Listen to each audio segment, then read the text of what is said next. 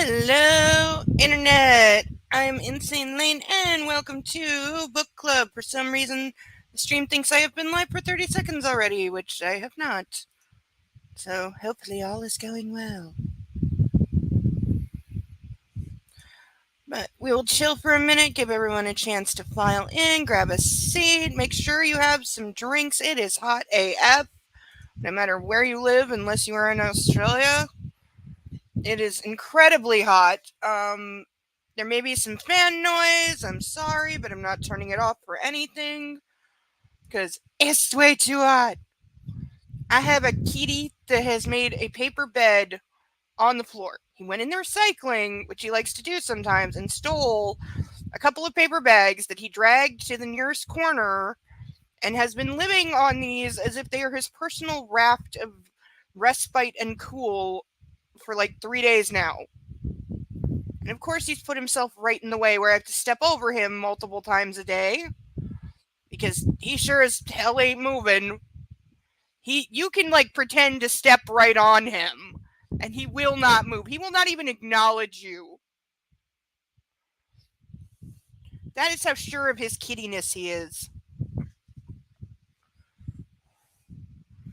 But I think I'm stuck with him being in the way for a while because he seems to really like this little setup he's got going for himself.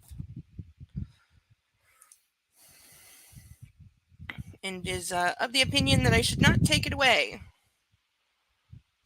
Or he will be more of an unholy terror kitty than he usually is. P.S. I did not retie the tie this week, so it's still messed up. I had two people tell me they were going to show me a specific way to tie a tie, and neither of them did. So,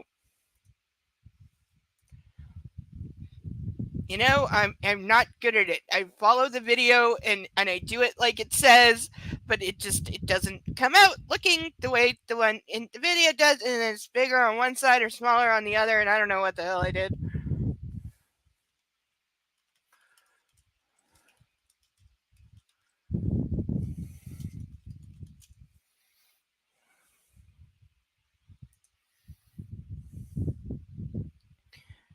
I really try with these things. Oh my god. Why are clothes necessary?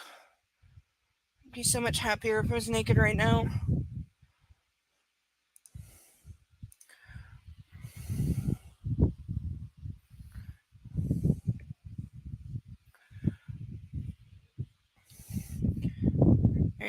Alright. Tonight's drink of choice is vodka. I upgraded after foolishly looking ahead to see what is in the 2 chapters I intend to get to tonight.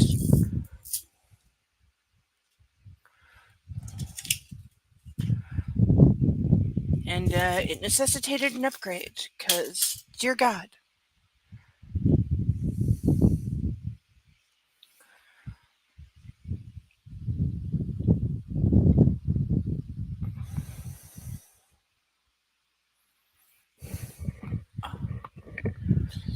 Alright, we got about 20 seconds till YouTube stops listening. We can play the national anthem and then get on with our lovely evening.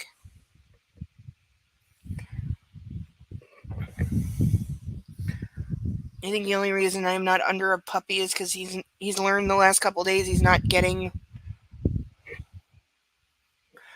picked up as much because it's just too hot. He's like a heat-seeking missile at the best of times, but he also is like a tiny space heater in the shape of a dog. All rise. If you're still struggling with consent, just imagine instead of initiating sex, you're making them a cup of tea. You say, "Hey, would you like a cup of tea?" And they go, "Oh my God, I would love a cup of tea, thank you." Then you know they want a cup of tea.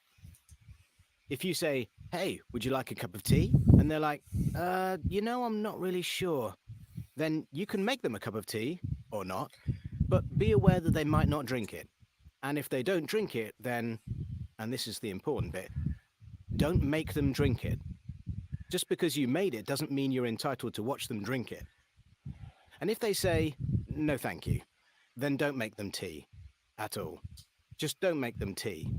Don't make them drink tea. Don't get annoyed at them for not wanting tea. They just don't want tea, okay? They might say, yes, please, that's kind of you. And then when the tea arrives, they actually don't want the tea at all. Sure, that's kind of annoying as you've gone to all the effort of making the tea, but they remain under no obligation to drink the tea. They did want tea, now they don't. Some people change their mind in the time it takes to boil the kettle, brew the tea, and add the milk. And it's okay for people to change their mind, and you are still not entitled to watch them drink it. And if they are unconscious, don't make them tea. Unconscious people don't want tea, and they can't answer the question, do you want tea? Because they're unconscious. Okay, maybe they were conscious when you asked them if they wanted tea, and they said yes, but in the time it took you to boil the kettle or brew the tea and add the milk, they are now unconscious. You should just put the tea down, make sure the unconscious person is safe, and this is the important part again, don't make them drink the tea. They said yes then, sure, but unconscious people don't want tea. If someone said yes to tea, started drinking it, and then passed out before they'd finished it, don't keep on pouring it down their throat. Take the tea away. Make sure they are safe, because unconscious people don't want tea. Trust me on this. If someone said yes to tea around your house last Saturday, that doesn't mean they want you to make them tea all the time. They don't want you to come around to their place unexpectedly and make them tea and force them to drink it, going, but you wanted tea last week, or to wake up to find you pouring tea down their throat, going, but you wanted tea last night. If you can understand how completely ludicrous it is to force people to have tea when they don't want tea, and you are able to understand when people don't want tea, then how hard is it to understand when it comes to sex? Whether it's tea or sex, consent is everything. And on that note, I'm going to make myself a cup of tea. Yay! Hello, Nightwolf. Hello, Deadpool. Sorry I didn't say actual hello before. I should have. It's the heat. It's melting my brain. And here's a puppy pawing at my leg. We have minimal makeup today. Sorry for that. But I knew anything I put on is just going to... If I'd done full foundation face, all it would do is melt. Like a cartoon. It is, in fact, that hot. Why is there something playing on my thing that I'm not playing? Okay. So yes, I would much rather be naked because that would be a lot more comfortable. Hi, dog-shaped object that's way too hot to pick up. Even he's just like, rub my belly, come on. Rub the belly. Rub it, I deserve it. I've earned the belly. I have no idea how, but rub the belly. Okay, Nightwolf, I think you said you were going to show me how to tie this flippin' tie. So, sometime this week, man, we got to get on voice chat because this is unacceptable. It's like all crooked, and it's driving me crazy, and it's got the weird little dimple thing here that I don't like, and generally I suck at tying a tie. All right, but to kick things off, by the way, look how like melted this bottle is. I took this out of the freezer like less than 10 minutes ago. And it's already dripping. And normally I don't do chilled drinks because I don't like chilled drinks. But today I was like, if I don't chill this, I'm going to vomit it immediately. So PayPal link above, usual $10 if you would like to buy a girl a drink. I will slam a shot at any time if somebody donates. Yes, it is hot AF here. It is 38 degrees. That is in Celsius for those playing the home game.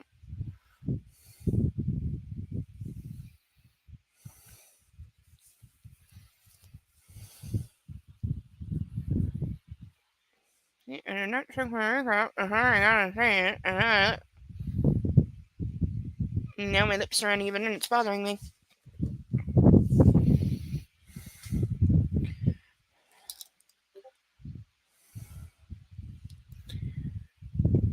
Deadpool, why are you keeping those thoughts to yourself? Put them in the chat. Share with the class.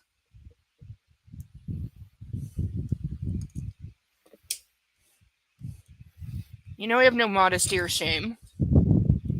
If it was allowed, I would completely be sitting here naked to host this tonight.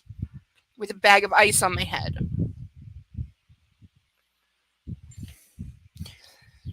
But because I know what is coming, because I very foolishly flipped ahead, I'm never doing that again, by the way. For this entire book series, all 6 of them, I'm not looking ahead ever again. Nastrovia.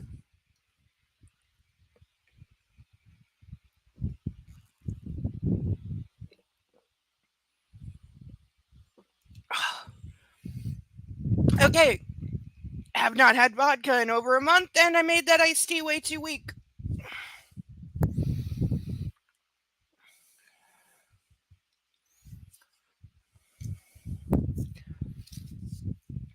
Chapter 14. Christian is standing over me, grasping a plated. She can't say braided, stupid. Grasping a plated. That is how it is pronounced, but it's like plait. It is a word for braid, but just say braid. It's still tied the exact same way. Look, see? See, you can see the inside knot still, because it's the exact same. I don't take it apart every week, because I'm incompetent.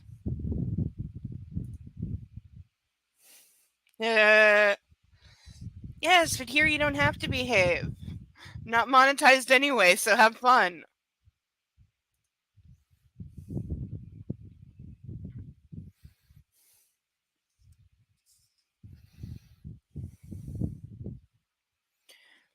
Pleated leather riding crop. Oh, I knew I forgot to get something handy, and of course it's buried under stuff. But I have my riding crop, and look, the handle is fake pleated leather. In this case, it's textured plastic because this is really cheap. But one for not using the word braid. He's wearing old, faded, ripped Levi's, and that's all. He flicks the crop slowly into his palm as he gazes down at me. He's smiling, triumphant. I cannot move. I'm naked and shackled, spread-eagled on a 4-poster bed. Reaching forward, he trails the tip of the crop from my forehead down the length of my nose so I can smell the leather, and over my parted, panting lips. He pushes the tip into my mouth so I can taste the smooth, rich leather. Okay, ew. All I can say to that is ew. And not sexy. Not sexy to put a riding crop in somebody's mouth.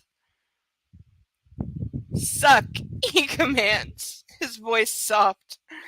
My mouth closes over the tip as I obey. She was not thinking about a riding crop when she was writing this. Enough, he snaps.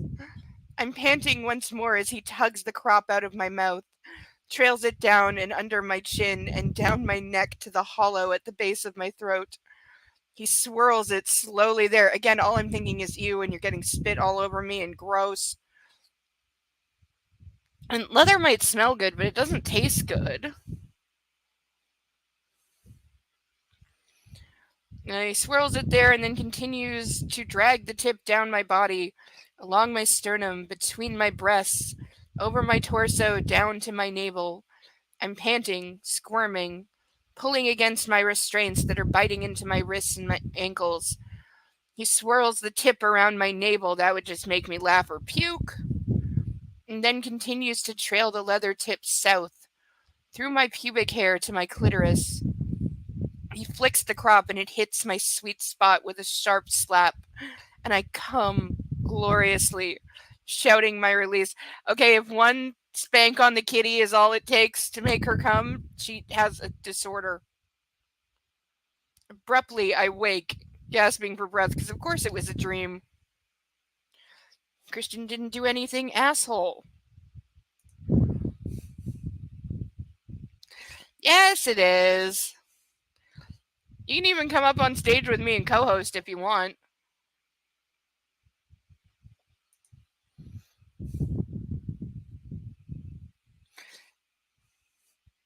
Are you serious? Or are you making this up? I haven't heard that there was leaked footage. I think they're up to, is it 3 trailers or like a teaser and 2 trailers now? That's about the only movie on my radar I want to see that is not out yet. I have a couple that are out that I have not yet seen that I want to see. Damsel being one. Netflix may have actually done something right. Though I don't think it's a Netflix production. I think they bought it.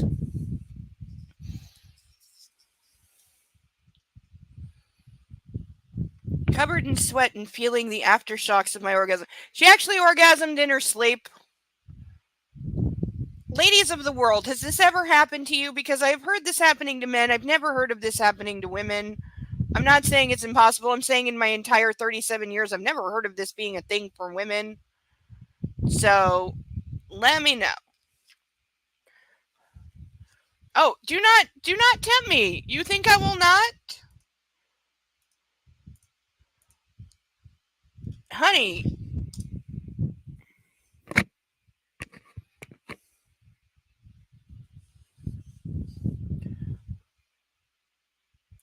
I call bullshit as well.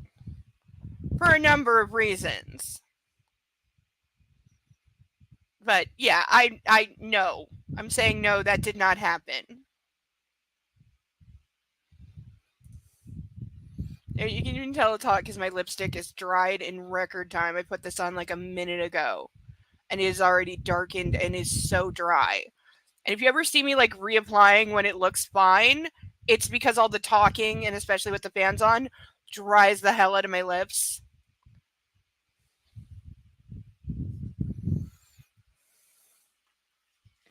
Alright, Deadpool, I sent you the link if you want to put your mouth where your mouth is.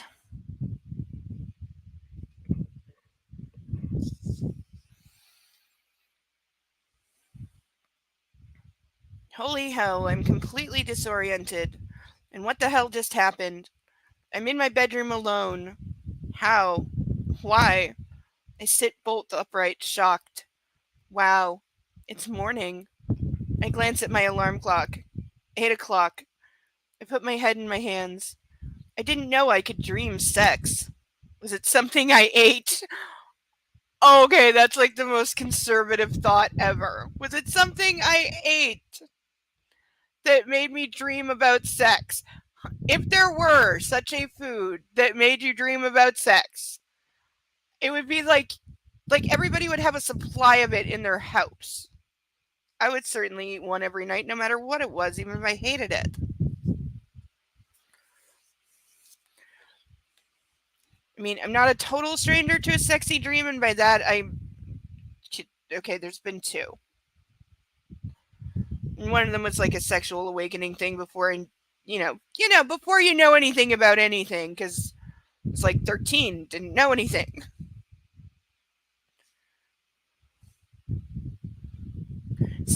Still one of my top 5 dreams, though, even though it's about 3 seconds long, and to anybody else would seem so creepy. But to me, it was probably like the most heated I ever got in a dream in all like 10 seconds of it. Which is probably several hours because that's how dreams work. But well, hello. Hello. Oh, shit. What was it? Hold on. Yeah. You're probably wondering why the red suit. Well, that's so bad guys can't see me bleed. This guy's got the right idea. He wore the brown pants. Yes, so originally Ryan Reynolds did some test footage that leaked.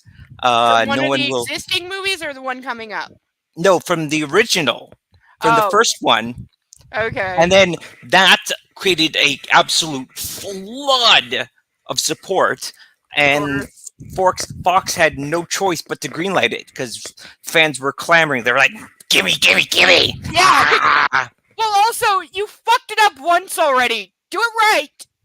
God damn it! Yes, yeah, thank you. X-Men 3, and that was Ryan Reynolds, and I felt bad for him because he lobbied so hard for that, and then look what they did to him.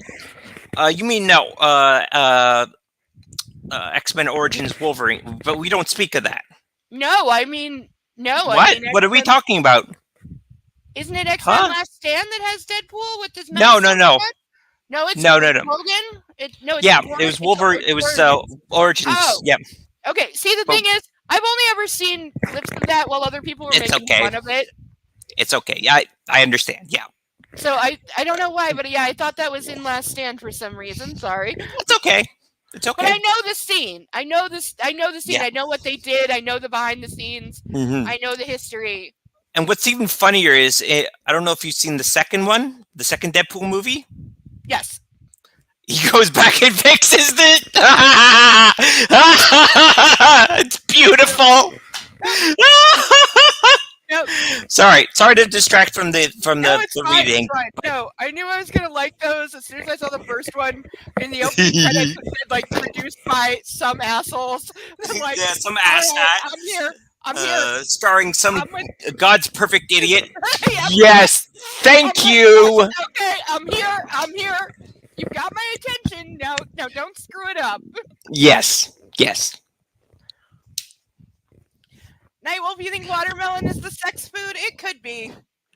If you go through history, it's interesting what people at different times, what foods were called aphrodisiacs at different times. Mhm. Some of them have been around forever. Oysters always seems Yeah. to have always been. Well, what I'm think that Remember pomegranates were.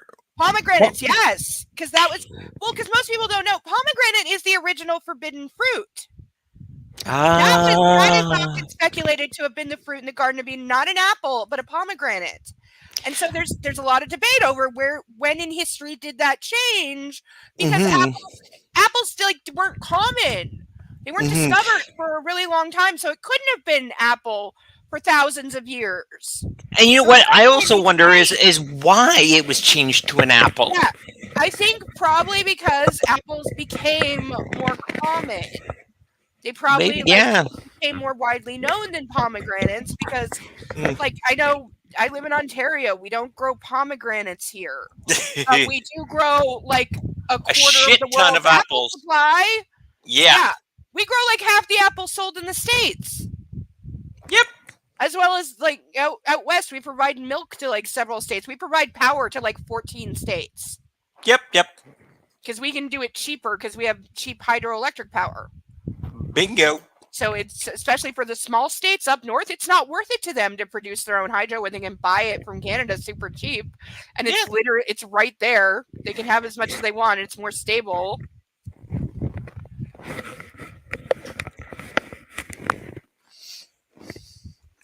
All right, I'm gonna pour one more shot and then get on with reading.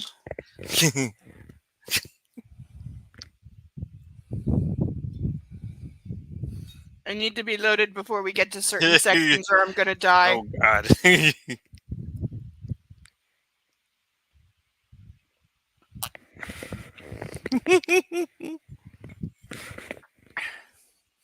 Oh, you giggle, sir. We shall see. No. Okay. Was it something I ate? Perhaps the oysters and internet research manifesting itself in my first wet dream, because he did make her eat several oysters at dinner. It was the only thing she ate. And we got his usual ordering her to eat food and practically shoving it down her throat, because there's definitely definitely an undercurrent of like eating disorder in this book. I.e. that she has one, because she resists eating every time. She's always gone either like all day or several days without eating. And he's constantly like at her to eat and she constantly says no. And he constantly forces her. It's creepy on like another level. I'm sure people have done deep dives of it, but it really is like creepy on its own level when you start to notice just how much of it there is. Like, she says no to food more than she says no to bondage. Ooh. Yeah, it really gets creepy. It's bewildering. I had no idea I could orgasm in my sleep, because that doesn't happen to women. I'm standing by this. Kate is skipping around the kitchen when I stagger in, because she has a sex hangover? What? Anna, are you okay? You look odd. Is that Christian's jacket you're wearing? Or are you wearing a jacket inside? I'm fine. Damn, I should have checked in the mirror. I avoid her piercing green eyes. I'm still reeling from my morning's event. I swear E.L. James confused the sexes. I swear. Mm-hmm. She frowns. Did you sleep? Not very well. I head for the kettle. I need tea. How is dinner? So it begins. We had oysters, followed by cod, so I'd say it was fishy. Ugh, I hate oysters. And I don't want to know about the food. How is Christian? What did you talk about? He was attentive. No, he wasn't! He was pretty much his standard asshole self the entire time. He was not what I would call attentive. He was kind of a jerk. Well, more than kind of. He's always a jerk. But I pause. What can I say? His HIV status is clear. He's heavily into roleplay. He wants me to obey his every command. He hurt someone he tied up in his playroom. He tied to his playroom ceiling. And he wanted to fuck me in the private dining room. What would be a good summary? I desperately try to remember something from my encounter with Christian that I can discuss with Kate. He doesn't approve of Wanda. Who does, Anna? That's old news. Why are you being so coy? Give it up, girlfriend. This is the kind of friend you need to ask, like, okay, how many shots did you do for breakfast? Okay, Kate, we talked about a lot of things. You know, how fussy he is about food. Incidentally, he liked your dress. The kettle has boiled, so I make myself some tea. Now there's a dog pawing my leg, because he's a dog. Aww. Hi. Do you want tea? Hey, we just had a video about this. Would you like me to hear your speech for today? Yes, please. I worked on it last night over at Becca's. I'll go fetch it. And yes, I'd love some tea. So we can just assume they're having sex while they're eating breakfast. Kate races out of the kitchen Kate races out of the kitchen. Phew, Catherine Kavanaugh sidetracked. I slice a bagel and pop it in the toaster. I flush, remembering my vivid dream. What on earth was that about? Last night I found it hard to sleep. My head was buzzing with various options. I'm so confused. Christian's idea of a relationship is more like a job offer.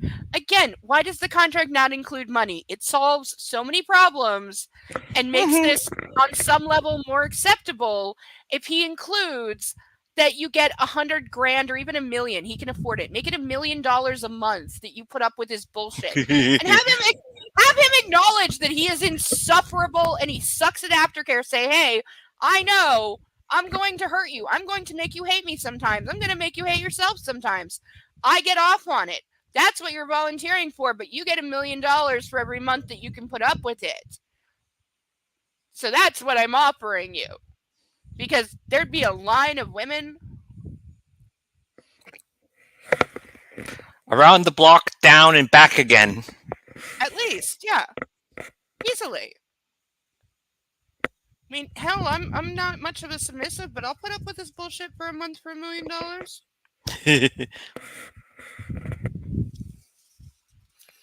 You know, like, I don't understand why not just make that a thing, because that fixes so much. But oh no, she can't be in it for the money. It has to be true love.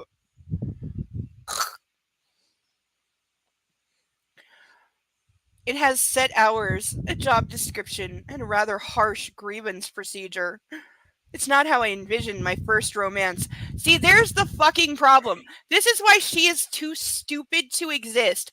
Because she, from the beginning, is trying to view this in boyfriend-girlfriend terms. And even now, after we are 230 pages in, he's made it abundantly clear he's not interested in a girlfriend. He's not interested in long-term. He wants to use her, abuse her, and throw her away. That is all that he is offering and all that he wants. She's a sex toy. That's it. Yes. I've said it many times. Yeah, she's a sex toy. That's what he wants. He wants a warm-blooded, breathing sex toy that he can fuck and then throw away. And that's all he wants, and that's fine. But he's been abundantly clear about that. I will say that much for him. He's very clear that that is all he wants, but she's too stupid to hear it. She keeps saying, "But I want romance, but I think I might love him. Why can't he just be normal? Why can't I fix him?" She's already doing that. Yeah. I can change him. Yeah, she's already doing it. That is the whole thing of the 3 books, is that she does somehow fix him by existing. She doesn't actually do anything. But no, see, because she's still saying, "Oh, my first romance. That's not what this is. And you've been blatantly told that's not what this is." So, yeah, I'm sorry, but I feel no sympathy for, like, the times that she gets her heart broken or whatever, because I'm sorry, she's got nobody but herself to blame. It's not like he was saying, "Oh, yeah, well, I could totally, like, see myself marrying you in, like, a year." He's not doing any of that. He's not giving her false hopes or anything. He's not. If anything, he's It's crystal clear. Yeah. He's actively tried to dissuade her. He said, "I don't do the girlfriend thing. I'm not a hearts and flowers guy. I don't do romance." No shit. I'll give him that. He's honest about that, at least. He's not honest about many other things. And he's still a creepy stalker all the way and absolutely has bodies in the basement. But he's honest about the terms here.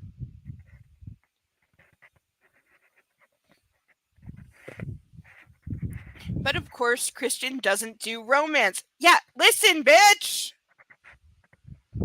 If I tell him I want more, he may say no, and I could jeopardize what he has offered. But this is what concerns me most, because I don't want to lose him. Why?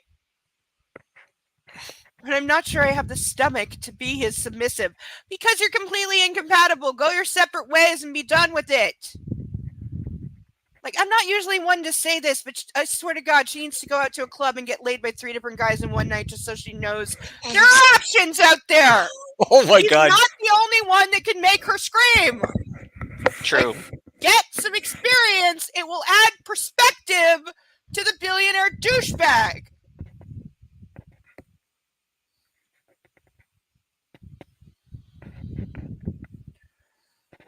I'm a physical coward. No, you're not. I'm sorry. You're not a coward just because you don't want to be tied up and beaten and used as a fuck toy, however violently he wants to do it, as much as he wants to do it. And then he can just throw you in your own room and leave you alone afterwards. You're not a coward in any way if that is not your thing. It just means that is not your thing. That's fine. Like, I'm trying to arrange a tryst right now, and we've spent like 2 weeks negotiating what's in, what's out, what's okay, what's not, when are certain things okay, and we're still going. We're probably not going to meet for a couple of weeks to several weeks at least, and we're still negotiating terms, like, daily. Because that's what you do. And yeah, there's a couple things I wanted that he's not cool with, and there's a couple things he wanted that I'm not cool with. Guess what? We're both adults. We both said, okay, those things are off the table, and it's fine. We'll still have a very nice time. Or at least I hope so.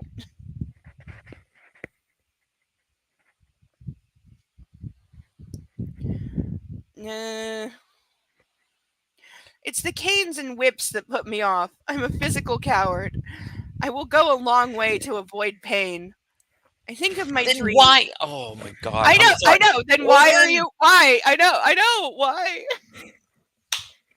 There's no answer. There's no good answer. This is what I mean. They're so incompatible. She should have walked away a long time ago. But also, I maintain that he needs an unwilling submissive. He's had willing submissives. It's not getting him off anymore. He's crossed the psychopath line. He needs to break down an unwilling submissive and make her do things she genuinely doesn't want to do, only because he said so. And he wants to break her down until all she can ever do is just say yes to him. Because he's been doing it from the beginning. Like, he's been grooming and conditioning and abusing her from the beginning and manipulating the hell out of her. And using some fairly advanced psi tactics as well. Like, he knows what he's doing. He's very much... Like, she sent him a joke email that he interpreted as breaking up with him. He broke into her apartment and pretty much raped her while tying her to the bed and teasing her repeatedly. No, he did, because she sent him a joke saying, "It's been nice knowing you," after she read the contract. Within 2 seconds, he has magic teleportation powers. He showed up in her apartment, got naked, tied her to the bed, blindfolded her without consent, started fucking her without consent while teasing her and causing orgasm denial and playing with like temperature and sensation on her body, all the while verbally like berating her for having said it's been nice knowing you. He kept emphasizing the word nice because he was punishing her for trying to leave him, basically. Even though she meant it as a joke, he clearly took it seriously. Yeah. So he thought he got a breakup email, and his response was to come over, tie her up, blindfold her, and fuck her violently and painfully until she understood that she's not to talk to him like that. Oh, someone needs to slap that boy upside the head. Somebody Hard. needs to slap him in irons. Yeah. I think of my dream. Is that what it would be like? My inner goddess jumps up and down with cheerleading pom-poms shouting yes at me. So she's deluding herself. Yes, definitely. Kate comes back into the kitchen with her laptop.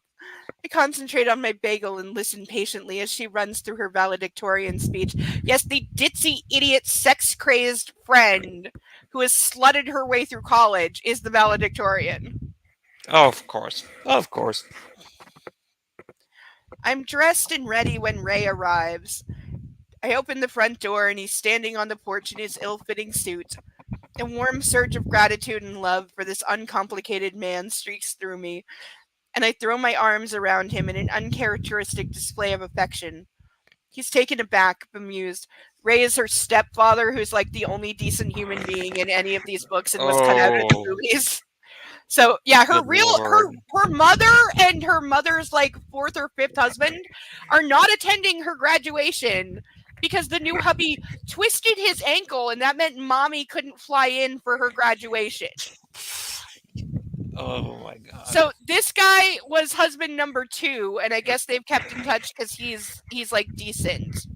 So he's the only person she has showing up for graduation.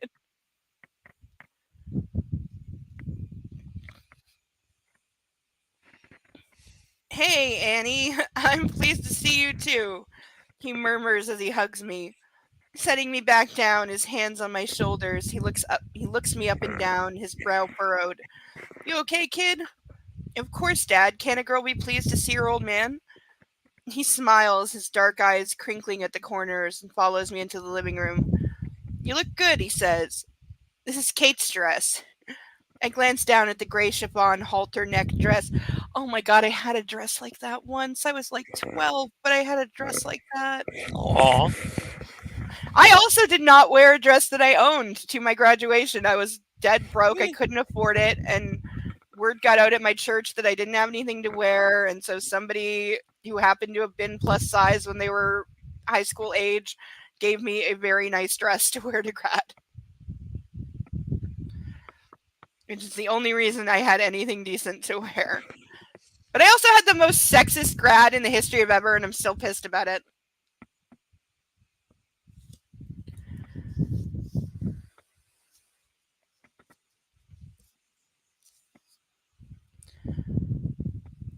He frowns. Where is Kate? She's gone to campus. She's giving a speech, so she has to be early. Should we head over? Tad, we have a half hour. Would you like some tea?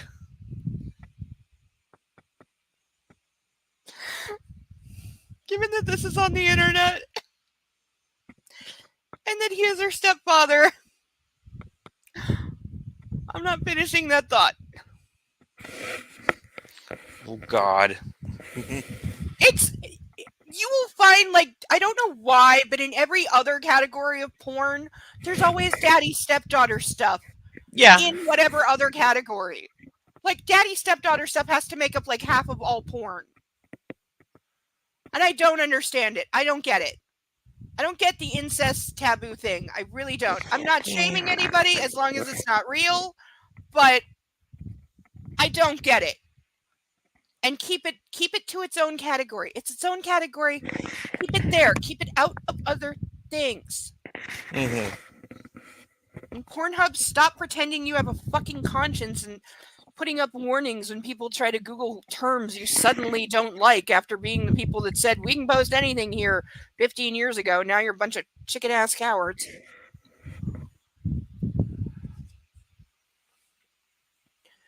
And how can you tell me? And you can tell me how everyone in Monsanto is getting along. Montesano, wherever, I don't care. How was the drive down?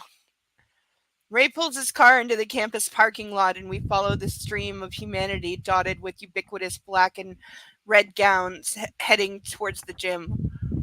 Good luck, Annie. You seem awfully nervous. Do you have anything? Do you have to do anything? Holy crap! Why is Ray picked today to be observant? No, Dad, it's a big day, and I'm going to see him. Yeah, my baby girl has gotten a degree. I'm proud of you, Annie. Aw, thanks, Dad.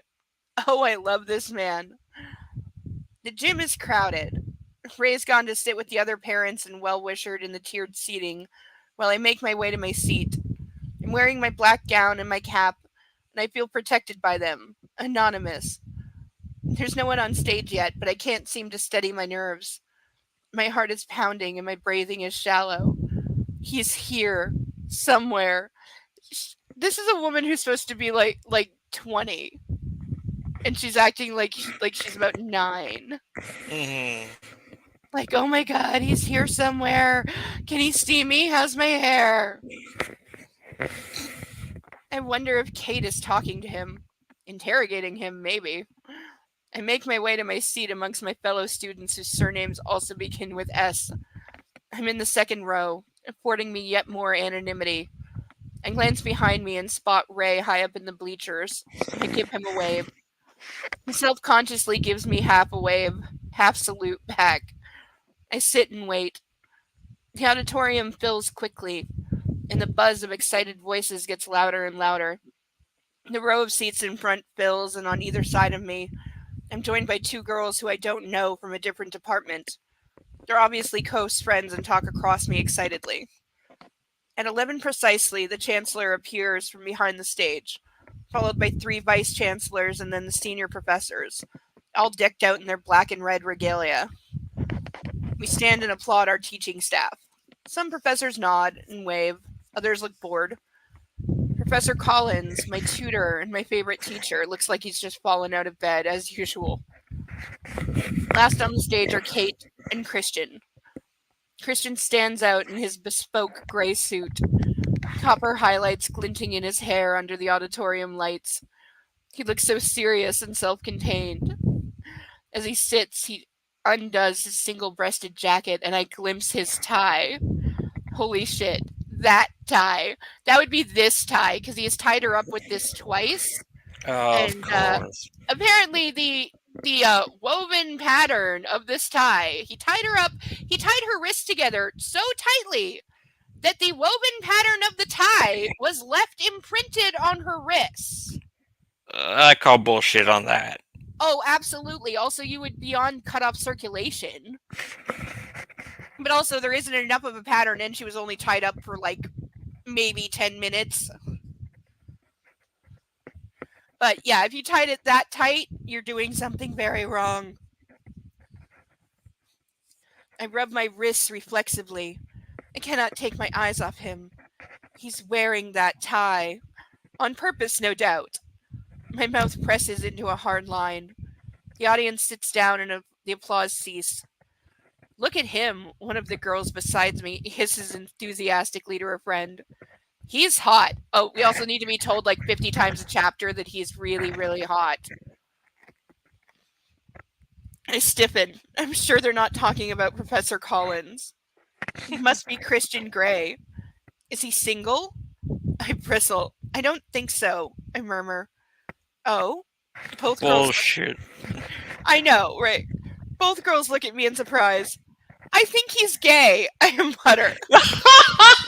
So now she's that girl. He's my man, even though they're like arguing and they're nothing to each other. She's jealous that these 2 random bitches that you know he would never give the time of day to. But no, we have to prove that she's jealous and catty and female. It's so blatantly bad. Like it's all just so like stereotypical, and like beyond lowest common denominator. Like,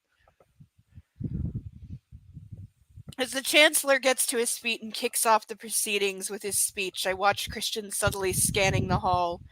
I sink into my seat, haunching my shoulders, trying to make myself as inconspicuous as possible. I fail miserably as a second later his eyes find mine. He stares at me, his face impassive, completely inscrutable. I squirm uncomfortably, hypnotized by his glare as a slow flush spreads across my face. Unbidden, I recall my dream from this morning, and the muscles in my belly do the delectable clench thing. I inhale sharply. The shadow of a smile crosses his lips, but it's fleeting. He briefly closes his eyes and, on opening them, resumes his indifferent expression. Following a swift glance up at the Chancellor, he stares ahead, focusing on the WSUV emblem hung above the entrance.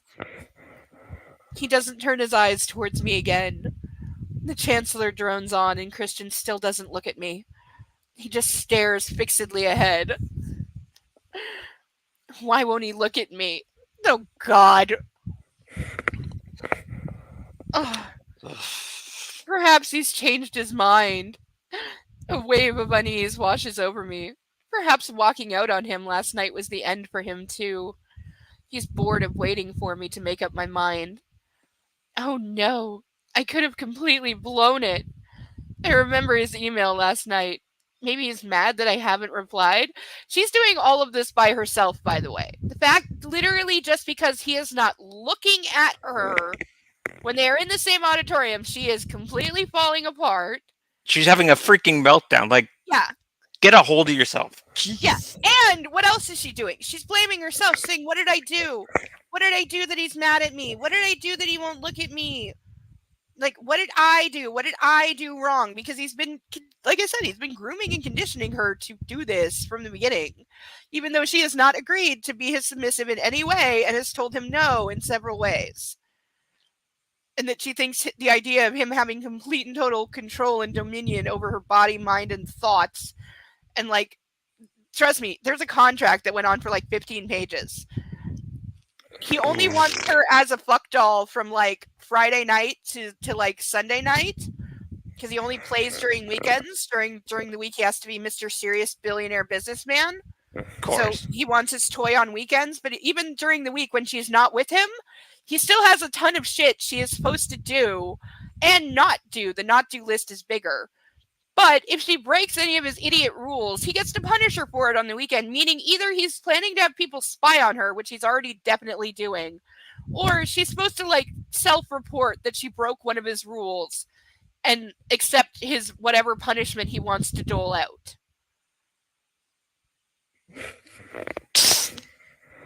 But yeah, he wants to control her even when he's not with her and doesn't want to see her. She still has to like eat off a list of prescribed foods and like work out 4 times a week and only wear clothes that he bought her and not drink to excess and don't hang out with these friends and don't do this and don't do this and don't do that and don't go there and always do this. And that is, yeah, wow.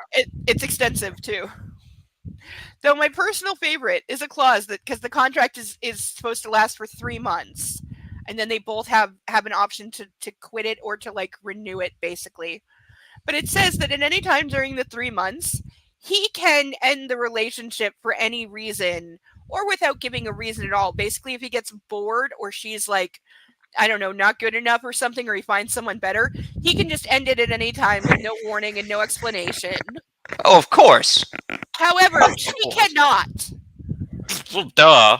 No, it says that if she wishes to leave before the end of the 3 months, she needs his permission. Of course. And I'm like, dude, what are you going to do if she says, I want to leave, and he says no? What are you going to do? Are you going to kidnap her and hold her hostage? He pretty much does that at various points. He has, I didn't update this, but I've legit I have legit, and it's still here. It's still here. I got update. But I've been keeping the crimes of Christian Grey, and as you notice, Kidnap is on there. I didn't update this from last week. I need to update this because Kidnap should be too. Because I don't care that he didn't take her out of the apartment. He definitely held her hostage in her apartment and tied her up against her will. So, but yeah, I should add a few more ticks to each of those. But yeah, no, he's the worst. He is a serial killer without the bodies, is all it is. Like, she accidentally, or I don't know how accidental, wrote a serial killer. And somehow passed it off as romantic, and the entire world fell for it. Suddenly, the room erupts into applause as Miss Catherine Kavanagh has taken the stage. The Chancellor sits, and Kate tosses her lovely long hair behind her as she places her papers on the lectern. She takes her time, not intimidated by 1,000 people staring at her, and she smiles when she's ready, looks up at the captivated throng and launches eloquently into her speech. She's composed and funny, and the girls beside me erupt on cue at her first joke. Oh, Catherine Kavanagh, you can deliver a good line. You would never know this in the movies because she barely has any lines, and she's a bimbo who sleeps with Christian's brother. He ends up marrying her. Wow. Yeah. I am so proud of her at that moment. My errant thoughts of Christian pushed to one side. Even though I have heard her speech before, I listen carefully. She commands the room and takes her audience with her. Her theme is, what next after college? Oh, what next indeed. Christian is watching Kate, his eyebrows raised. In surprise, I think. Yes, it could have been Kate who went to interview him. And it could have been Kate who he was now making indecent proposals to. Beautiful Kate and beautiful Christian together. I could be like the two girls beside me, admiring him from afar. I know Kate wouldn't have given him the time of day. What did she call him the other day? Creepy? The thought of a confrontation between Kate and Christian makes me uncomfortable. I have to say I don't know which of them I would put my money on. Kate concludes her speech with a flourish, and spontaneously everybody stands, applauding and cheering. Her first standing ovation. I beam at her and cheer, and she grins back at me. Good job, Kate. She sits, as does the audience, and the Chancellor rises and introduces Christian. Holy shit. Christian's going to give a speech. Yeah, he's the keynote speaker. You've known this for like 2 weeks. Oh, yeah. Well, actually, she's known this for about 4 days, because he's literally been stalking her since the second they met. He has not been away from her or out of touch with her for more than 6 hours and has not gone more than 12 hours without physically seeing her. And he's literally, like, used military contracts to trace her cell phone to find her. Jeez. No, he's full on. He is full on, like, claimed possession and ownership, and is stalking this woman. And also, when he found out she was drunk at a bar, and one of her friends tried to essay her, he of course arrived in the nick of time to play White Knight. And yeah. That was when he sent his brother to go keep the roommate Kate busy and seduce her, because even though he knew where Anastasia lived, and she passed out drunk in his arms, of course. And so even though he knew where she lived, he didn't take her home. He took her to his hotel room. And she woke up in her panties the next morning. Oh. And turns out, yeah, the brother was at the apartment with the roommate banging all night, and they're a sex couple now. Oh yeah, nothing wrong with that. Nah. Oh, and also one of the things that everybody, because this made it into the movie, when she wakes up, there's 2 pills and a glass of orange juice next to the bed with little place cards that say "Eat me, drink me." Of course. And she does.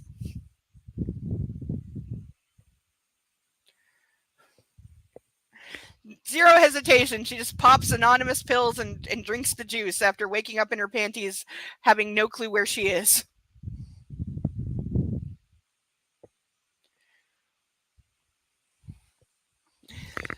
The Chancellor touches briefly on Christian's achievements. CEO of his own extraordinarily successful company. A self-made man. We're never told what this company does, by the way. We have no idea what he does, and he doesn't seem to work ever. But he's a self-made billionaire. He's like 27. He's a self-made billionaire. And his company does something. It's starting to freeze. Oh no. That's probably where you are. I'm sorry. Hopefully it'll steady.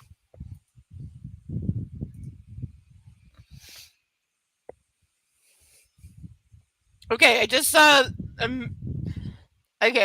the picture that Nightwolf sent me defending his choice of strawberry or watermelon for sexy food, and might be onto something. And also a major benefactor to our university, please welcome Mr. Christian Grey. The Chancellor pumps Christian's hand, and there's a swell of polite applause. My heart is in my throat as he approaches the lectern and surveys the hall. He looks so confident standing in front of all of us, as Kate did before. The two girls beside me lean in, enraptured. In fact, I think most of the female members of the audience inch closer, and a few of the men. He begins his voice soft, measured, and mesmerizing. We literally cannot go like 2 pages without being told that he is so unbelievably good looking. I'm profoundly grateful and touched by the great compliment accorded to me by the authorities of WSU today. He sounds like he's in court. It offers me a rare opportunity to talk about the impressive work of the Environmental Science Department here at the university. Our aim is to develop viable and ecologically sustainable methods of farming for third world countries. Our ultimate goal is to help eradicate hunger and poverty across the globe. Over 1 billion people, mainly in sub-Saharan Africa, South Asia, and Latin America, live in abject poverty. Agricultural dysfunction is rife within these parts of the world. So is war. Deal with that first. Yeah, maybe that's a better idea, genius. I know, I'm not saying like addressing global hunger isn't a priority. It is, but you're never going to get anywhere unless you stop the shooting first. Mm-hmm. The result is ecological and social destruction. I've known what it's like to be profoundly hungry. This is a very personal journey for me. My jaw falls to the floor. What? Christian was hungry once? Holy crap. Oh yeah, because this is where we get the hints that he has a backstory that's supposed to be sad and tragic. And I'm not saying it's not, but I'm saying it's meant to excuse everything that he does. We get the classic, oh, he was abused as a toddler, therefore that's why he grew up to be a sadist and likes abusing women that look like his mother.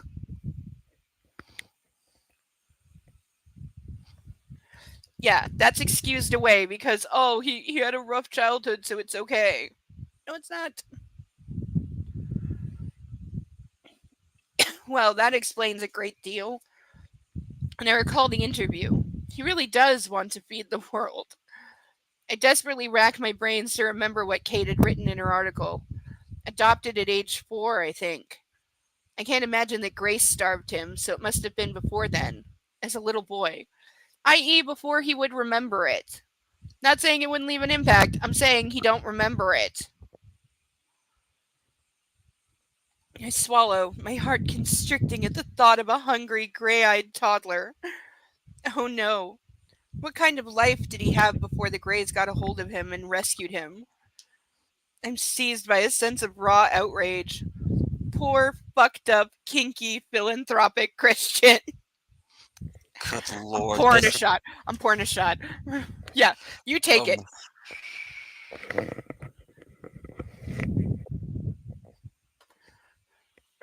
Floor is all yours. I don't even know how in the hell this was published. What publishing company would actually fucking look at this shit and say, Yeah, we'll publish it for you. Sure. Who did publish this? I can't remember.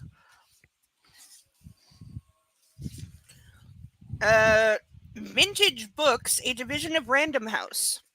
Ah.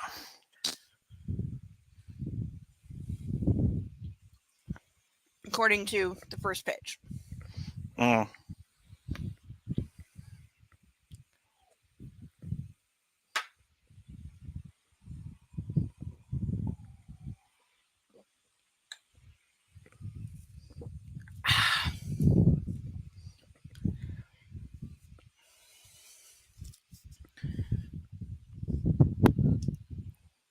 No, I'm sure he wouldn't see himself this way, or would repel any thoughts of sympathy or pity.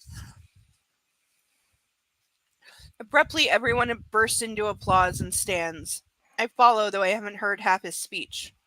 He's doing all these good works, running a huge company, and chasing me at the same time. It's overwhelming. I remember the brief snippets of conversation he has about Darfur, and it falls into place.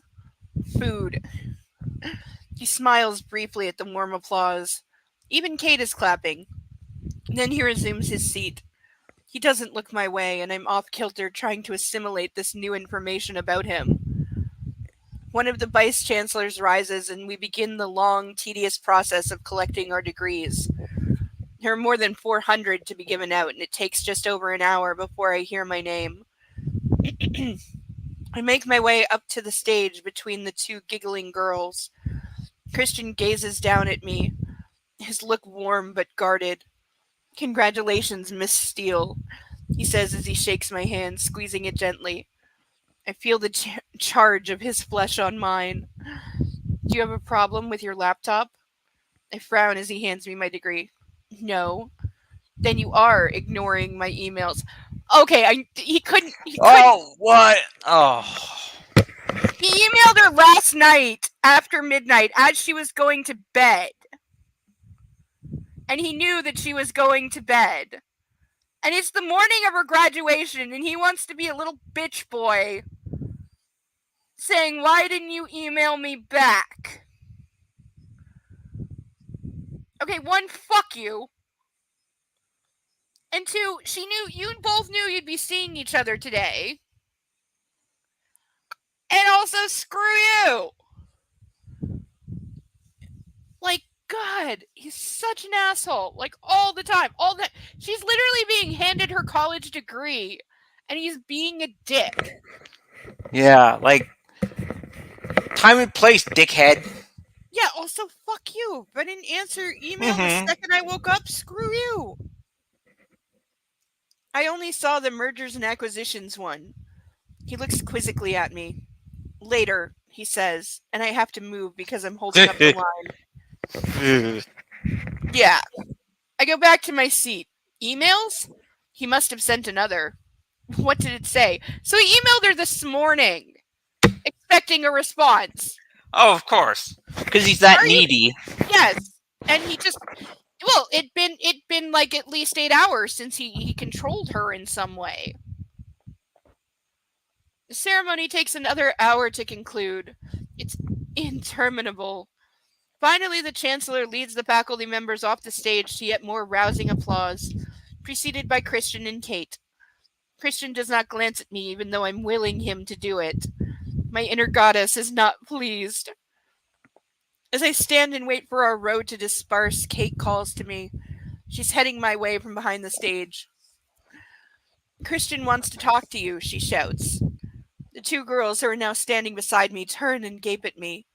"He sent me out here," she continues. "He sent the roommate to go get her." Go fetch Anastasia. Go. Yes, valedictorian. "Oh, your speech was great, Kate."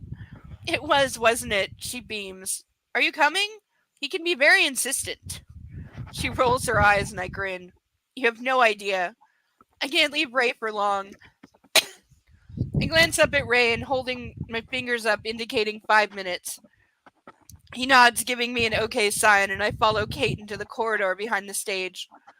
Christian is talking to the chancellor and 2 of the teaching staff. He looks up when he sees me. "Excuse me, gentlemen," I hear him murmur. He comes towards me and smiles briefly at Kate. "Thank you," he says, and before she can reply, he takes my elbow and steers me into what looks like the men's locker room. He checks to see if it's empty, and then locks the door! Oh my lord. Yeah, no, I'm not having this. If I'm her, I'm like, oh no fucking way. What do you think you're doing? I don't belong to you. I haven't signed anything. I have not agreed to anything. So I know you're mad. I didn't, because this is going to be about her not answering the email, and he's gonna he's gonna spank her with like a rolled up towel or some shit.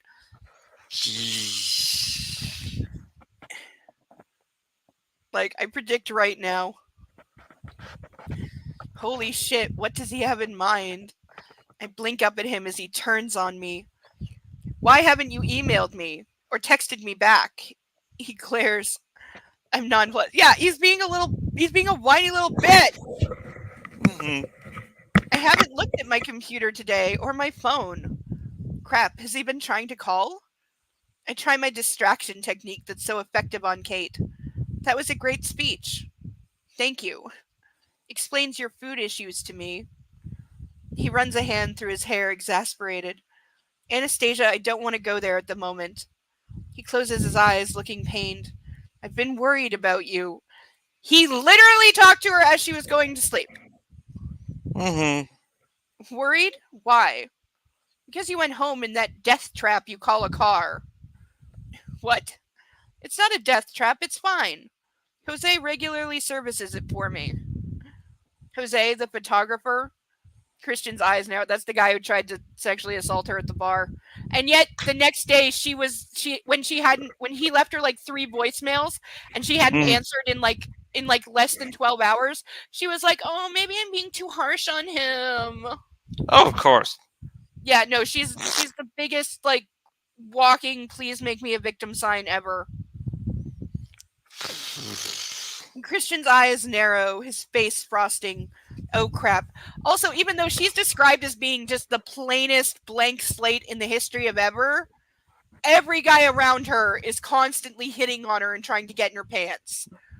But at the age of like 21, she was still a virgin until she met Christian Grey, because she just never felt that way for any guy. And yet he like, it says, "I want to like tie you up and beat you." And then she's asked her what she likes for sex, and she's like, "I don't know, I'm a virgin." And he's like, "Okay, we're gonna take care of this right now," and just takes her to bed and in the most brutal fashion deflowers her. But because this is a fake cheesy romance book, she has like 4 orgasms, including 2. Oh, of course. 2 of them are from him just touching her nipples and her lower belly. Oh, yeah. And he doesn't do anything to prepare her before the first time. At all. He just lines it up and drives in like a baseball bat. And then immediately started pounding her. But this also was apparently the best thing ever, because this is really badly written. Very, very badly. Yeah, like no warm-up, no foreplay at all. He did not like touch down there at all to get her ready or like give her a second or anything.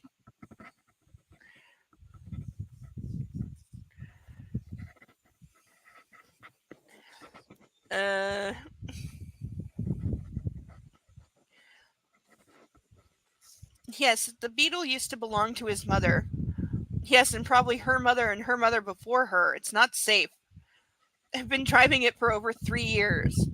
I'm sorry you were worried. Why didn't you call? Geez, he's completely overreacting because he's also really, really, really immature. He takes a deep breath.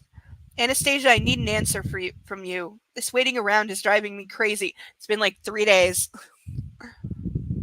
Christian, Look, I've left my stepdad on his own. Tomorrow. I want an answer by tomorrow. Okay, tomorrow. I'll tell you then. He steps back, regarding me coolly. His shoulders relax. Are you staying for drinks? He asks. I don't know what Ray wants to do. Your stepfather? I'd like to meet him. Oh no. Why? Most of this is in her head. I'm not sure that's a good idea. Christian unlocks the door, his mouth in a grim line. Yeah, she has an inner monologue. So most of the time she's not talking out loud.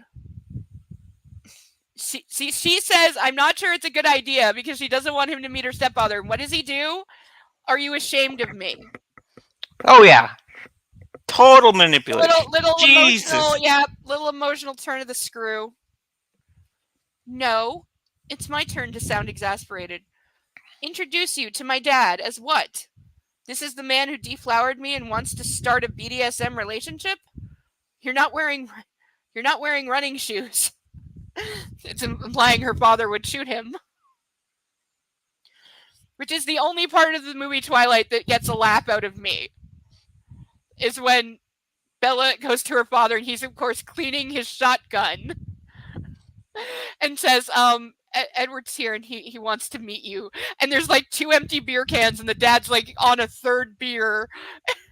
And he grabs the shotgun and really flicks it shut and is like, bring him in. It's the only moment that gets a laugh out of me because I'm like, I've known girls broom. Yep. That was, yep. The afternoon the boyfriend comes over to meet the family, dad just has to clean his gun. Mm-hmm. It's the guy who plays Charlie just does it so deadpan. I'm like, it's the only moment that gets a laugh out of me. It's perfect. I'm like, yep, I get it. You know, when I was briefly dating in part of a church, I had no less than 4 different guys claim that because they did not have a father, they were going to do the interrogating of the boyfriend. Thank God I never seriously dated anybody while I was there. Well, I did. They just didn't know about it. He opens the door and I head out. My mind is whirling. The chancellor, the 3 vice chancellors, 4 professors, and Kate stare at me as I walk hastily past them. Crap. Leaving Christian with the faculty, I go in search of Ray. Tell him I'm your friend. Friend with benefits, my subconscious scowls. I know. I shake the unpleasant thought away. How will I introduce him to Ray? The hall is still at least half full and Ray's not moved from his spot. He sees me, waves, and makes his way down. Hey, Annie. Congratulations. He puts his arm around me. Would you like to come and have a drink in the marquee? Sure. It's your day. Lead the way. We don't have to if you don't want to. Please say no. Annie, I just sat here for 2.5 hours listening to all kinds of jabbering. I need a drink.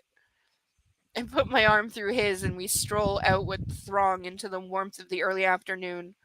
We pass the line for the official photographer. Oh, that reminds me. Ray drags a digital camera out of his pocket. One for the album, Annie. I roll my eyes at him as he snaps a picture of me. It's also interesting that she has stated multiple times she prefers to be called Anna, A-N-A. And yet, from the beginning, Christian insists on calling her Anastasia. She corrected him several times and then gave up.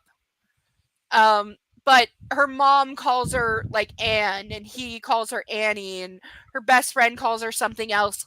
And yet she's clearly stated a preference for what name she wants to be called, but nobody around her respects it. Everybody just calls her whatever they want. Yeah. You know, it's just like she has like no spine at all. It's like my mom would rip your goddamn throat out if you made the mistake of calling her Susan instead of Sue. She would only be called Sue, and God help you. You were a dead person if you called her Susie. Keeping in mind my mom was born in the 50s, and I understand there were 2 songs that were really popular during that time and in the 60s that contributed massively to her hatred of the name Susie. She also had 3 brothers, so... Yeah, that'll do it. Yeah, I know one of them is like, wake up little Susie, and one of them is like, run around Sue or something like that. Mm-hmm. And she got like teased relentlessly with them because, you know, brothers. So yeah, you never called her Susan. And God help you if you called her Susie. It was always Sue, and that was it. And like she would literally snap and like yell at you. Oh boy. My mom was a whack job in many ways. Mm. My mom was like a mega Karen before anybody knew what that was.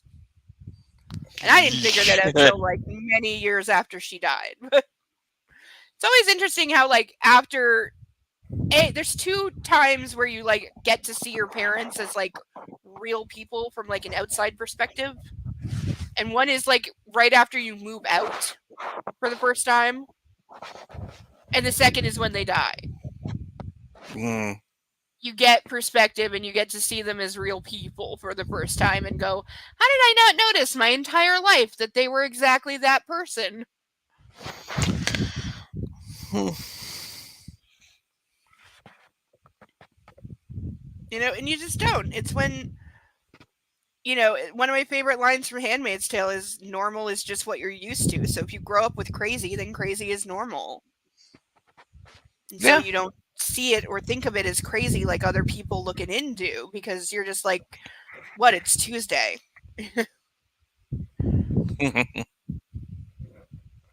Can I take the cap and gown off now? I feel kind of dorky. You look kind of dorky. My subconscious is at her snarky best. So you're going to introduce Ray to the man you're fucking? She's glaring at me. This is her inner voice. Oh. She's glaring at me over her winged-shaped spectacles. He'd be so proud. God, I hate her sometimes. Like, her subconscious voice is like almost like a schizophrenic second personality. Mm-hmm.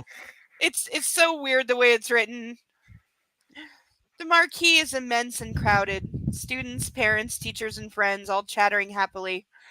Ray hands me a glass of champagne, or cheap fizzy wine, I suspect. It's not chilled, and it tastes sweet. My thoughts turn to Christian. He won't like this.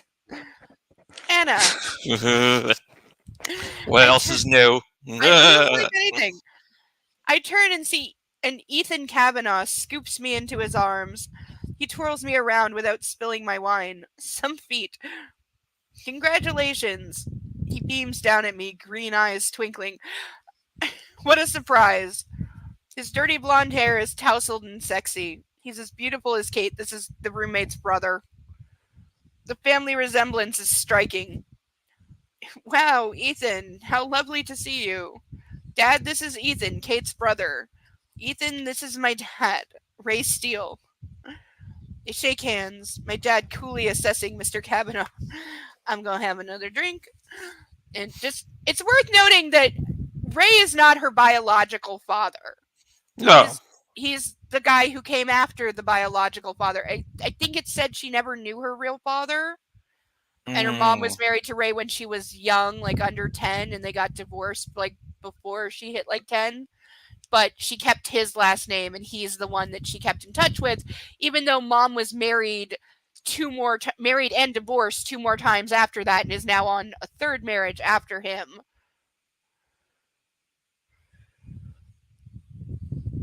So it tells you the kind of men that mommy's been around if she never like saw any of them as in any way a paternal figure. And also that mommy has been married to 3 different guys in about 10 years. And has, based on her age, mommy has been married to 5 different guys in 21 years. Boy. That's a lot. I'm all for you do you, and I don't slut shame, certainly. But something's wrong there. Uh-huh. And especially, like, there's a reason that most women who have young children, if they get divorced or if the husband dies, they won't date until the kids are in college. It's just a societal thing because women are always afraid that somebody's going to hurt the children. And you can never, like, really trust somebody that much. That's why, like, they've done studies. It's a legit thing that women that have younger kids or kids that are still in the house, if they were in a relationship, like, and the husband died or they got divorced, the women are the ones who don't move on. They wait until the kids are out of the house or in college or, like, grown and can take care of themselves kind of thing. because they're afraid of somebody preying on their young. It's just a fact. It's just one of those things. So the fact that the mom like remarried 4 times while raising a child,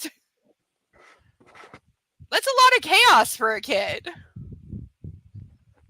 To have like a new daddy every 4 years? Jeez. That's a lot. Yeah.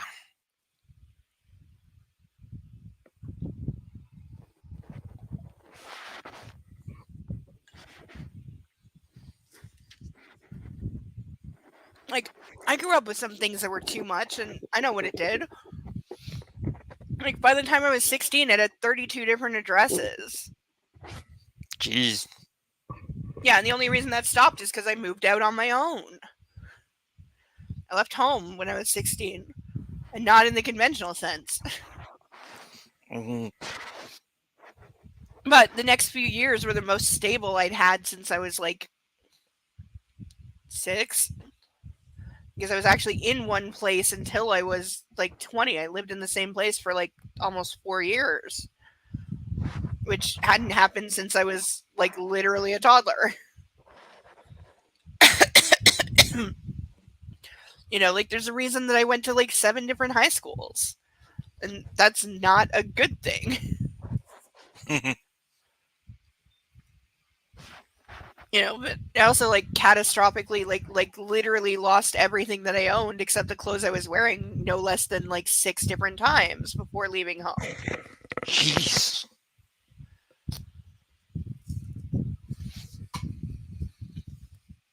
So yeah, like these things leave an impact.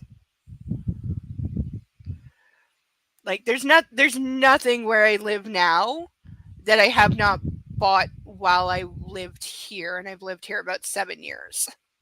Like I have nothing from my childhood or my teen years or even most of my early 20s. I have absolutely nothing. I think I have like maybe like 2 photographs of my mother. And like the photos of the rest of my family that I have are like well over 30 years old. And I only have like a couple.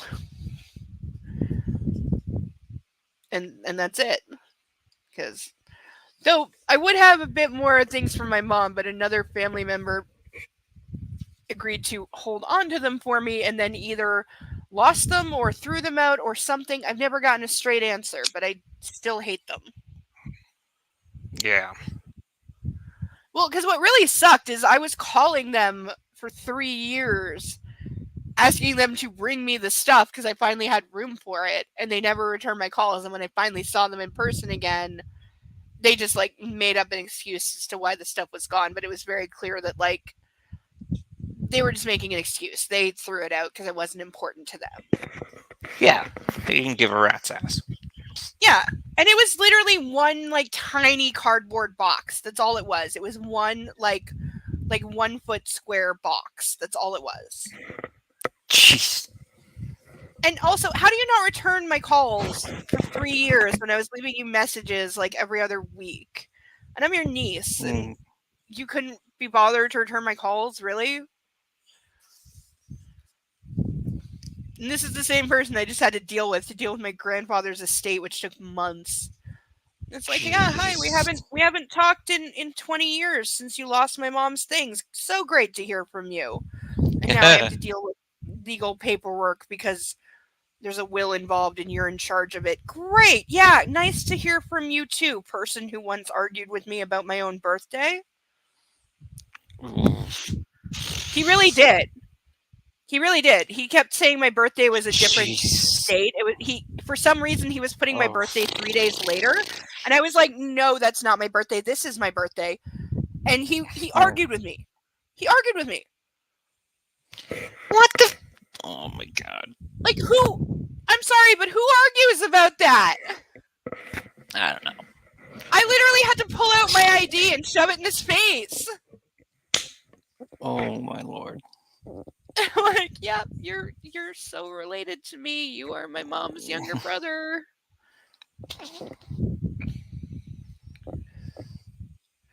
person that I met at that point. I think that was probably the third time I'd ever met him my whole life. Yeah, my grandparents had 5 kids. The second they all became old enough to leave home, not only did they leave, but they went far and they never came back.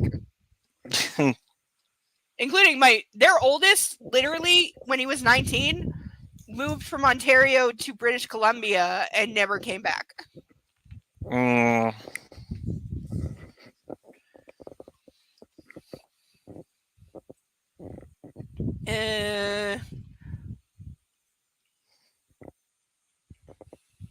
Wow, Ethan, lovely to see you.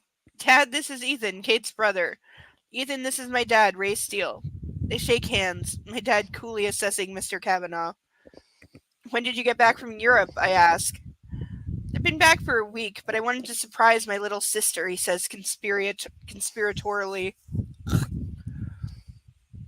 That's so sweet, I grin. She is valedictorian. I couldn't miss that. He looks immensely proud of his sister. She gave a great speech. That she did, Ray agrees. Ethan has his arm around my waist, and I look up into the frosty gray eyes of Christian Grey. Kate is beside him. Hello, Ray. Kate kisses Ray on both cheeks, making him blush. Have you met Anastasia's boyfriend, Christian Grey? Oh my god. Murder the friend! Murder the friend! Yep. Strangle her with the tassel on her stupid hat! Strangle her with the valedictorian scarf! Strangle the friend! Oh, I would get her for this. It would involve shoes, and I know that's low, but I would definitely destroy a pair of Jimmy Choos for this, you stupid bitch. Wow. That is... Holy shit. Kate. Fuck. All the blood drains from my face. Mr. Steele, it's a pleasure to meet you, Christian says smoothly, warmly, completely unflustered by Kate's introduction. Yeah, the guy who says I don't do the boyfriend thing, who he's told her multiple times, and I quote, and I'm surprised, the only reason this wasn't the tagline on the poster is because it has a curse word, but his line of his character is, I fuck hard. Because he said it repeatedly. Oh my god. He's like, I don't do the girlfriend thing, I fuck hard. I know.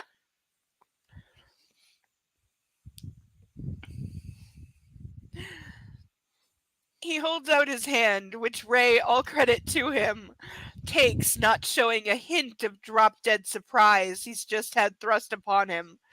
Thank you very much, Catherine Kavanaugh. I fume. I think my subconscious has fainted.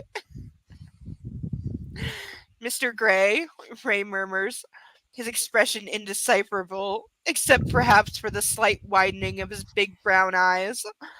They slide over my face with a, when were you going to give me this news look? I bite my lip. And this is my brother Ethan Kavanaugh, says Kate to Christian. Christian turns his arctic glare on Ethan, who still has one arm around me. Oh yeah, he doesn't like any other man acknowledging her presence. He gets murder vibes. Jeez. Mr. Kavanaugh. They shake hands. Christian holds his hand out to me. Anna, baby, he murmurs. Yeah, whenever he's trying to be cute, he calls her baby. Oh my god. Mostly when they're in bed and he's about to fuck her. And I nearly expire at the endearment. I walk out of Ethan's grasp while Christian smiles icily at him, and I take my place at his side. Because see what he just did? He glared and said, I don't like another man having his arm around you. So what did she do? She walks away from that guy and goes to stand next to Christian because he's glaring at her. Mm-hmm. Kate grins at me. She knows exactly what she's doing. The vixen. That's not the word for it. She's just a whore. Mm-hmm. Ethan, Mom, and Dad wanted a word. Kate drags Ethan away. So, how long have you kids known each other? Ray looks impassively from Christian. Can you call her a kid? She just graduated from college. Have a little respect, Dad. Come on. The power of speech has deserted me. I want the ground to swallow me up. Christian puts his arm around me, his thumb skimming my naked back in a caress before his hand clasps my shoulder. Couple of weeks or so now, he's lying. It's been like absolute max. It's been like 5 days. That's me being generous. It has not been a couple of weeks. No way in hell. The entire book series takes place over about like 6 weeks, and a literal month of that is them on honeymoon that gets skipped over.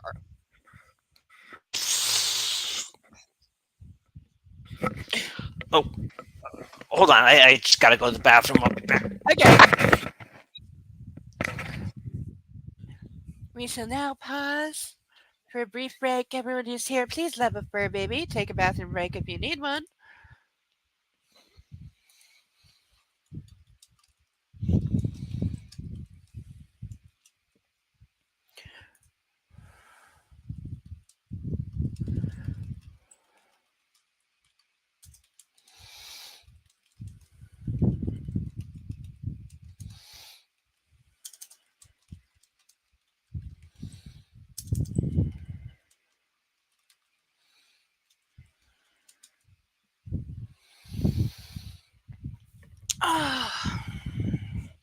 Let's see, how many pages do we have left of this chapter? Not that many. We have like 4, 5. We have 5. Okay, so we're doing good on time. We're actually doing very well on time.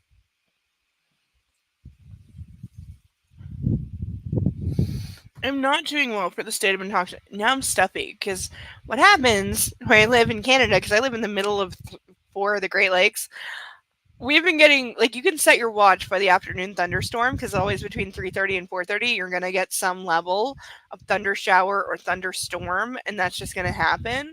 But we've also been having them at night, and so once the dew point starts to come down and all the pollen comes out because everything's blooming, I get all stuffy and I sound like this and I'm all thing.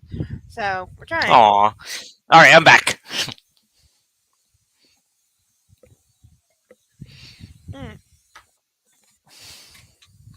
Note to self, make sure there's iced tea before you try to use it as a chaser.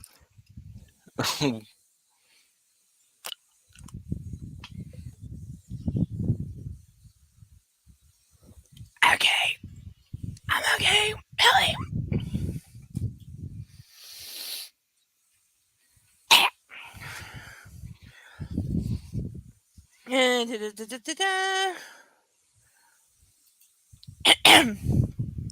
We met when Anastasia came to interview me for the student newspaper. Didn't know you worked on the student paper, Anna.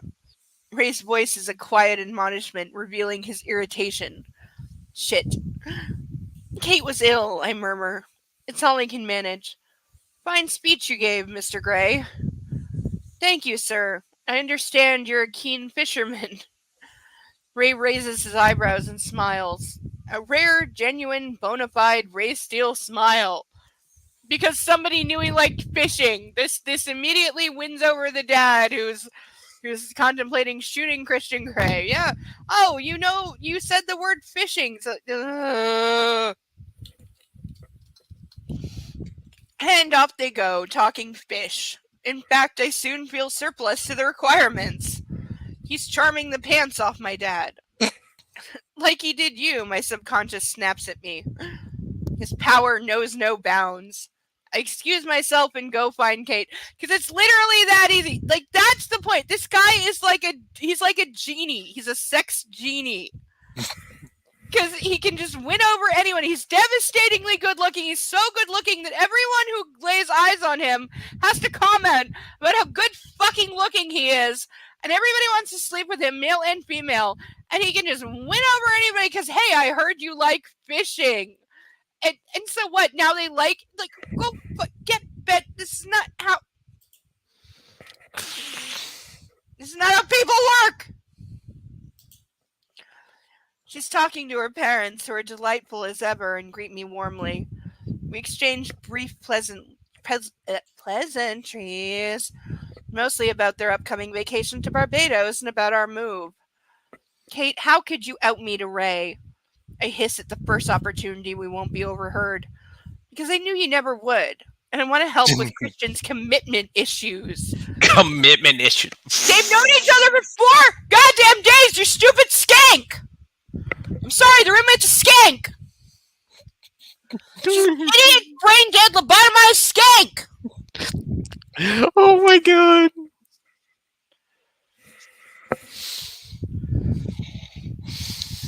You've been here long enough, you know the things that come out of my mouth. Why? Jeez. No. I am saying I agree. I'm just. I know, the roommate. I'm in. Because also the roommate knows that this is not a boyfriend-girlfriend situation. And what commitment issues? They've known each other 4 days. If they get to 4 years and he hasn't put a ring on it, then you can bitch.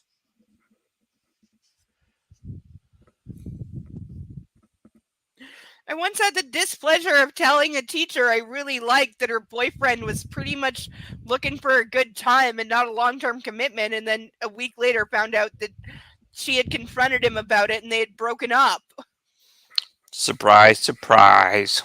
I felt bad for her because she was such a sweetheart, but she was deeply religious, deeply conservative. Like she was a full-fledged teacher who was like 23 years old, and she still lived at home with mom and dad, and there were still things she couldn't do because she lived with her parents. And it was very clear she wasn't leaving her parents' house till she got married, and she'd been dating a guy for about 8 months. She was serious. She was thinking he was looking to put a ring on it, but he had not made any, shall we say, indication that he was serious. And she knew that I was actually only a year younger than her at the time. Don't ask me why I was still in high school at that age. It's a long story, but I was. And I was not that much younger than her, but I had been in more serious relationships with her than her because I had been in relationships that had lasted more than 6 months. I'd been in a relationship that lasted 18 months. I'd been in relationships that had come down to a yes or no question on both parts and had fallen apart for various reasons. So in some ways I was more experienced than she was, even though she was the teacher and I was the student. And I was just like, yeah, you've been going out for 8 months unless he's talking, unless he's given some indicators. Only a teacher of evil doth. Sorry. Yes. I was. And keep in mind, I have confirmation that she, at 25, was still in every way a virgin. Like, she had let this guy kiss her twice, and that was a big deal. It was a very big deal that he'd been allowed to kiss her twice. And literally Good Lord. Yeah, no, literally, not even tongue, just a brief chaste peck, and one of them was Christmas with her family, in which he, kind of stole a kiss, and she was, scandalized and afraid her parents might have seen. Oh, Pope, hi! Hello, I'm so glad that you're here. The tie is still fucked up. I'm sorry, the tie is fucked up. I'm gonna retie it for next week. I'm not saying it'll be better. Allow me to just disclaimer that right now. I'm not saying it'll be better. I'm saying I'm going to retie it. I'm saying somebody has promised to show me an Air Force tie, and I can't remember whether it was Mark, the sarcastic law student, or whether it was Nightwolf, but one of them promised to show me how the Air Force ties their ties, because this is wrong, and I know it, and one of them promised, and then they didn't do it. So yell at both of them to help me fix the goddamn tie before next week, okay? Because they both didn't do it this week. So yell at them to help me, and I'm so glad that you're here. It's not fine. Look at this. This is not fine. That's part of the knot. There's a dimple thing. It's like crooked. It's not okay. This is not okay. I need the perfect symmetrical tie. And then once I tie it like that, I'm gonna crazy glue it so it never moves. And then just have it shut up. Never. No, double Windsor. I want the double Windsor. I'm fully fledged female. I can do it. I just need help. Shut. I'll figure it out. I'll figure out the stupid tie, okay? Okay, and what is going on with my dress? Because it's not being even. This is an even dress, and yet I'm naked on one side. What is going on? I only put on a bra so I would not be thrown off for being topless on it. It's so hot. I'd much rather be topless. I wouldn't mind. find a platform where I can be topless, and I will totally be there for it. I will read this full on. I will lay in bed fully naked reading this for an audience. Find me that platform. I will do it. I have absolutely no.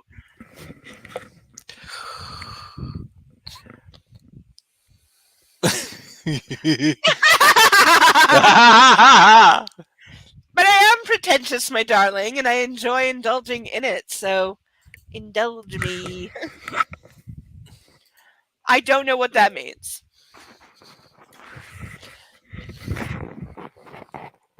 Also, I have an open slot on my dance card for next week if you would like to be.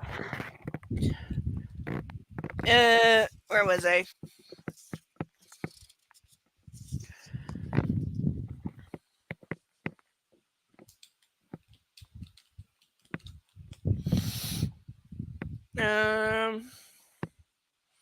He seems très cool about it, Anna, which makes me think of the song "Très Cool" now. I know OnlyFans. I have tried to get an OnlyFans like so hard, and every time I try to open an account, you know what they say? They say that either my banner doesn't match the subject of my content, and I don't even have any content, and I have a banner that's just food and a video reel because all I was going to do is mukbang videos and video reviews because that's all I was going to do. And so I'm like, okay, I literally plan to do video reviews and like mukbang, and how are you telling me a banner with food and a video reel is not representative? And then they tried to tell me that my email address wasn't my email address, and I emailed back and forth with them like 1,000 times, and they still refused to give me a goddamn account. And so, yeah, it's an ongoing, frustrating thing. And yes, I know Pornhub exists, but they also are not monetized. So, and like I said, they're whiny little bitches these days because if you put spanking punishment into the search, it will give you their warning thing saying you're trying to Google things that we don't. You're trying to search for things that we don't think are necessarily consensual. And yet, you know what? You know fucking what? If you go to the spanking category, which is a category, and you start looking at spanking videos, you know how at the bottom of like a list of videos, they'll give you like, here's 47 different searches you might try. Spanking punishment comes up on that regularly. It comes up as first choice, and if you click it off their list of suggestions, it works just fine.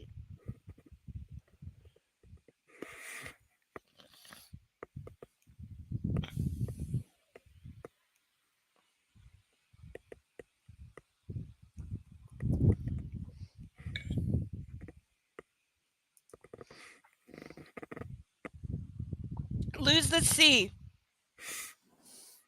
And yes, one of my life goals is to do a sponsored, and I don't mean my company, it can be sponsored by anyone, mukbang video of Chinese food. I have a place to order from. I need about $250 to make this happen, in which I would love to order a fuck ton of Chinese food and just binge eat it naked on a video. I love Chinese food. No, I have such a great place.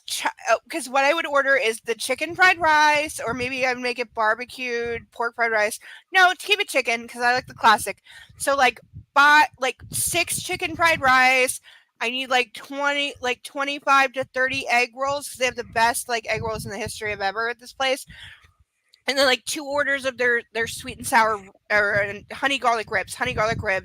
So rice, honey garlic ribs, egg rolls. Costs about $250. Whoever wants to sponsor it, I'm so there for it. And I will just be naked in bed, or even just naked sitting here, and I'll pull the camera back. Probably in bed would be better. I'll put down stuff so I don't have to clean up as much later. But fully naked, just binging out on this absolutely my favorite Chinese food that I rarely get because it is a little pricey. But it's so good. And I would 100% do that all day, every day. And I would pour the honey garlic sauce down my body if you told me to. And I would definitely try to fit at least one whole egg roll in my mouth at once if somebody wanted me to, and take my time with it and moan and stuff. I would totally do that. So if somebody wants to sponsor that, the idea's out there. I'm so there for it. I'll 100% do it. I'll find a platform, or I'll video it privately even and send it to you if you want to sponsor it. So the offer is out there. But I will 100% do it. Because I have absolutely no shame about being naked. I am a full-figured plus-size girl. If you want to see this, laying in bed naked with my like massive tits and everything else my body has to offer that is also massive. Like, you know, didn't Dove have that commercial like big bell thighs, that kind of thing, and you know what goes between? And you know, hey, if you're nice to me, I'll definitely give my ass a few spanks to watch it jiggle for you while I eat. But yeah, I would genuinely love to do that, to just be naked on like a, if I had my druthers, it would be like naked on a chaise lounge with just this smorgasbord of food, because I would have like taken it out of the containers, just made massive piles, like a Grecian god kind of thing, because they respected full figured ladies, because that actually meant you were healthy.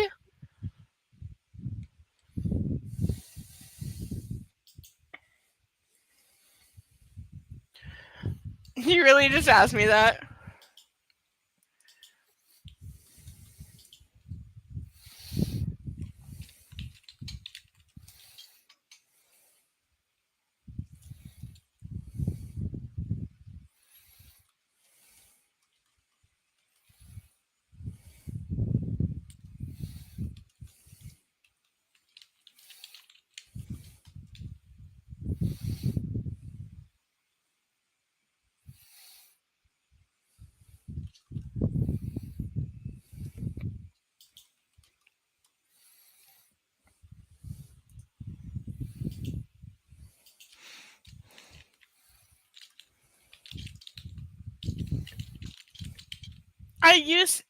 I'm jealous. I used to have one. It was custom made. It was really pretty. I had one and I loved it. And I wish What I got happened to it? My dog destroyed it. Oh no! It was the first time he was a puppy, and I left him alone for like 4 Oh hours, and he went ballistic. no! And I came home, and literally his head popped up from a hole in the middle of it. Oh, no, he's like custom fabric, custom goddamn cherry blossom fabric, Oh no! $800, and he had just burrowed and dug and ripped. And just all the stuffing, and the stuffing was everywhere. It was all over the living room. I was finding pieces of the stuffing for weeks after I thought I cleared it up. There's still like being more, because he just burrowed. He ripped all the stuffing out of it, and he ripped this big hole. And when I got home, his head just like popped out. Like, oh, there you are! I was having a panic attack because you were gone for a while. I was gone for like 3.5 hours, and he just big hole, big hole. In the chaise lounge, it was destroyed. Well, I was clearly so mad. he was suffering from separation anxiety. Yes, and he still does. And like I said, I'm trying to plan a tryst coming up where I'm gonna be gone. I'm gonna be in a hotel for 3 to 4 days, and I'm like, oh my god, how am I gonna? Yeah, no, I need somebody to watch him. I have, like maybe one option, because I can't afford to put him in a kennel. Also, he'd die. Oh. But he would die. So there's maybe one person I can get to take him, and I'm gonna have to beg them and be like, okay, I'm going away to have sex for like 3 or 4 days, and hopefully I come back alive. That's not guaranteed. I could definitely be hooking up with a serial killer, but that's okay. It's my risk to take. But please take care of my dog while I'm gone. Also feed the cat every other day, because the cat won't care. The cat will be perfectly fine. He won't even notice that I'm gone. But the dog goes ballistic unless he gets attention, like, on the hour, every hour, he starts to die. And then if he's left alone for more than about 2 to 3 hours, yeah, he goes full-blown destructive tornado. And just destroys everything.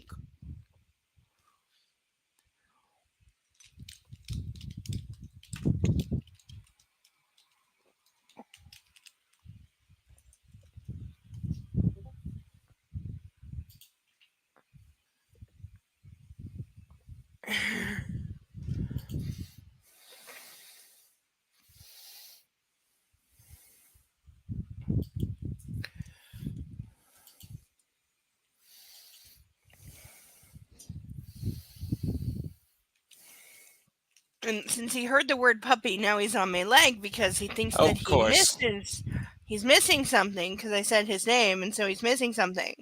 No, you're not, you fuzzy little demon. Fuzzy little demon, you fuzzy, you're so hot and you're so fuzzy, and your tail's going, you're so fuzzy. All right, let me get to the end of the chapter and then I'll pick you up, okay? We're almost there.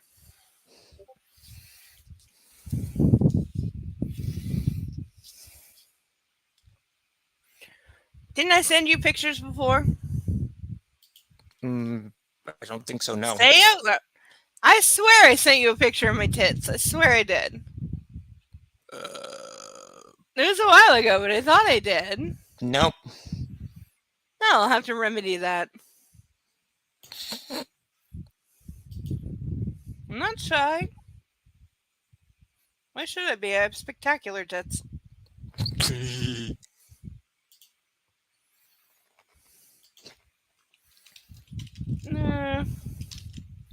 Okay, stop typing in the background. Say out loud. What? Me? No, Yes, no, no. you. I'm not. You're not what? It says that. What? I was typing to someone else. I don't know why it's showing I'm typing to you. Weird. Oh, bullshit, you fucking No, I'm coward. serious. Bullshit. I was typing in a I group was chat. wondering if I could see them, hide space. Yeah, you were typing at me. And then okay, whatever. Oh my god. No, I've scrolled up to the very beginning of our conversation. I don't have to. Oh. But after street, okay, let's just. Who's shy now? Hmm.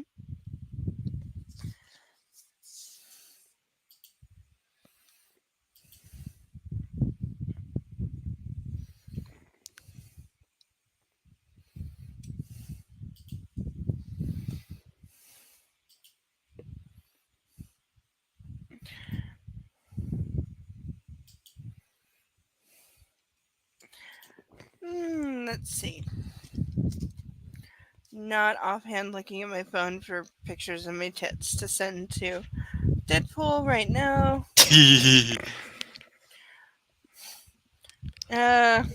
Because you never would know I hope Christian is blah blah, Trey cool. He's been watching you like a hawk. I'd better go rescue Ray. Or Christian, I don't know which. You haven't heard the last of this, Catherine Kavanaugh. I glare at her. Anna, I did you a favor, she calls after me. Hi, I smile. As I return to both men, they both seem okay.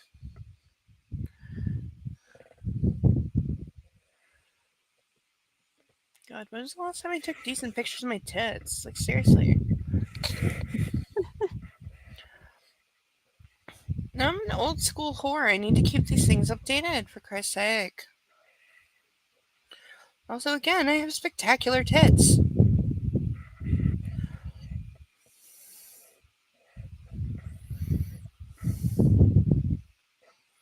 Oh, and that's pretty good. Okay, yeah, I'll send that one. You seem okay. Christian is enjoying a private joke, and my dad looks unbelievably relaxed given he's in a social situation. What have they been discussing apart from fish? See you in a moment. You kids enjoy yourself. Ray heads out. I glance nervously up at Christian. We pause briefly as a photographer takes a picture of both of us.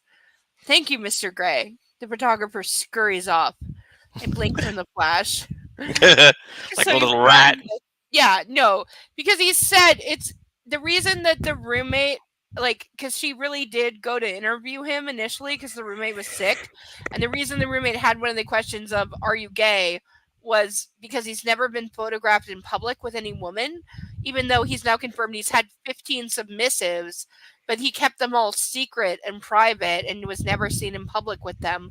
And yet with her, he's been seen in public like multiple times, and he wants to meet her family, and he's never done that before. So, like, you know, he's treating her so differently to every other guy in the history of guys, and, you know, blah, blah, blah, blah, blah, blah, blah.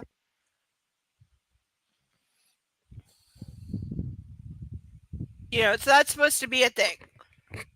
That is supposed to be a thing that he's, like, acting so differently around her. And, you know, he would never be seen with another woman, and blah blah blah. Okay, hope I'm sending this picture to the right person. Mm-hmm. Told you I'm not shy.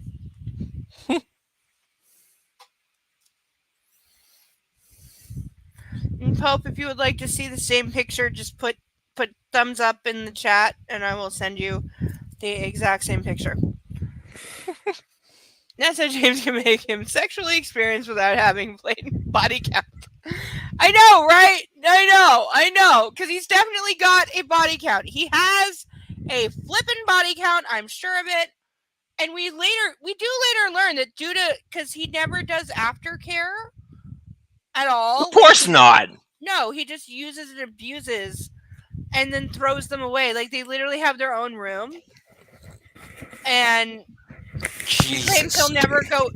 No, he has a room for submissive sleep. He says, I never sleep with anyone. I never sleep next to anyone. And yet when she's in the room, he violates the room and lays down next to her and fucks her again in the private room that's supposed to be her, like, inviolable space. He immediately violates it. Oh, yeah, you think I won't? Like, you think I won't, bitch? You think I won't? Wait, what? Talking to somebody else. Oh. And I assume you are Pope Intractable the Third also, just so I can make sure I have my, DMs correct. Put a smiley face or something so I know, yeah. And I will send, I will. I'm just making sure I have the right person, because there's many people who call themselves Pope, okay? I got a lot of friends. Well, I'm not surprised. You are a Thank you. very, very lovely person. They're not a profitable one.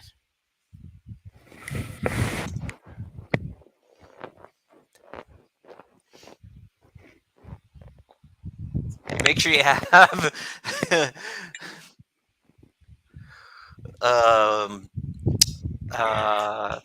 you made sure you had iced tea, right? For the chaser. Good. Oh, it's getting low there. Or refill. I have more. Excellent.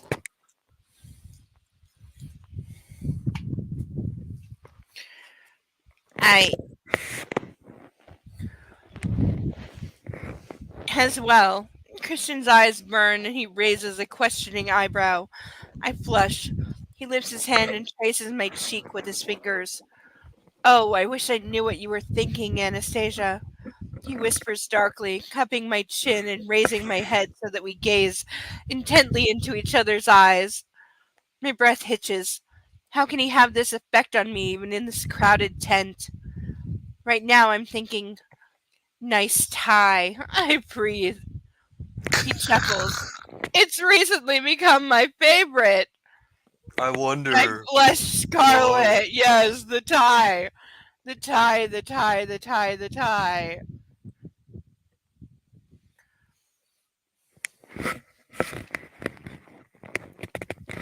You look lovely, Anastasia. This halter neck dress suits you. And I get to stroke your back, feel your beautiful skin. Sounds like Buffalo Bell. It puts the lotion on its skin or else it gets the hose again. Yes! Oh my god, I love that we thought that at the same time. Now, I've spent the last few months, and it's still ongoing. I'm writing a Hannibal fan fiction from the TV show, not the movies, but taking notes, certainly. I certainly, give a little fan drop to the movies. But I've been writing a fan fiction for several months now. I'm on part 5. For those of you awaiting part 5, I have 3 whole pages. So it's going well. It's going very well. But there are 4 parts available for anyone who wants to read my extremely MedFet, CNC, Hannibal, the TV show, fanfic. If you would like to read it, please contact me in Discord in the DMs, and I will absolutely send you the first part. And then if you want more, you can have it. So I'm going to post the link to my Discord right here for anyone who wants a MedFet fanfic in that universe to read. Wait, 4 wasn't that parts with are Mads now Mikkelsen available. as Yes, Hannibal? yes, it Oh my was. god! Yeah, no, it's amazing. I love it. I love the Mhm. show, and I've been diligently writing my own fanfic for several months. And yeah, there's 4 parts now available if you would like to read. Part 5 coming in probably about a month or so. But there are 4 parts available if such a thing would strike your fancy or make you strike somebody else's. Hey, if you want to see part 1, ask me. I'll send it to you. If you don't like it, that's fine. Nah. Where is it? I lost my place. This is written in like block text, so it's really easy to lose your place.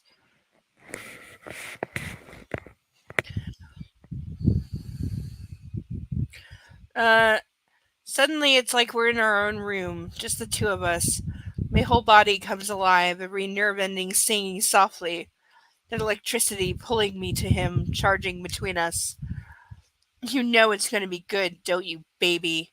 He whispers. Oh I my close my god! He only calls her baby when he's sexually manipulating her at no other time, and it's really gross at any time. As my insides uncoil and melt. But I want more, I whisper. More? He looks down at me, puzzled, his eyes darkening. I nod Please, to sir, I follow. want some more. Now he does. Yeah. Yes, I- Oliver. I love it. No, what is the musical one? I love the musical Yeah, one. I love it Oliver. so much. No, Oliver the Twist. Yes, Oliver Twist, the musical one from like what is it, the 50s? I'm not 100% sure. The British musical one, because I watched it as a kid, and then I had a VHS tape of it, and I watched it so much I had to get my grandfather to make me another copy 3 times because I watched it so much. And it's like the 1950s. Mark something was the lead kid, Mark Leonard or something like that. I think it was from the 50s. I can't remember, but yeah, it was the musical Oliver Twist. And I gotta watch that tonight after. Yeah, yes, with an yes, you know what I mean. Yes, Pope knows what I mean. Yes, that one. Yes, that one. I had to get my grandfather multiple times to make me a copy because he had the original video from like the History Channel. Like he bought it because I loved it, and I was his grandchild, and so he bought it. And so he learned when the technology came around. He learned how to make copies because I watched it so much I burned it out like 3 separate times. And yeah, I loved it so much. Was it Mark Leonard played Oliver? I can't remember, but it was in color originally, so it was at least 1955. It was a musical, and I always loved. I know all the songs, and I don't know why, but always loved it, and I watched it a billion times. Like literally, I burned out the tape. That, The Little Mermaid, and like one other were the only ones where I ever burned out the VHS tape by watching it so much and it had to be replaced.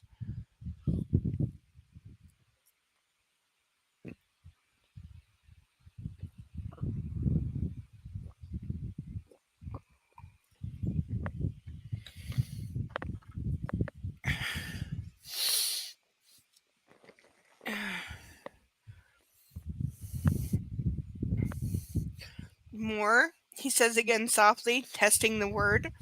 A small, simple word, but so full of promise. His thumb traces over my lower lip. You want hearts and flowers. I nod again. Mark Lester! Thank you. I apologize to the actor. Mark Lester. Yes, that is correct. That is who. Yes. That one. That production. You know my favorite character in that is Nancy.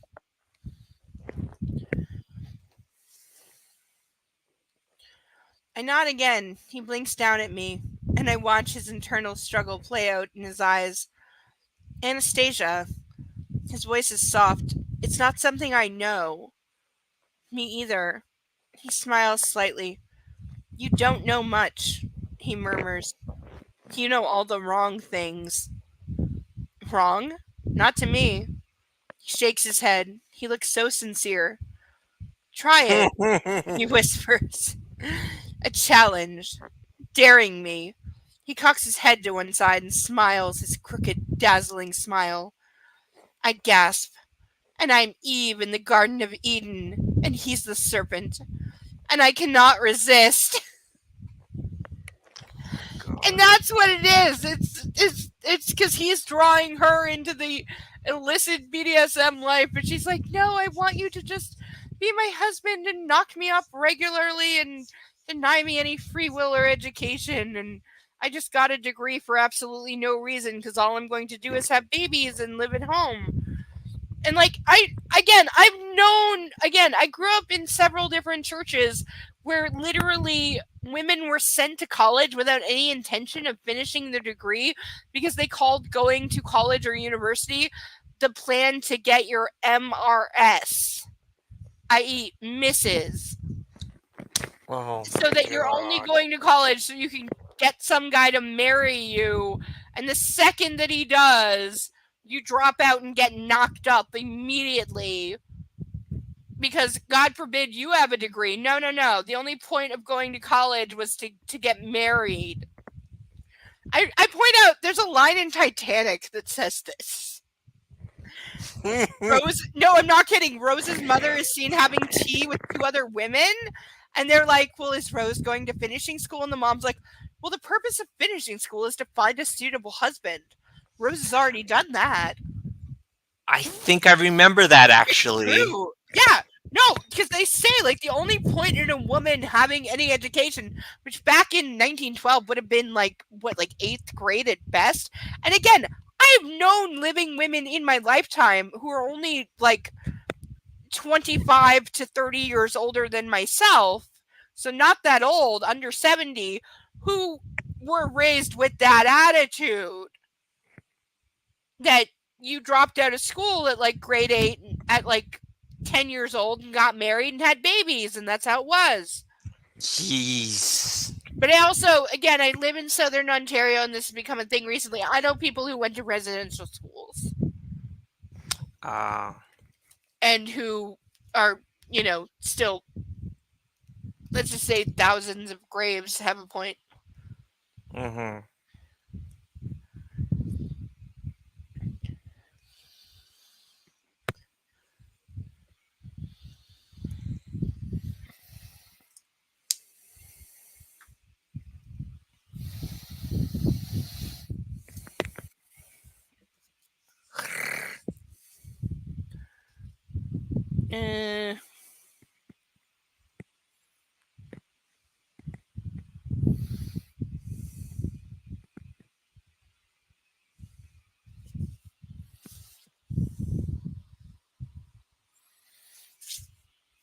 Where were they?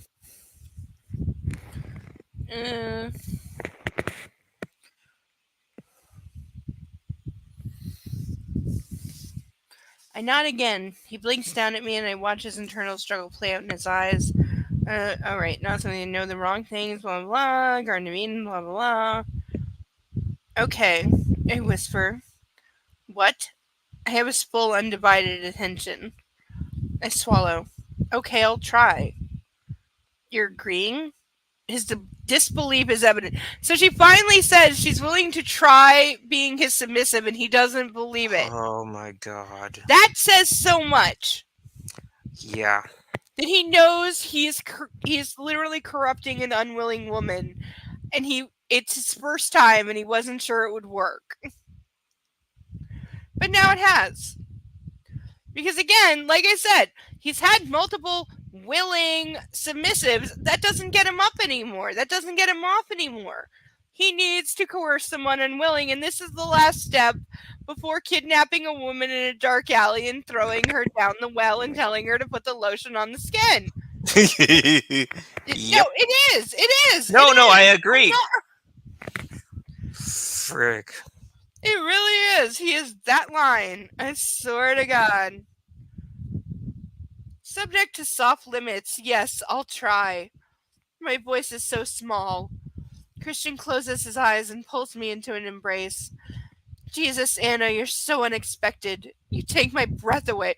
Oh yeah, all your manipulation and psyop tactics and relentless bullying and stalking and repeated rape and sexual assault. Yeah, you're surprised that it worked, dickwad. He steps back and suddenly Ray's returned and the volume in the marquee gradually rises and fills my ears. We're not alone. Holy shit, I've just agreed to be his sub. Christian smiles at Ray and his eyes are dancing with joy. Annie, should we get some lunch? Okay. I blink up at Ray, trying to find my equilibrium. What have you done? My subconscious screams at me. My inner goddess is doing backflips in a routine worthy of the Russian Olympic gymnast. You also know she has like some like soft spot for Russia because it comes up in the other book series that she's recently written too. Would you like to join us, Christian? Ray asks. Christian, I stare up at him, imploring him to refuse. I need space to think. What the fuck have I done? Thank you, Mr. Steele, but I have plans. It's been great to meet you, sir. Likewise, Ray responds. Look after my baby girl. Oh, I fully intend to. Oh, Lord. They shake hands and I feel sick. Ray has no idea how Christian intends to look after me. She's just tentatively, accidentally said yes, and she's feeling sick and hoping her daddy will rescue her. That's how she feels in this romantic billion-dollar club worldwide phenomenon romance. After she says yes, she feels sick and hoping daddy will rescue her. Wonder why. Gee. Christian takes my hand and brings it to his lips and kisses my knuckles tenderly. His scorching eyes. Yeah. Later, Miss Steele, he breathes, his voice full of promise. My belly curls at the thought. Hang on. Later? Ray takes my elbow and leads me towards the entrance of the tent. Seems a solid young man. Well off, too. You could do a lot worse, Annie. Though why I had to hear about it from Catherine, he scolds. I shrug apologetically. Well, any man who likes and knows his fly fishing is okay with me. Oh, there we go. There it is. If he only knew. Holy cow. Ray approves. If only he knew. The line is there. If only he knew. Good fucking God. Ray drops me back at the house at dusk. Call your mom, he says. I will. Thanks for coming, Dad. Wouldn't have missed it for the world, Annie. You make me so proud. And yet her own mother, because hubby number 5 twisted his ankle, her own mother couldn't be there. Guy who was her stepfather is the only person who gives a flying fuck about her. Oh no, I'm not going to get emotional. A huge lump forms in my throat. Bullshit. And I hug him hard. He puts his arms around me bemused and I can't help it. Tears pool in my eyes. Hey, Annie, sweetheart, Ray croons. Big old day, eh? Want me to come in and make you some tea? Not going there. I laugh in spite of my tears. Tea is always the answer. No, it's not. According to Ray. And I remember my mother complaining about him, saying that when it came to tea and sympathy, he was always good at the tea, not so hot on the sympathy. All the porn jokes. All the goddamn porn jokes. I can't. I tried not to. I can't. All the porn jokes. I tried. Do it. And his stepfather and tea and her mother's a bitch and a clueless twit. And I can't. No, Dad, I'm good. It's been so great to see you. I'll visit real soon once I'm settled in Seattle. Good luck with the interviews. Let me know how they go. Sure thing, Dad. Love you, Annie. Love you too, Dad. He smiles, his brown eyes warm, glowing, and he climbs back into his car. I wave him off as he drives into the dusk, and I wandered listlessly back into the apartment. First thing to do is check my cell phone. It needs recharging, so I have to hunt down the charger and plug it in before I can collect my messages. Also, Author has no idea of technology, so like, even though this is like 2011, the cell phone is like a flip phone from like 1998, and she doesn't understand how internet works. Of Also, course. Christian Grey has given her a laptop, which is definitely loaded with all the spyware and is watching and listening. Oh, constantly. no doubt. 100%, 100%, 100%, 100%. 4 missed calls, 1 voice message, and 2 texts. 3 missed calls from Christian, no messages. 1 missed call from Jose and a voice message from him wishing me all the best for graduation. I opened the text. Are you home safe? Call me. They're both from Christian. Why didn't he call the house? I head into my bedroom and fire up the mean machine because she's the only person on planet Earth who actually turns her laptop fully off. And again, this is the laptop that he bought her that is definitely spying on everything that she does. Okay, we're into the emails again, so I'm not reading headers or footers. I'm just reading these as messages. Here is his email from her, or his email to her. I hope you made it home in that car of yours. Let me know if you're okay. He sent this like 2 minutes shy of midnight last night after he knew she was asleep.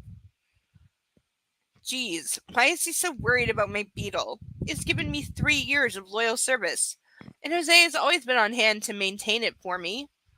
Christian's next email is from today. And by today, it's like 5 o'clock in the morning that he sent this. Of course. What can I say that I haven't already? Happy to talk these through anytime. You looked beautiful today. When did you see her at 5 in the morning? Author's a fucking moron, but still. Well, yeah, we know that. This is I hit reply. This is her reply. Subject soft limits. I can come over this evening to discuss if you'd like. His reply. I'll come to you. I meant it when I said I wasn't happy about you driving that car. I'll be with you shortly. So now he's coming over to her place at like 7 at night. Thank you, Nightwolf. You're very sweet. I'm glad you're back. And Yay, welcome back, Nightwolf. Please hit the like. Please share on all the social media. Even if you don't use them, it still counts. Holy crap. He's coming over now. I have to get one thing ready for him. The first edition Thomas Hardy books are still on the shelves in the living room. I cannot keep them. I wrap them in brown paper and I scrawl on the wrapping a direct quote from the Tess book. A direct quote from Tess from the books. Quote, I agree to the conditions, Angel, because you know best what my punishments ought to be. Only don't make it more than I can bear. I've never read Tess of the Umbervilles, but I'm thinking I might need to because if it's a bondage spank me book that I should have read a long time ago and y'all should have told me about it. But yeah, he sent her 3 first edition copies of Tess of the Umbervilles, which she looked them up. They cost about like $15,000. So she was like, no, I'm sending these back. And by the way, he sent those to her after she interviewed him for the school paper in place of her roommate, Kate, because Kate was sick. So Anna went in her place, and that's the first time he met her, and she made a fool of herself, and he just basically verbally abused her and played with her like a cat toy the entire time, and then immediately within an hour sent her these books to her home address, which is how we know he has her home address, even though he shouldn't have. Because, oh no! Yeah. End of chapter. All right, we're taking a break. I'm having a drink. Everybody, stretch and love on a fur baby. And then we'll dive into the next chapter. This is the chapter. By the way, the next chapter is all the parts why I'm drinking vodka instead of wine. No. Oh yeah. Brace for impact, lock and load. Put on duck and cover. Put a helmet and like some base protection for base palming. Yeah. Like do. Because you're gonna need it.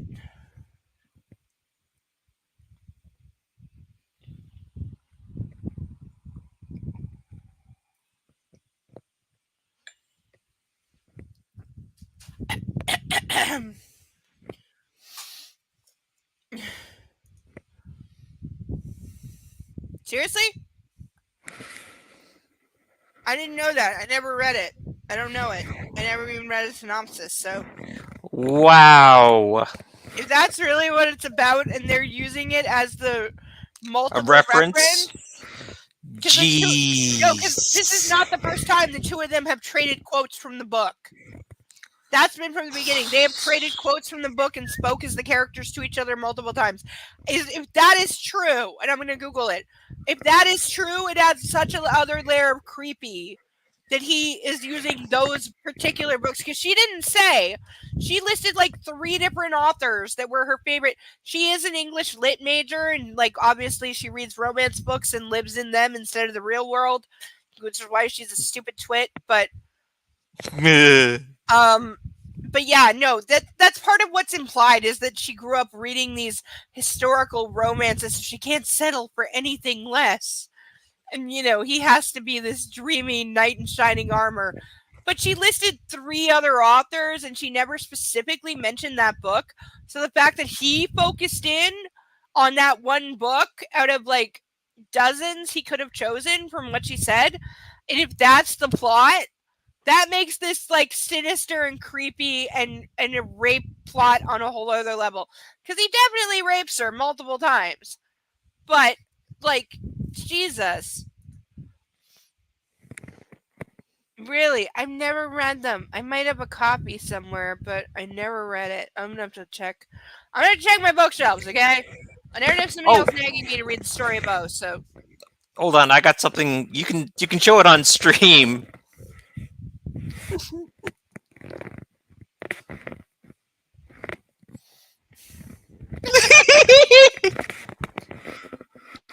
I'm a bit of an artist. Oh, did you make? I have like a little There we go. Oh, careful, careful! I know. I see it. I didn't see. I see.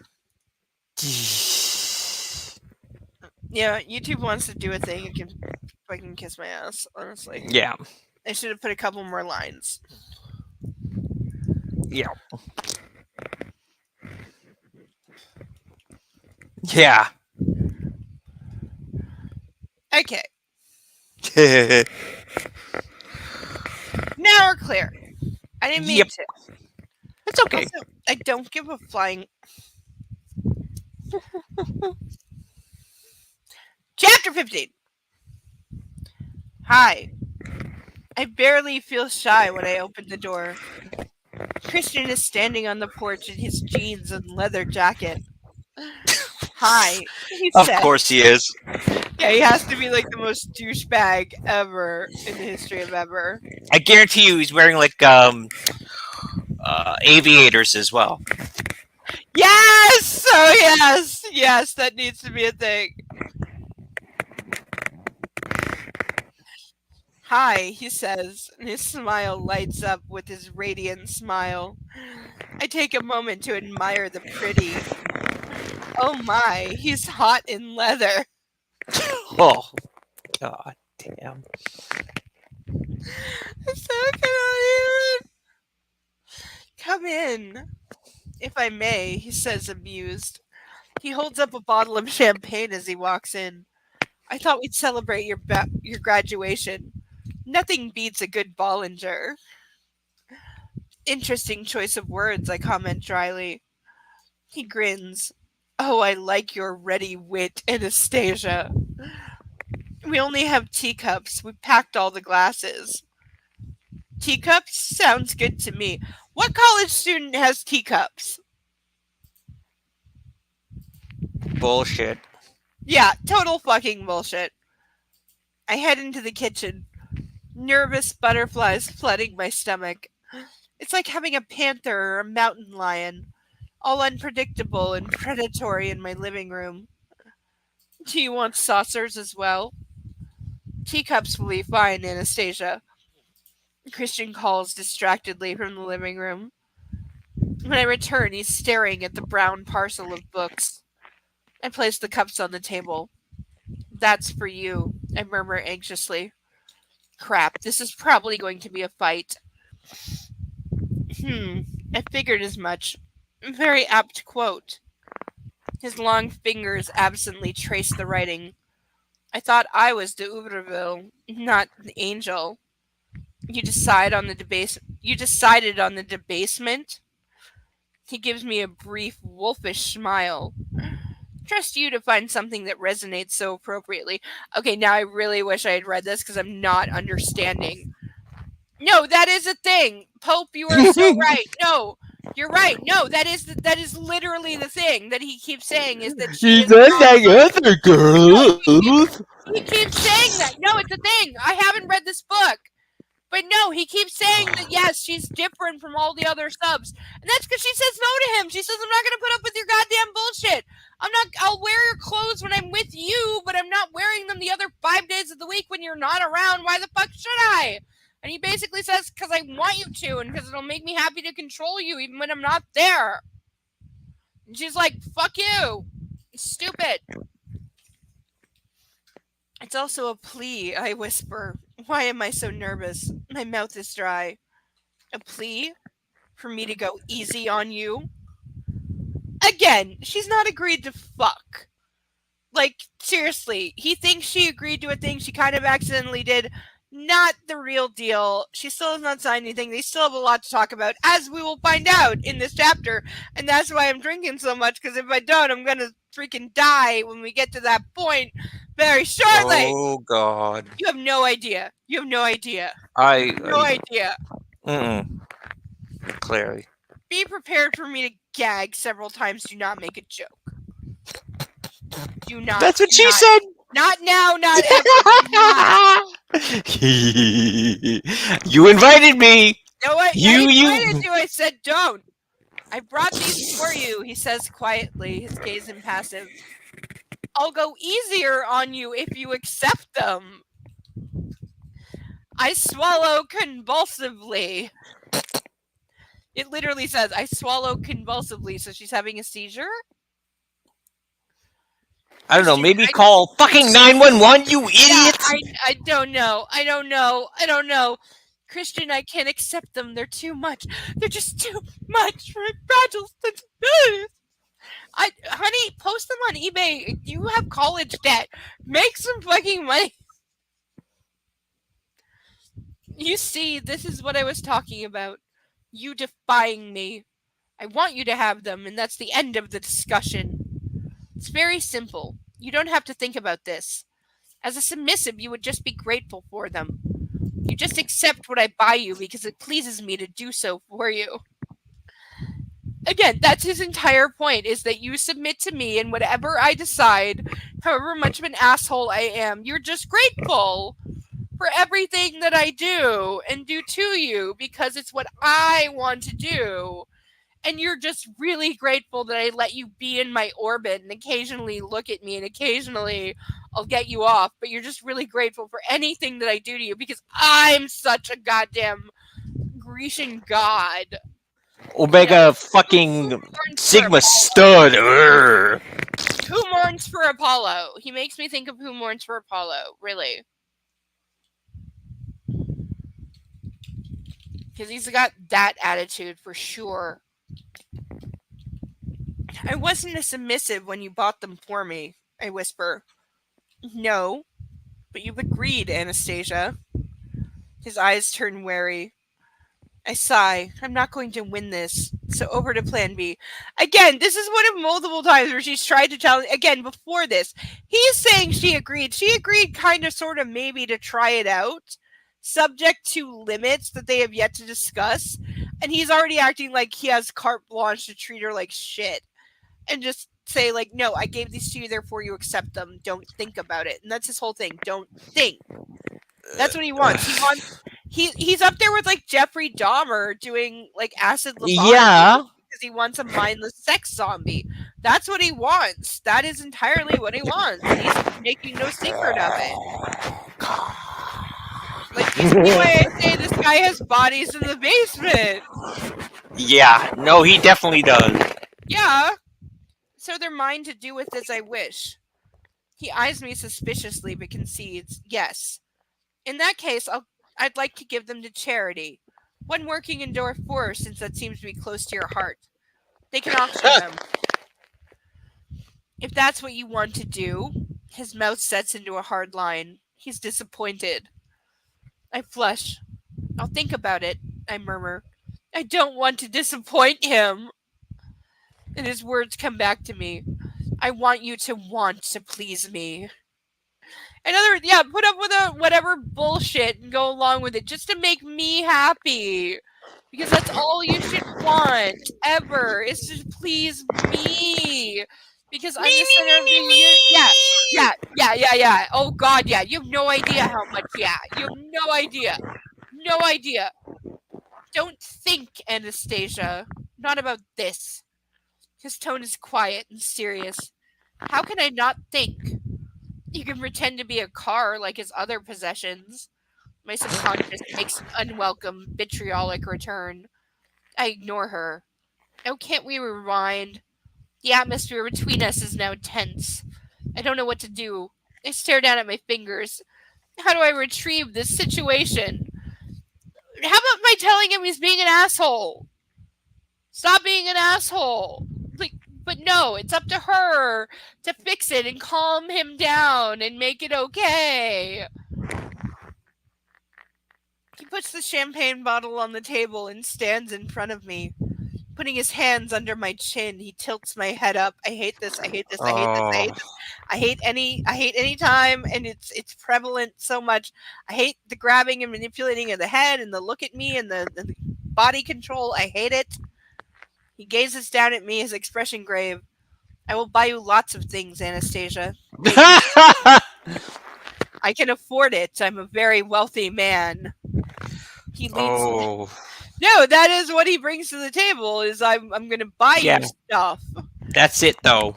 No, but again, like, have him offer $1 million a month, then it makes so much goddamn more sense why anyone puts up with this assholery. But instead, he's like, no, I'm going to buy you stuff. You better get used to it. Which, again, is lifted directly from Twilight. But she's supposed to be the innocent, chaste, one who's like, no, I don't want your money. I don't want your expensive things. But if you force me to take it, well, I guess I have to, or else you're going to get mad at me and spank me or punish me. So I guess I just have to accept your, insane generosity. Ooh. Because it's wish fulfillment fantasy without any of the consequences. He leans down and plants a swift, chaste kiss on my lips. Please. He releases me. Ho! My subconscious mouths at me. It makes me feel cheap, I murmur. Now, those books ain't cheap. You might want to feel like a whore, because yes, you're bought and paid for, but I have no objection to being a whore. Whores get paid, and I am all for that. You can have anything you want from me if you're paying for it, but, hoe is a different subject. Christian runs his hand through his hair, exasperated. It shouldn't. You're overthinking it, Anastasia. Don't place some vague moral judgment on yourself based on what others might think. Ha! That is rich. It's true, but don't waste your energy. It's only because you have reservations about our arrangement. That's perfectly natural. You don't know what you're getting yourself into. There we go. No shit. There we go. You're fully you. You rant for the next 90 seconds, please. Good Lord, I am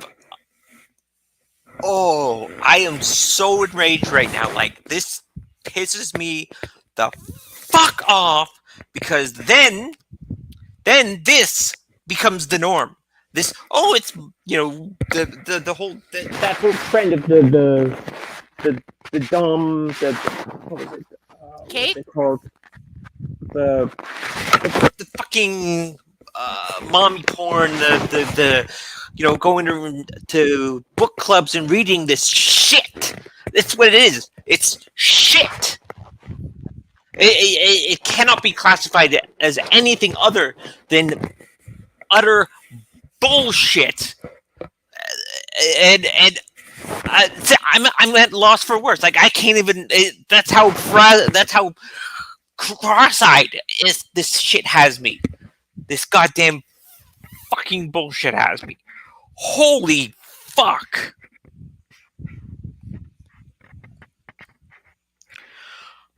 I'm going to explode.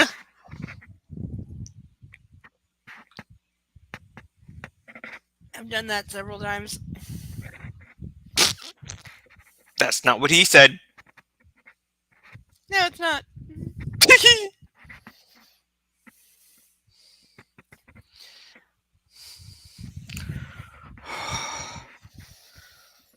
I frown, trying to process his words. Hey, stop this, he commands softly, cupping my chin again and pulling at it gently so I release my lower lip from my teeth.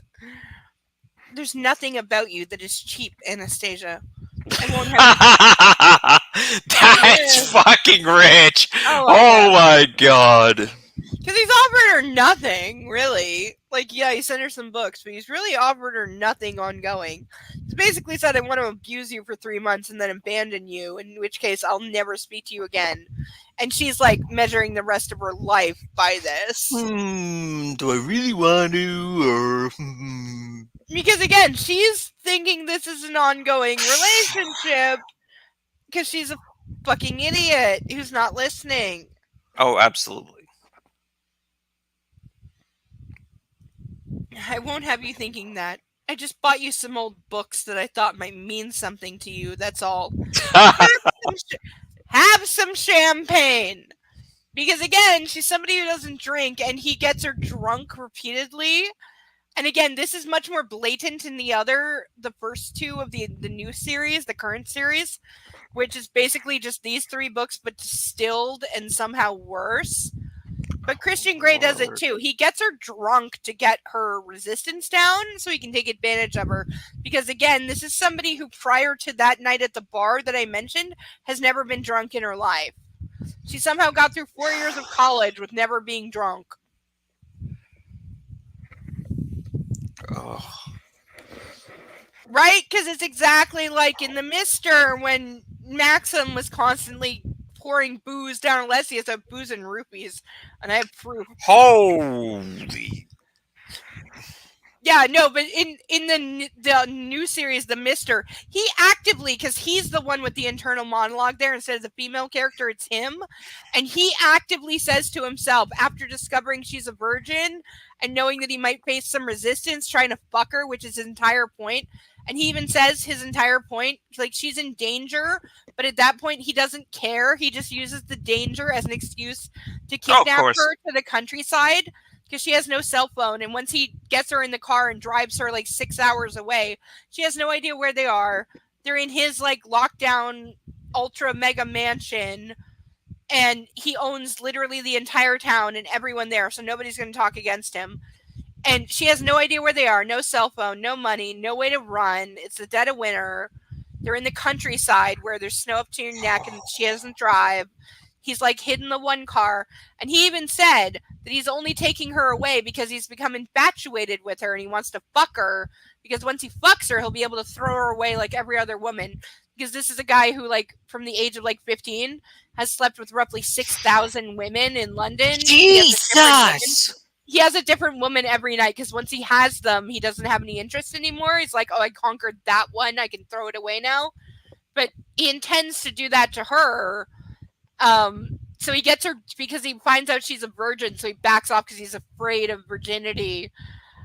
So then he gets her really drunk and roofies her, and then does the exact same violent, brutal deflowering process that Christian Grey does. It's exactly the same.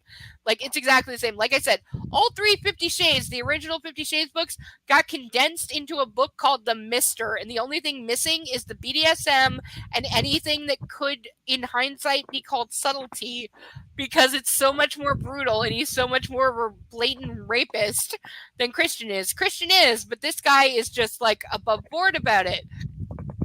Because he says to his own internal monologue that he doesn't care that she's in danger. He just wants to fuck her and throw her away. And so his being able to say, like, oh, you're in danger? Let me take you to the countryside where no one will find you, even though they take no precautions whatsoever. And then he gets her super drunk and rupees her and fucks her brutally in the exact same fashion. And then when he wakes up the next morning and he's not like repulsed by her, literally, he's like, oh, I still want to like be near her after I fucked her? Well, I must be in love. And then by like 2 hours later, he's already informing other people that they're engaged. Even though he's not talked to her, and she was his cleaner, so she's like starts cleaning and like putting away her clothes. She's like, I don't know what this means. Like, yes, we had sex, but that doesn't mean anything. He's had other women, and she knows he's had a bevy of other women because she's seen it. And so she doesn't know anything, but he's already literally announcing to other people that they're engaged before he's even talked to her and said like, hey, I really like you. I still want you around after I've deflowered you in a brutal fashion.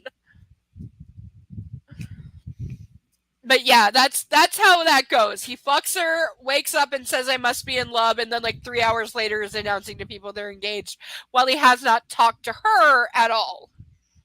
And he keeps her drunk the rest of the series. He's literally pouring booze down her throat at every opportunity. Anytime they're gonna have sex, he's making her chug. Because also he likes to go downtown and she doesn't like that. And she actively fights and resists every time. And he just doesn't care and does it anyway and physically restrains her and does it over her saying no.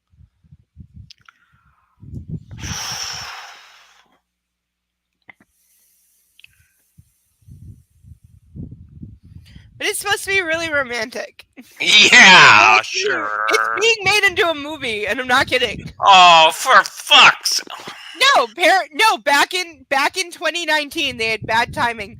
Back in 2019, Universal Pictures paid $20 million to Neil James for the book The Mister, and it's currently in production, and she's listed. They paid her additionally, apparently, to write the screenplay. So she's writing the screenplay. They have multiple IMDb pages. They have articles in European magazines because they're definitely filming right now. And this movie's going to come out in the next, like, I'd give it a year at most. But I'm pretty sure they're, like, in heavy production at this point. Like, the pandemic was the only thing that delayed them. And now there's 2 books, and there will definitely be another because everything has to be a trilogy. Even though Neil James has said, like, no, I think we're good at 2. No, bitch, you're going to write a 3rd because there has to be. It's going to happen. So stop lying. It's going to happen. I'll read it and make fun of it, and yeah. But no, the movie is happening. It's definitely, like, I've been watching for several months to see, like keep things getting posted online. It's making progress. Like, things have changed, things have progressed, more, like, pages have been listed. It's been getting listed on official places, is in production, and having cast assigned, having crew assigned. Like, it's happening.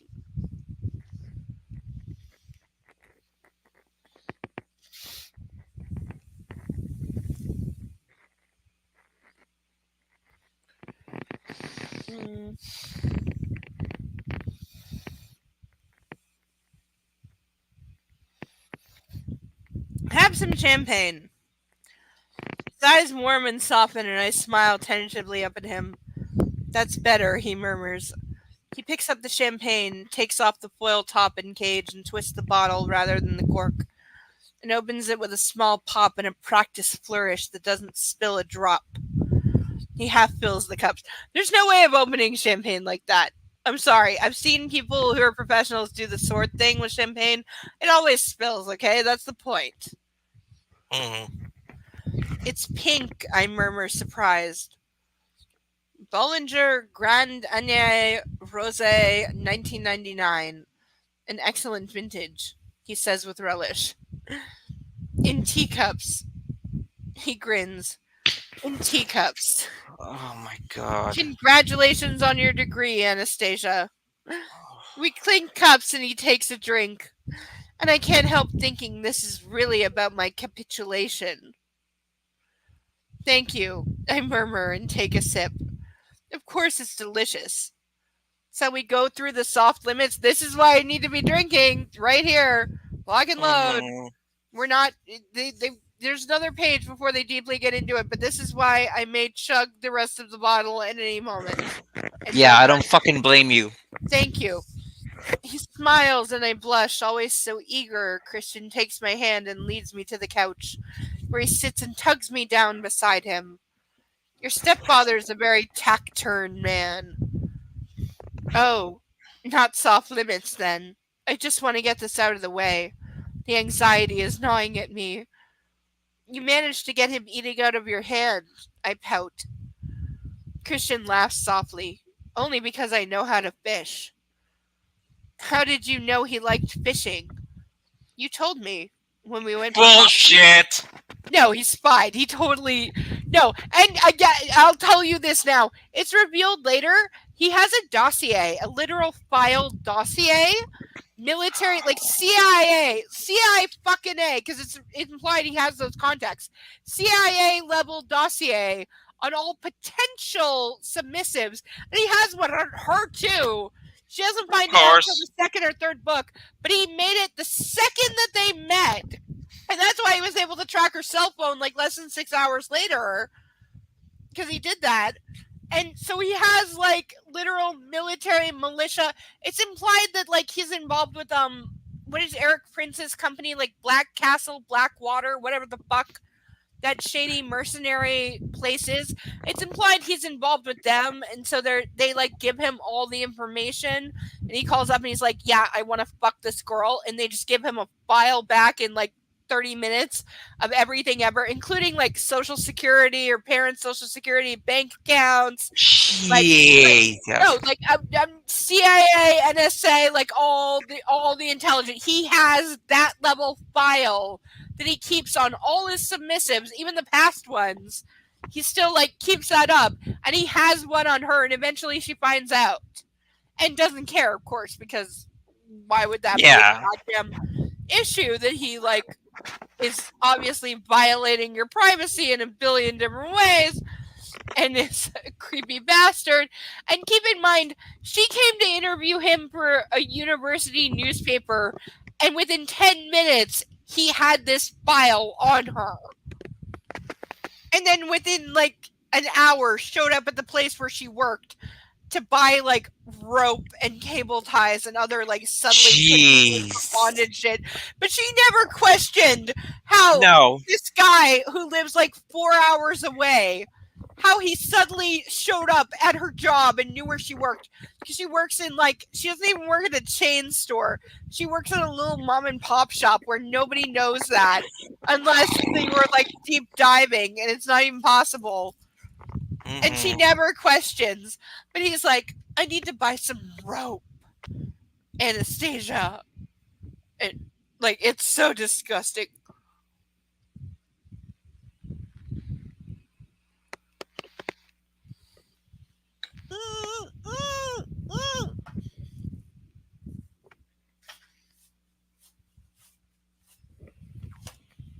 Okay, it spilled on some things.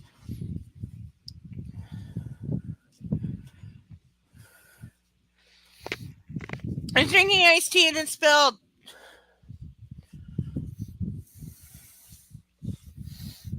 I'm wearing new pants. Why did it have to spill?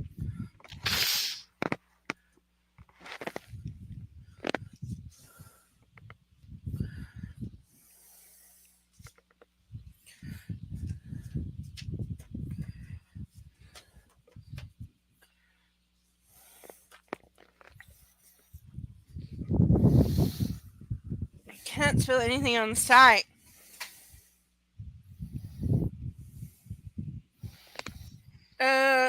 Of course it's delicious. So we go through the soft limits. Here's where I need to be exceptionally more drunk than I am. He smiles and I blush, always so eager. Christian takes my hand and leads me to the couch, where he sits and tugs me down beside him. Wait, I read that already. Fishing, blah, blah, blah. Wine, blah, blah, blah. Blah, blah, blah, blah, blah, blah.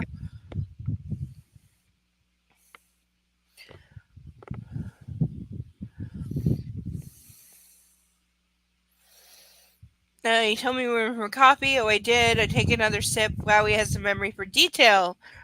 The champagne is really very good. Did you try the wine at the reception? Christian makes a face. Yes, it was foul. I thought of you when I tasted it. How did you get to be so knowledgeable about wine? I'm not knowledgeable, Anastasia. I just know what I like. His eyes shine almost silver and it makes me flush. Some more? He asks, referring to the champagne. So she's already been drinking before, and he's literally just poured her a glass, which apparently she's chugged the glass in literally the turn of a page. So now he's giving her a second one. So she's had at least 2 full glasses. Please. Christian rises gracefully and collects the bottle. He fills my cup. Is he getting me tipsy? I eye him suspiciously. Yes, bitch, because that's all he's ever fucking done. He deliberately done it 2 separate times, and he even told her. He even told her one of the times, like, yes, I'm getting you drunk, so it'll be easier when I fuck you. This place looks pretty bare. Are you ready for the move? More or less. Are you working tomorrow? Yes, my last day at Clayton's. That's the hardware store that he tracked her to, but it's a mom and pop place, and he just showed up out of the blue to buy rope and cable ties. Public service announcement: do not use cable ties in your BDSM adventures, and always have a serrated knife at hand to cut free any bonds that you may be using, but do not use cable ties because that's a really bad idea. End of public service announcement. I'm a skilled mistress. I can give out tips. No. I'm saying that's smart. No, always, absolutely always. Like I have 3 different kinds of Japanese silk bondage ropes. Guess what? There's a reason they're $5. They're one use only. Okay, you take the time to trust somebody up like that. You're gonna be cutting it off when it gets too much, because the point is that it's too much, and then you cut it off with a serrated knife, and that's fine. But you better make sure you have a serrated knife, especially if something goes wrong. And I mean a serrated, not a straight edge, because straight edge takes too long. It doesn't have any teeth. You need a serrated knife to get through whatever your choice. Whether it's Japanese silk bondage ropes or anything else, serrated knife is what you need to get out in a hurry, and you better have that. And I'm a fan for extreme play, but also safe play. So you have a serrated knife, you have scissors, you have things to cut somebody out quickly if it goes wrong, which you can. Even if you're the most careful and safe ever. Like, always plan for what might go wrong. Be ready and be safe.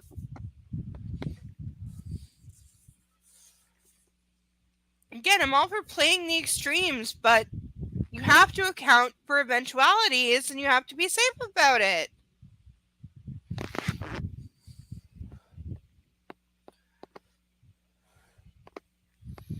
I'd help you move, but I promised to meet my sister at the airport.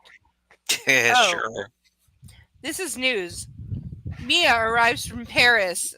By the way, it's also one of the eating disorder things is that her name is Anna, and his sister, who is the only other female mentioned as being important to him, is Mia. And so Anna, anorexia, and Mia, bulimia are internet shorthand. Mia arrives from Paris very early Saturday morning and headed back to Seattle tomorrow. But I hear Iliad is giving you 2 a hand. Yes, Kate is very excited about that. Yeah, because his brother's banging their roommate now. And they're apparently a thing in the last, 48 hours.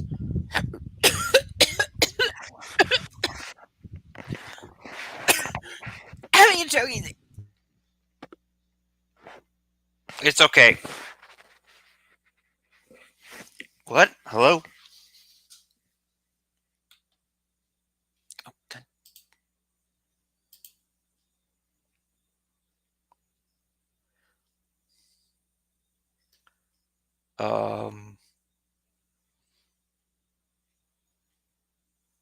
Hello?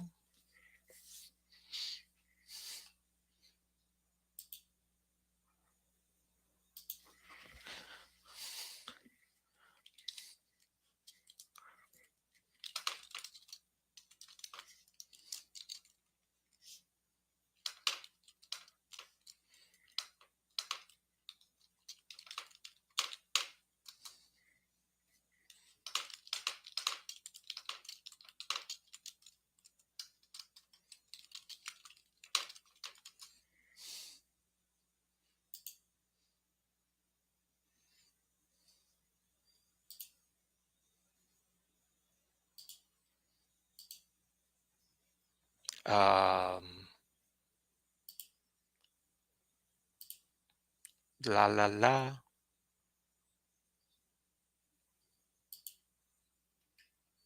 Are you okay?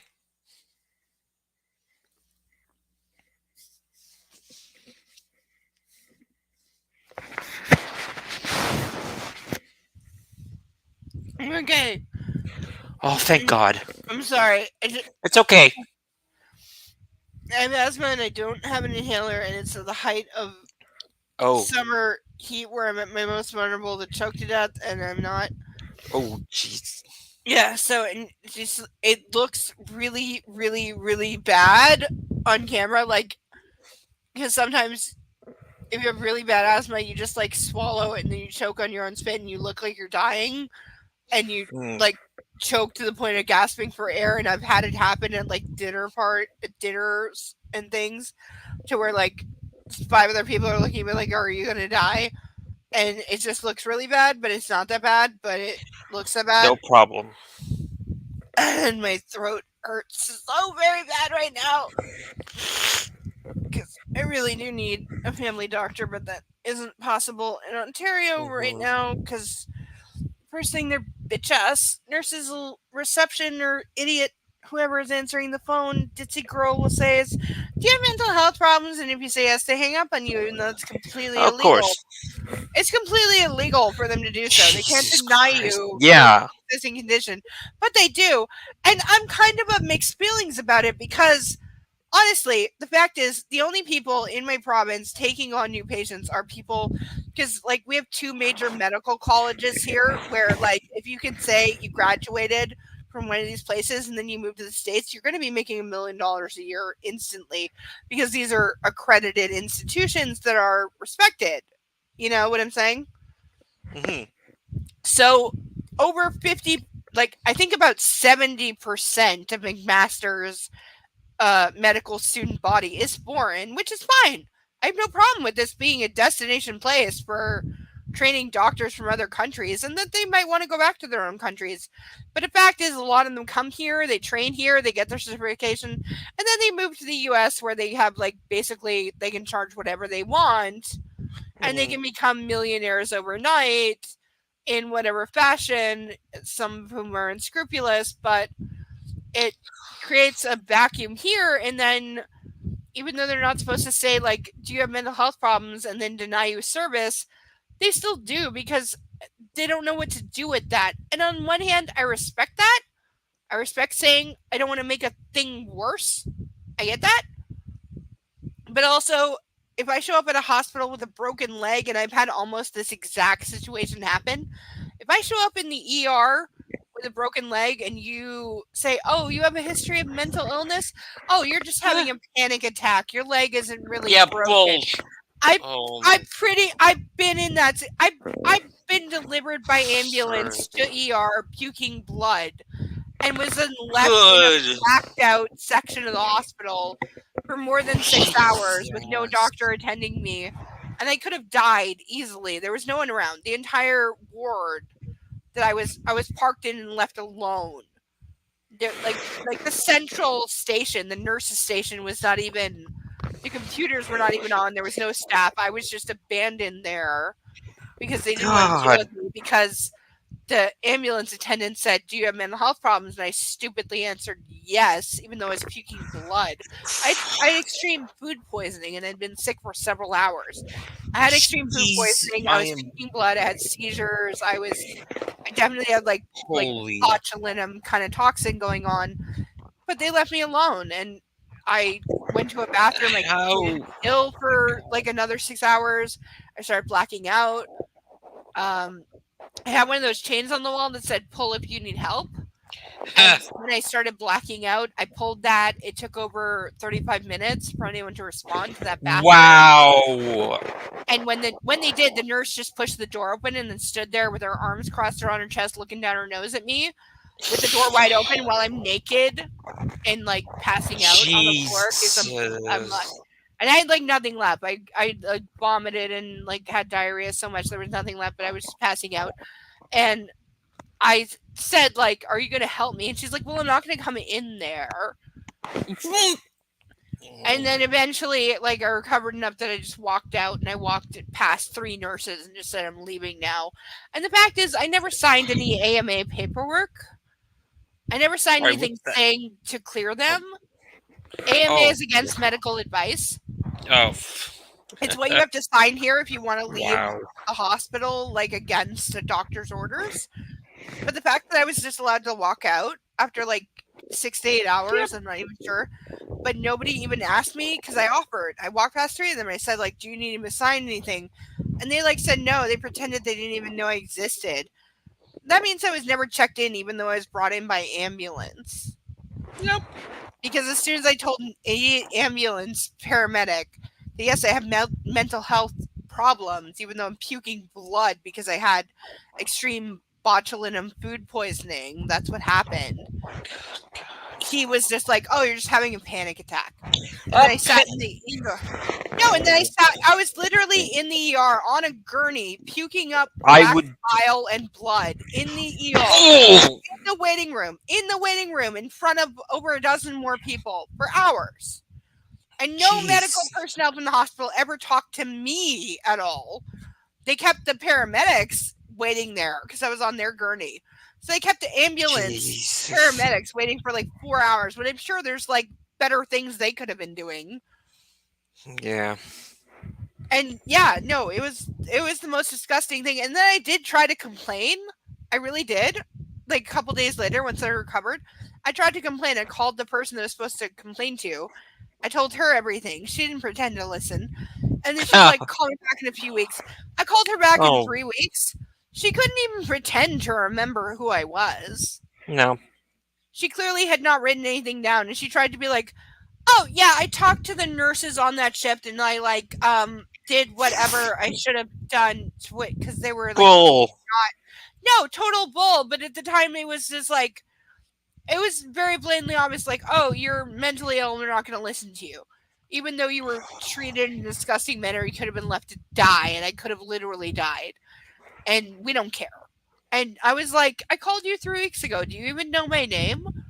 And she made no secret of like, no, she didn't care. She didn't write it down. She didn't take a formal complaint. She wasn't willing to do anything about how I was treated or the fact the hospital was massively liable or the fact that they were just disgusting in general. Or the nurse just stood there with her arms crossed looking down her nose saying like, well, I'm not going to come into the bathroom to help you because I'm sitting on a toilet naked, like passing out. And she's like, well, I'm not going to come in there and help you. I'm sorry. So what the fuck is your purpose in life, stupid bitch? Lazy like, bitch. Again, I was not having a mental health problem. I was having, like, I'd eaten undercooked chicken from a restaurant. So I was having, like, botulism. Jeez. I am. Oh, wow. And just nobody. Also, like between the fact that the second that I said, and keep in mind, I was in the ambulance. We were already on our way to the hospital. I was already in the ambulance. I spit on the books. I'm trying to dry it. But I was already in the ambulance before they asked me that. And prior, the thing that I find noteworthy in memory is that prior to them asking if I had mental health, the paramedics, the 2 of them, had been quite nice to me and were like treating me like I was ill for real. Because I had vomited several times in their presence. Like they had like monitors, they had the electrode things, they had the pulse things, and they were getting like crazy readings saying like, yeah, something's wrong. But the second that I said yes, everything went out the window. Yeah, it's like a switch was flipped. Yeah. Like, oh well. Yeah. Just they stopped caring. It stopped mattering. It didn't even matter if my physical like readings didn't match what a panic attack would be. That didn't matter. It's she has mental health concern. Everything's mental health. Because apparently you can't have both a mental health disorder and a physical problem. I swear to God, I could walk into the ER with a broken leg with like half my femur sticking out of my leg and they would still call it a panic attack. That's how bad it is. My God. No, that is genuinely how bad it is, and that's pretty much exactly what they did. And then they refused to take, a complaint about it and tried to like play it off like. And I would still love to like fucking have it out with them, but never gonna happen. Where were they?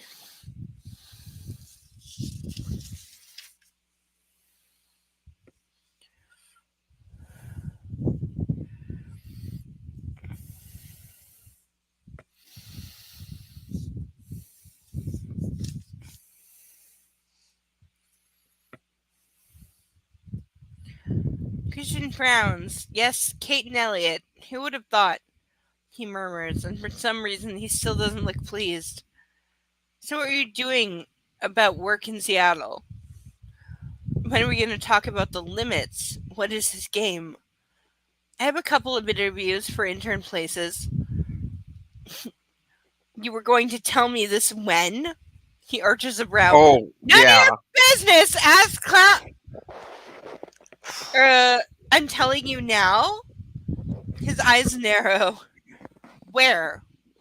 For some reason, possibly because he might use his influence, I don't want to tell him. Yeah, no shit. A couple of publishing houses. Is that what you want to do? Something in publishing? I nod warily. Well, he looks at me patiently, waiting for more information. Well, what? Don't be obtuse, Anastasia. Which publishing houses? He scolds. Oh my Just the God. smaller ones, I murmur. Why don't you want me to know? Undue influence. I wonder why. See, I wonder. And he does exactly what you're thinking. He ends up Of doing course. exactly. Yeah, of course. And then I will say, Book tries to claim it has no merit. Book tries to claim it doesn't matter that he did that she gets promoted all of her own accord because she's so special. It literally tries to do that. I'm not kidding. It claims that she gets promoted on her merit after he buys the place she ends up working for. She goes, by the way, she goes from being the unpaid intern to the chief of the entire publishing company. She becomes the CEO. She goes from intern to CEO in less than 5 days. And they try to claim that it is not because Christian Grey bought the place after she starts working there, which is coming up. I'm not kidding. E.L. James claims she got it on merit, not because he bought the place. I'm not kidding. Yeah, no. Oh, now you're being obtuse. He laughs. Obtuse? Me. God, you're challenging. Drink up! Let's talk about these limits. God. He fishes out another copy of my email and the list. Does he wander about with these lists in his pockets? I think there's one in his jacket that I have. Shit. I'd better not forget that. I drain my cup. So she's drinking. He glances quickly at me. More? Please. So yes, he's pouring. She's had at least 3-4 glances at him. He's pouring her more champagne right now. He smiles, that oh so smug private smile of his, and holds the champagne bottle up and pauses. Have you eaten anything? Oh no, not this old chestnut. Yes, I had a 3-course meal with Ray. I roll my eyes at him. The champagne makes me bold. So no, she's not eating anything all day, and she's had 4 glasses of champagne. And he's actively pouring her more and knows it. He leans forward and holds my chin, staring intently into it. my god. Yeah, I hate the amount of it's so much worse than the other ones, but I hate it this much too. Next time you roll your eyes at me, I will take you across my knee. What? Oh, my I breathe God. and I can see the excitement in his eyes. Oh, he responds, mirroring my tone. So it begins, Anastasia. My heart slams against my chest and the butterflies escape from my stomach into my constricting throat. Why is that hot? He fills my cup and I drink practically all of it. Chastened, I stare up at him. Got your attention now, haven't I? I nod. Answer me. Yes, you've gotten my attention. Good, he smiles, a knowing smile. So sexual acts. We've done most of this, which is so not true. He is gaslighting so hard.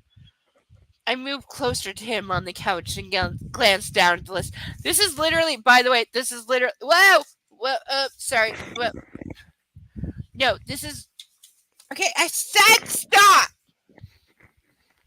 Okay, see where it says appendix? This is literally where it goes into another list, and this is why I had to drink so hard. Okay, because particularly, do we see this one? Do we see this one?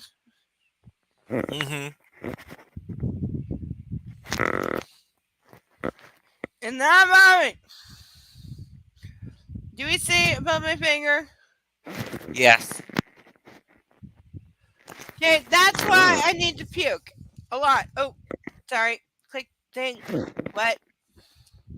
Appendix 3, soft limits. To be discussed and agreed between both parties. Does the submissive consent to? I may throw up at any moment and don't try to judge me for it. You're making a lot of noise. What? No. Making a lot of noise. No. I'm sorry. It's my headset rubbing against my my cushion here, the pillow I have. Okay, it's really noisy. Sorry, my bad. Appendix 3, soft limits. Does to be discussed and agreed upon between both parties. Does the submissive consent to? Here we go. Masturbation. Cunnilingus.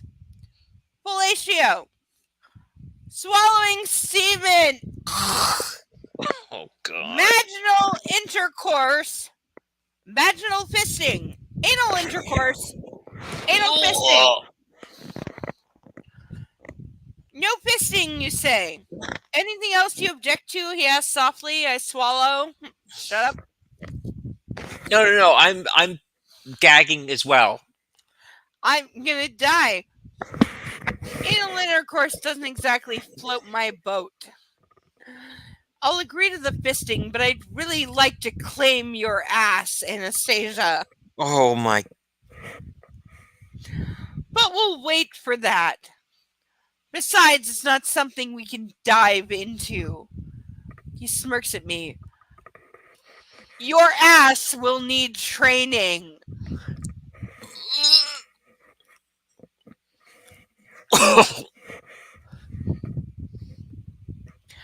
Training? I whisper. Oh, yes. It'll need careful preparation. Anal intercourse can be very pleasurable, trust me. But if we try it and you don't like it, we don't have to do it again.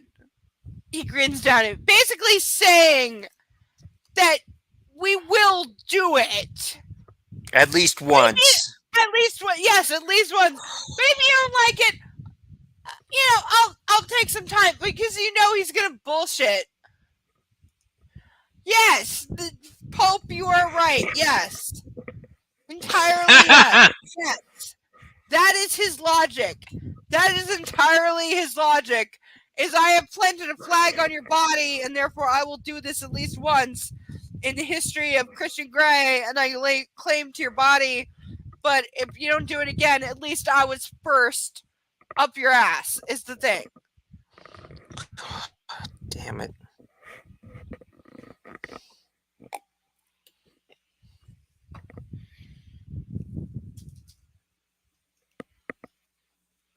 Because again, he's being told no. He's being told no. And what he does is modify it. He doesn't take no as an answer. He just goes around it and then to the next thing.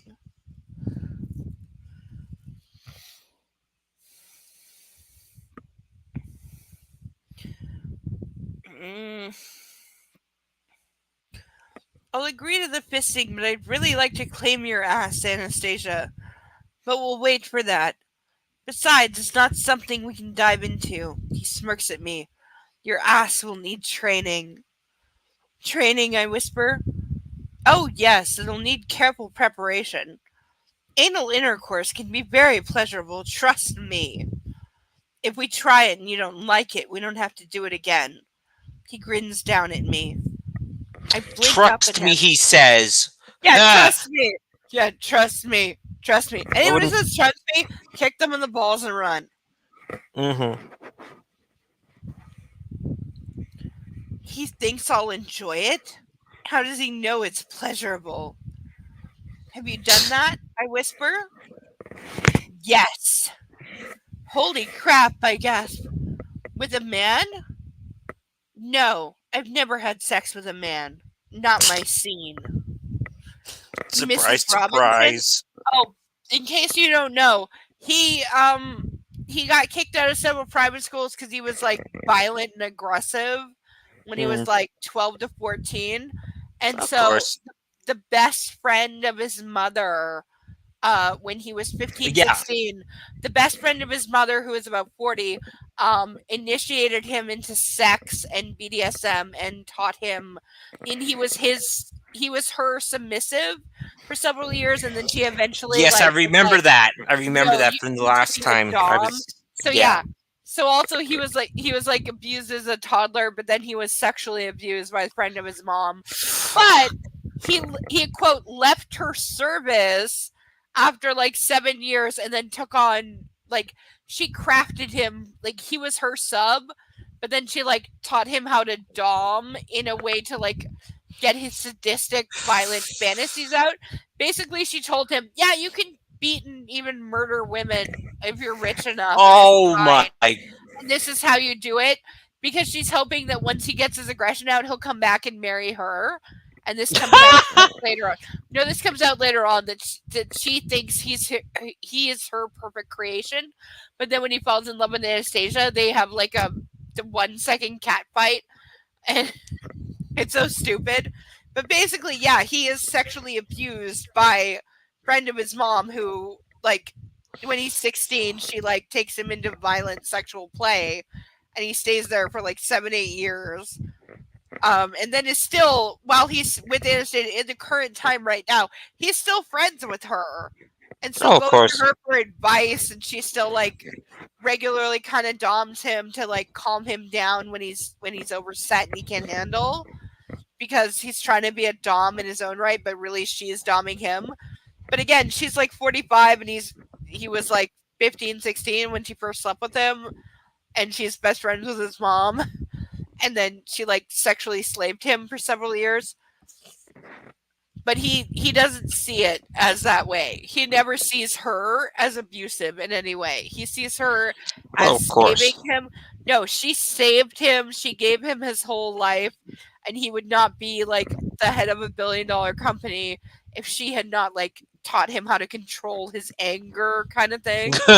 Control. No, that's it. That's the entire thing. Is she taught him how to control his anger and how to manage his abusive background, and like how to submit himself, but then also how to dominate others.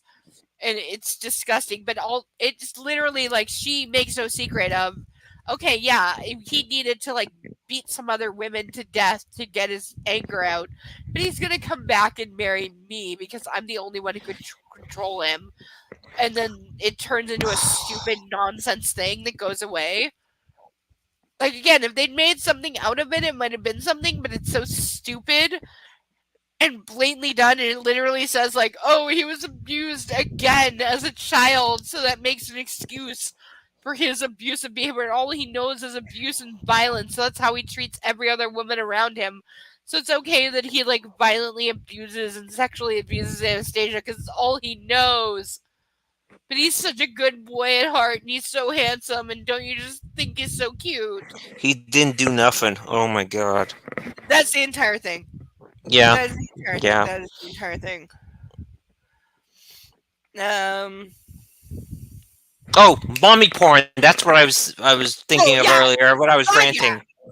Yo, Mrs. Robinson is entirely mommy porn. Yeah. Oh God, yeah. Mrs. Robinson is mommy porn. Dear God, yes. Dear God, yes. My Mrs. Robinson, as she's called, her name is Elena. By the way, there's like 5 other people with like E something names, which are not common. There's like there's Ethan, there Elliot, and Elena are all in this book. Oh my god. No, there's something weird. It's really contrived. I don't even know. But it's just You know what? I guarantee you it's E.L. James trying to, it's her projecting, like, Yeah. fucking hell, it's so clear, like. Oh yeah. Okay. No, I've never had sex with a man, not my scene. Mrs. Robinson? Yes. Holy shit. How? She's never heard of strap-ons, apparently. I frown. He moves on down the list.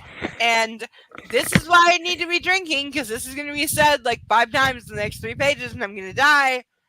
And swallowing semen. Oh. Well, you get an A on that. I flush and my inner goddess smacks her lips together, glowing with pride. Because he drowned her in the bathtub while making her go down. She's dead, actually. According to the way it was written, she's dead. And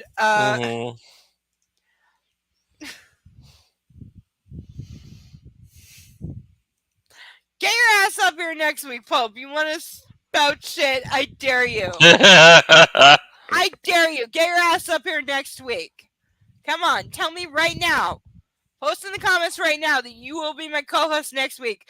You can run your mouth all you fucking want, and I will absolutely at you. Come on.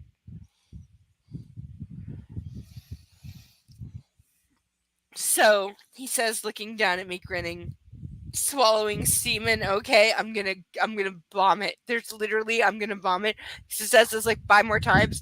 I'm gonna just project. I'm gonna be the first person to projectile vomit on a thing. I nod, not able to look him in the eye, and drain my cup again. More, he asks. More, and I'm suddenly reminded of our conversation earlier today as he refills my cup.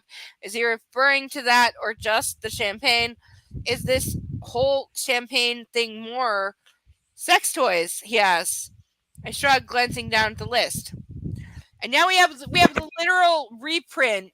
We have the literal reprint of the contract. Cause see, oh my god! Here, this is the reprint of the of the actual contract of what she will do, because he's demanding that. And apparently, they both have this in front of them. Stop, Pope. I'm not. What? No, not you. Not you. I said Why? Pope. What? He says, "Mom, help! The internet is yelling at me." I ain't your mommy, bitch.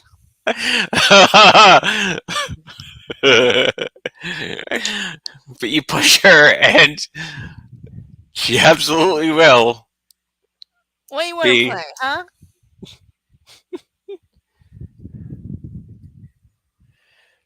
What? I have so many, like, no, I need my silicone, like, what? No, like, what? Like this? Like... Nice.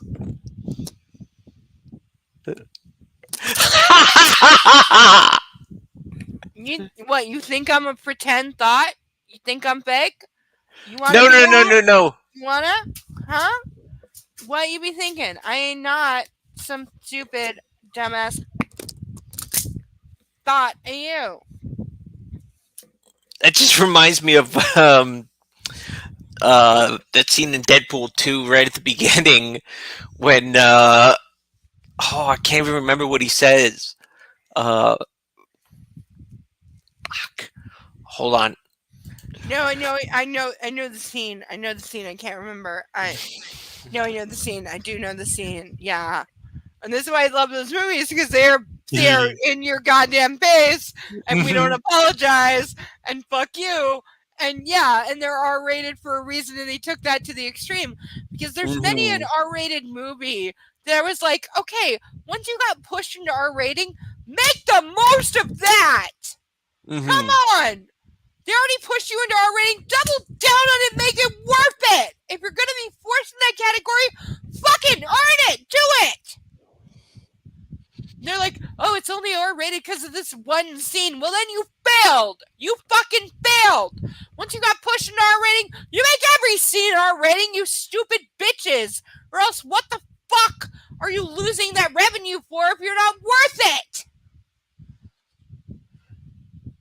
How do you think the Blair Witch made their money, you stupid dumbasses?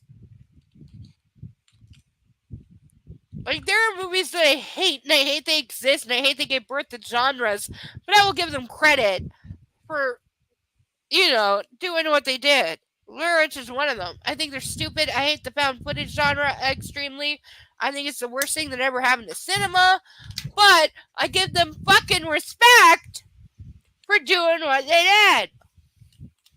Okay? They fucking made it happen. They made their billions. They played on a thing. They deserve it.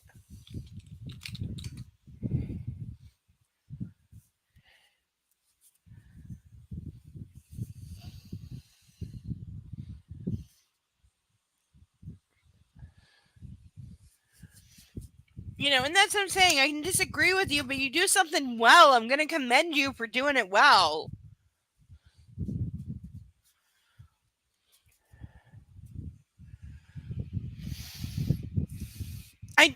Friggin' Pope, I don't even know what that means.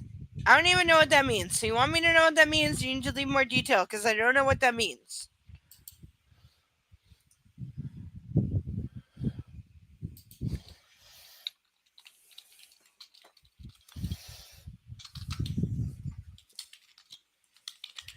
Okay, I'm calling a 5-minute break because I need a pee break at this point. So No problem. Deadpool, I'm leaving you in charge of the chat while I go take a pee break because I've drank a lot of vodka and iced tea, and both of which make me have to pee. So you are in charge, and chat, I leave it over to you. Ask him questions and make him answer. Be right back. Oh, I wouldn't do that, dude. You are definitely pushing, testing the limits.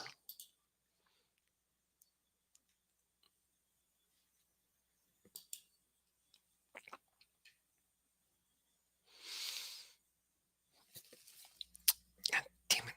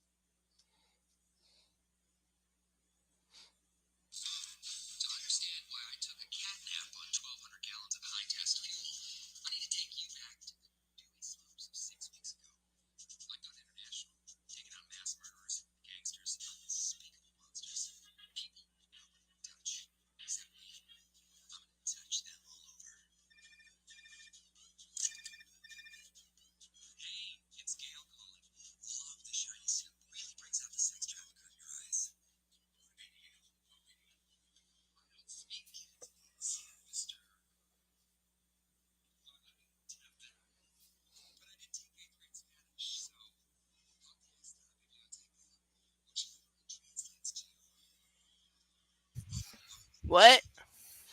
Oh, nothing. I'm looking up a video. I was deciding if I need to buy new panties before my Uh, possible tryst, and here's the answer is yes. But the Oh, problem has dear. been getting them here on time because I don't know. We don't have a date yet, but it could be really short, but it could be really long. In 2 weeks, when you're ordering off eBay, is not enough time for like decent panties. And and if they're just going to be cut off anyway, do you really need them to be good panties? The answer is no, but that's why No. you're buying cheap ones, but that's why they take like 6 weeks to come off eBay and I don't have 6 weeks. So then do you want to buy like more expensive panties to just have them ripped off, and that's great, but still, panties ain't cheap and why don't I have more? I need to do some laundry and like sort out my shit in my closet because my cat's like destroyed the closet. Something about swallowing semen. What?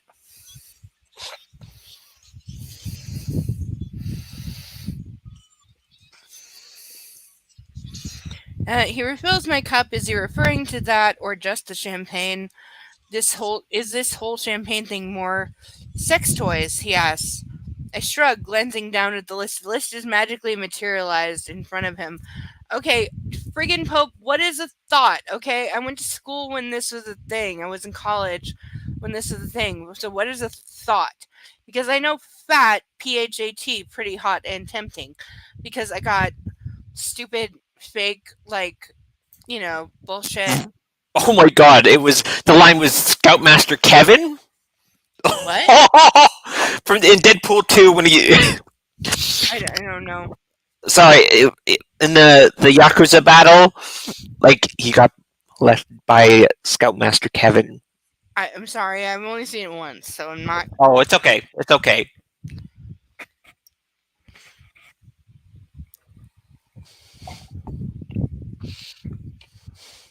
But it was long before those movies because I was like 14 goddamn years old when PHAT was a thing, and that's over 20 years ago. Oh, that's another term for like a slut, a thought. No, it's not. That's the point. Oh. Thought. Okay, if thought means a slut, I understand that. But fat, PHAT. PHAT, yeah, no, yeah. No, that's totally different. Totally different.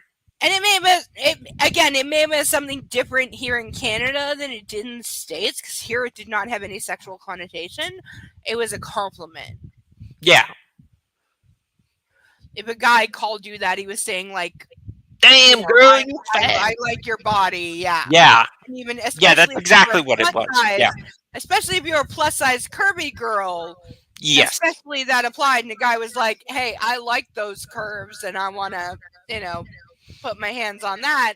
And so when on Valentine's Day I got a card through my locker from the head of the basketball team, let's just say I knew it was fake because I was the least popular girl in school and he had a known girlfriend. Yeah. And yeah, a friend of mine eventually confessed to having faked it. And she was like, "I just wanted to make you smile." Which she was being honest. Yeah. So that's why I remember why I was talking. Honest. Sorry, that's why I remember. I remember why I was talking about the line from Deadpool 2 was because thinking of like also like when in Deadpool 1 when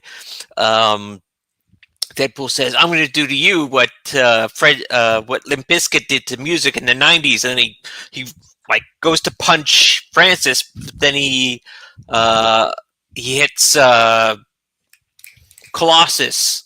He's like, "Dad," or something like that, or whatever it was. Yeah. Anyway, extreme ADHD. Like I am literally fucking Deadpool. Squirrel. Yeah, squirrels are on them. Glaring down at the list, this is why I needed excessive alcohol. Here we go. We're getting into it in the next few pages. Does the submissive, this is language from his contract that he wants her to sign and abide by. Does the submissive consent to the use of, and keep in mind, this is how this is structured. There's bullet points, etc. Vibrators, butt plugs, dildos, other vaginal anal toys. Anytime you put other, that can mean like literally anything.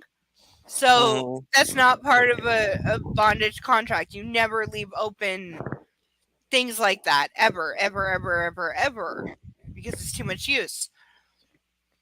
And again, we're told later after this scene that she had to Google what butt plugs were. Wow. No, she's that much of a virginal innocent. Again, I have said 3 things that would make this make sense. 1, that she was raised Amish and that she was homeschooled all the way through high school.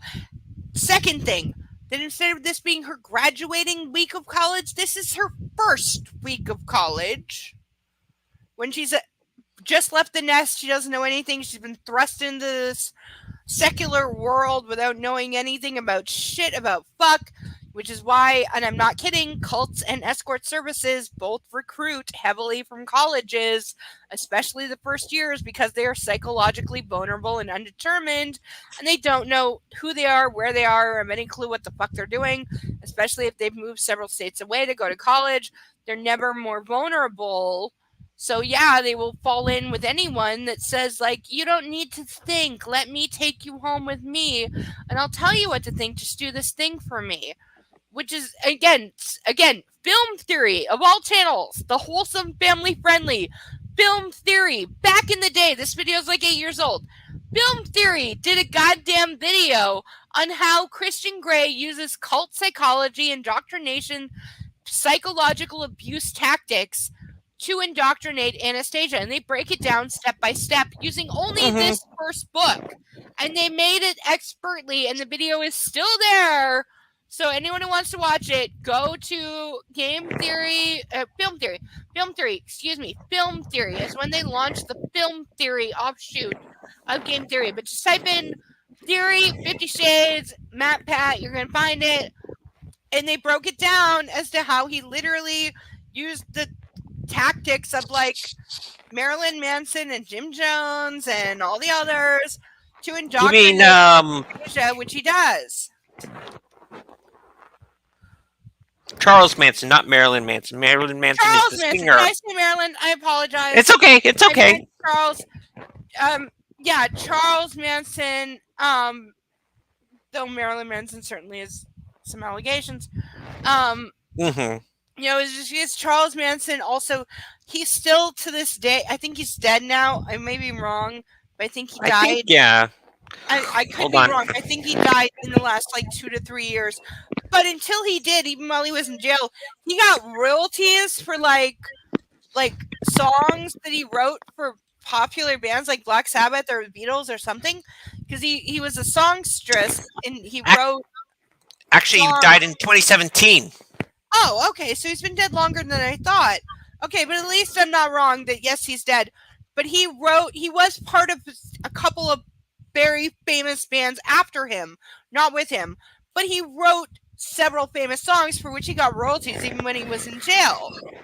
I believe Jesus. I could be so wrong. I know for a fact that yes, he wrote several famous songs for famous bands. That's a fact. I know that's a fact. I want to say one of them was like Black Sabbath or the Beatles, but I could be wrong on both those accounts. But it was somebody equally famous.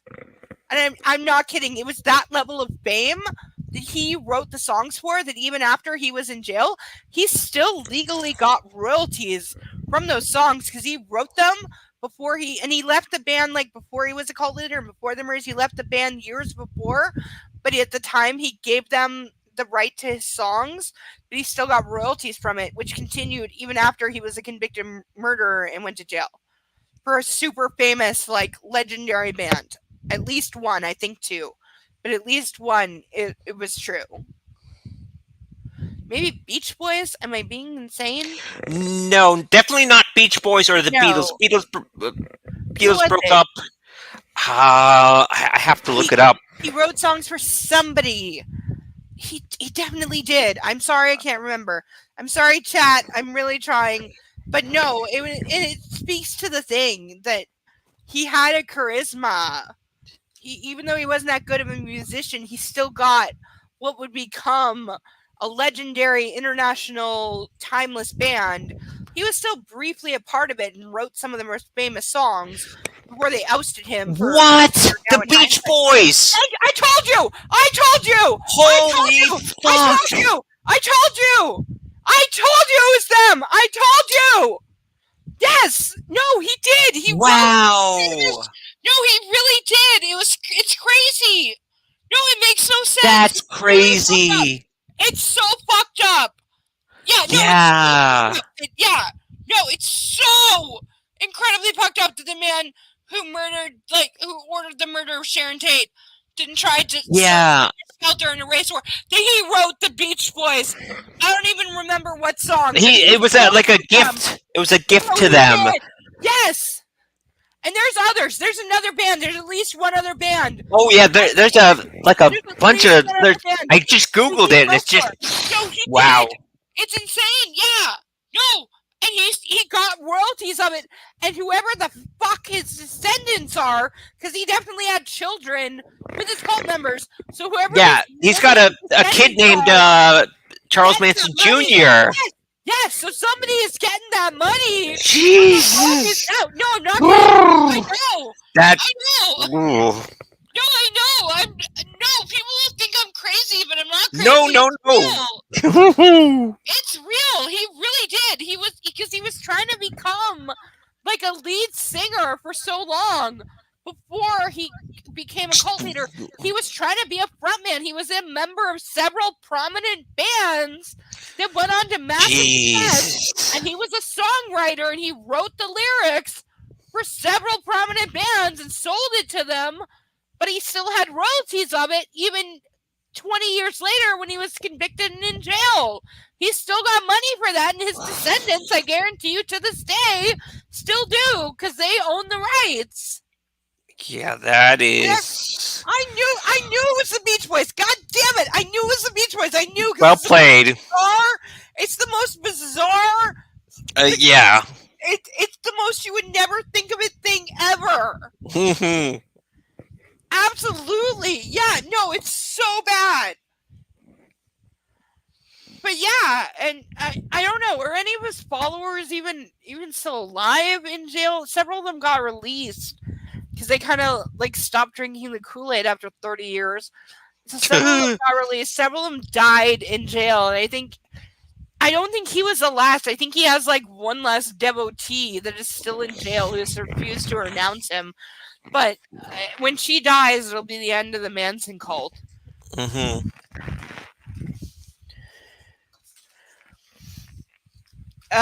Does a submissive consent to, and where it says butt plugs, she says, butt plugs? Does it do what it says on the box? I scrunched my nose up in distaste.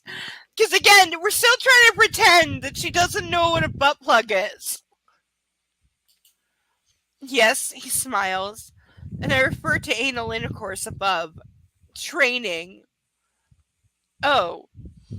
What's in other? Beads, eggs, that sort of stuff. Eggs? I'm alarmed. Not real eggs. He laughs loudly, shaking his head. I purse my lips at him. Again, if that's what you mean, put that in specifics. Don't leave a vague other where you could, like, shove a cucumber up her ass, okay? Like, because again, he has so many, like, vague clauses where he can do whatever he wants that it's so blatantly abusive. I purse my lips at him. I'm glad you find me funny. I can't keep my injured feelings out of my voice. He stops laughing.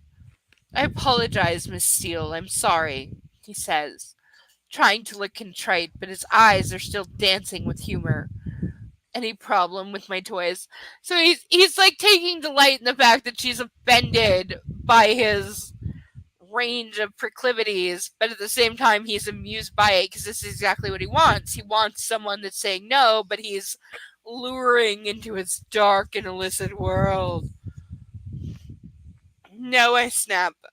Anastasia, he cajoles. I am sorry. Believe me. I don't mean to laugh. I've never had this conversation in so much detail. You're just so inexperienced. I'm sorry. His eyes are big and gray and sincere. Because again, he's offering this to someone who doesn't know what she's getting into, and that's like all of his fun. Is that she's agreeing to things she doesn't understand.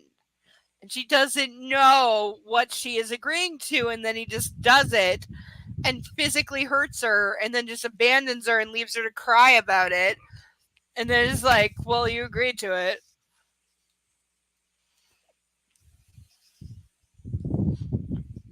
Have I lost you? Oh no. I'm reading about the Manson family. Sorry. Right.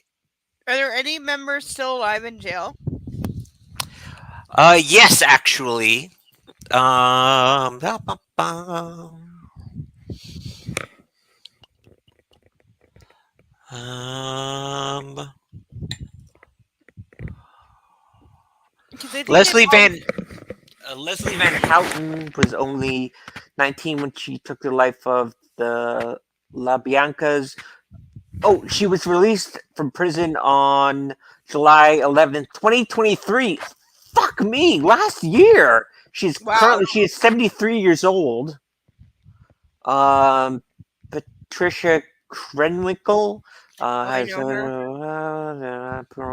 currently age 75. She's still behind bars. She was involved in the murders of Sharon Tate and Rosemary and Lino LaBianca. Yeah. Wow. Jeez. Those are the two last surviving members. I guess, yeah. Fucking A.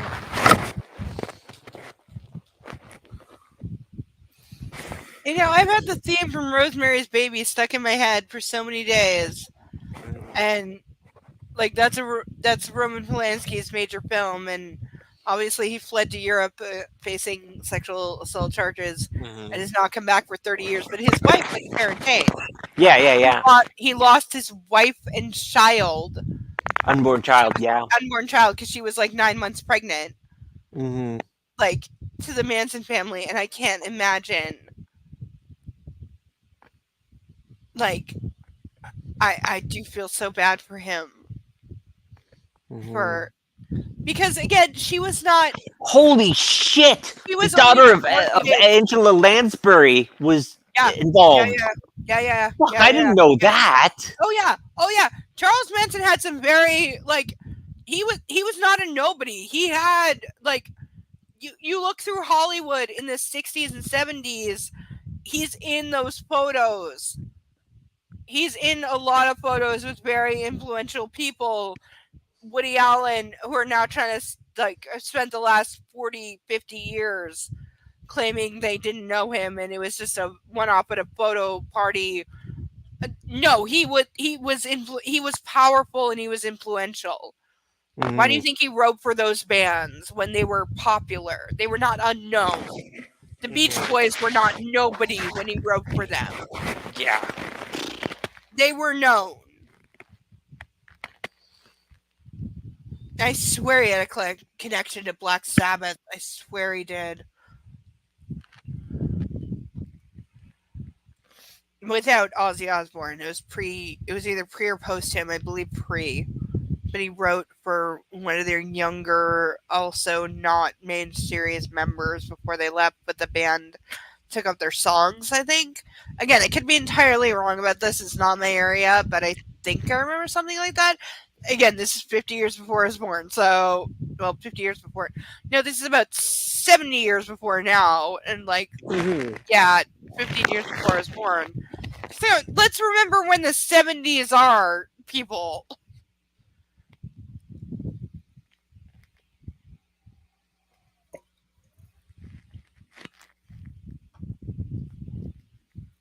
And my tea glass is empty, and so is my carafe, so I need to refill it and make more tea. If you'll excuse me for a moment. No problem. I'll hold down the fort. Don't worry. Entertain the troops, please.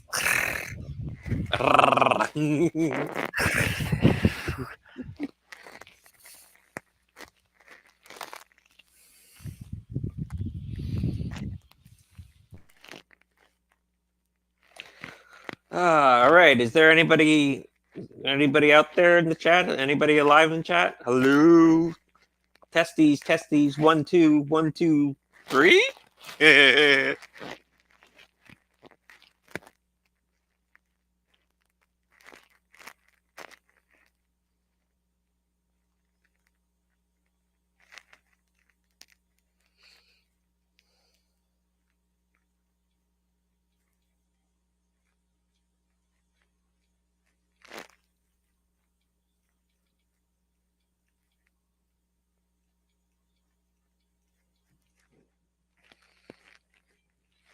Hello.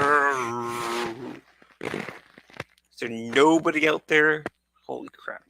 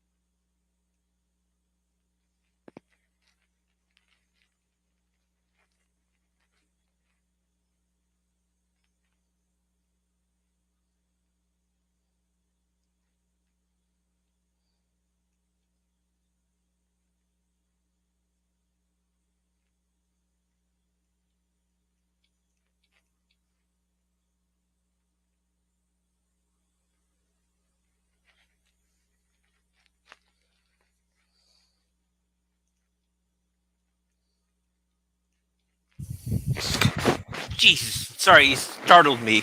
Nobody was really responding in the chat. Yeah, chat's a bitch. They need to be spanked, all of them. I thaw a little and take another sip of champagne. Right. Bondage, he says, returning to the list. I examine the list and my inner goddess bounces up and down like a small child waiting for ice cream. There's also, it's less in this one, but there's an infantilizing level, which again in the other books, which are called, by the way, there's currently 2, there will be a 3rd, I guarantee you, but they're called the Mr. and the Mrs. Because even in the second one, after she's married to him, she still calls him the Mr. Because she's just his housekeeper who barely speaks English. And he's raped several times while keeping her constantly drunk and roofied.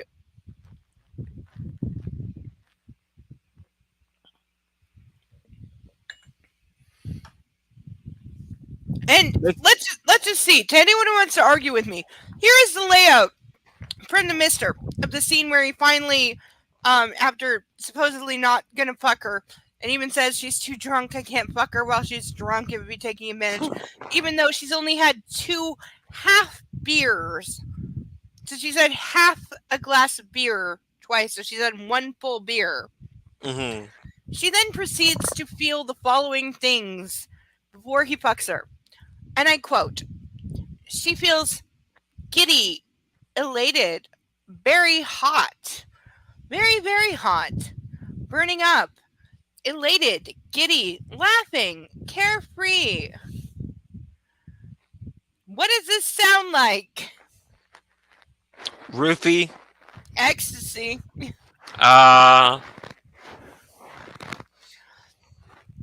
Yeah, and he says repeatedly, "Oh, she's too intoxicated.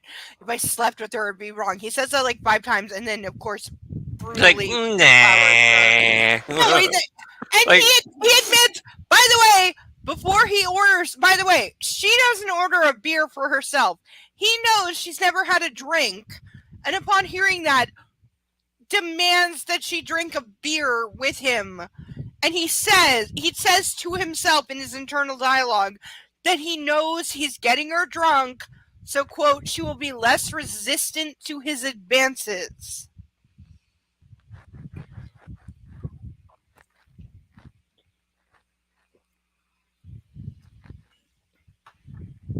And then she then acts like a giddy schoolgirl, including running and frolicking and dancing and giggling as she splashes around in the sea, as he watches her get wet and then peels her clothes off and brutally fucks her. Mm-hmm.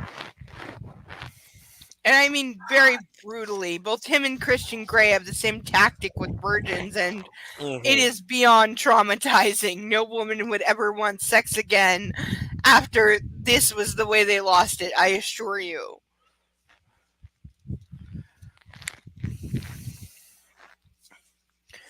But we shall proceed.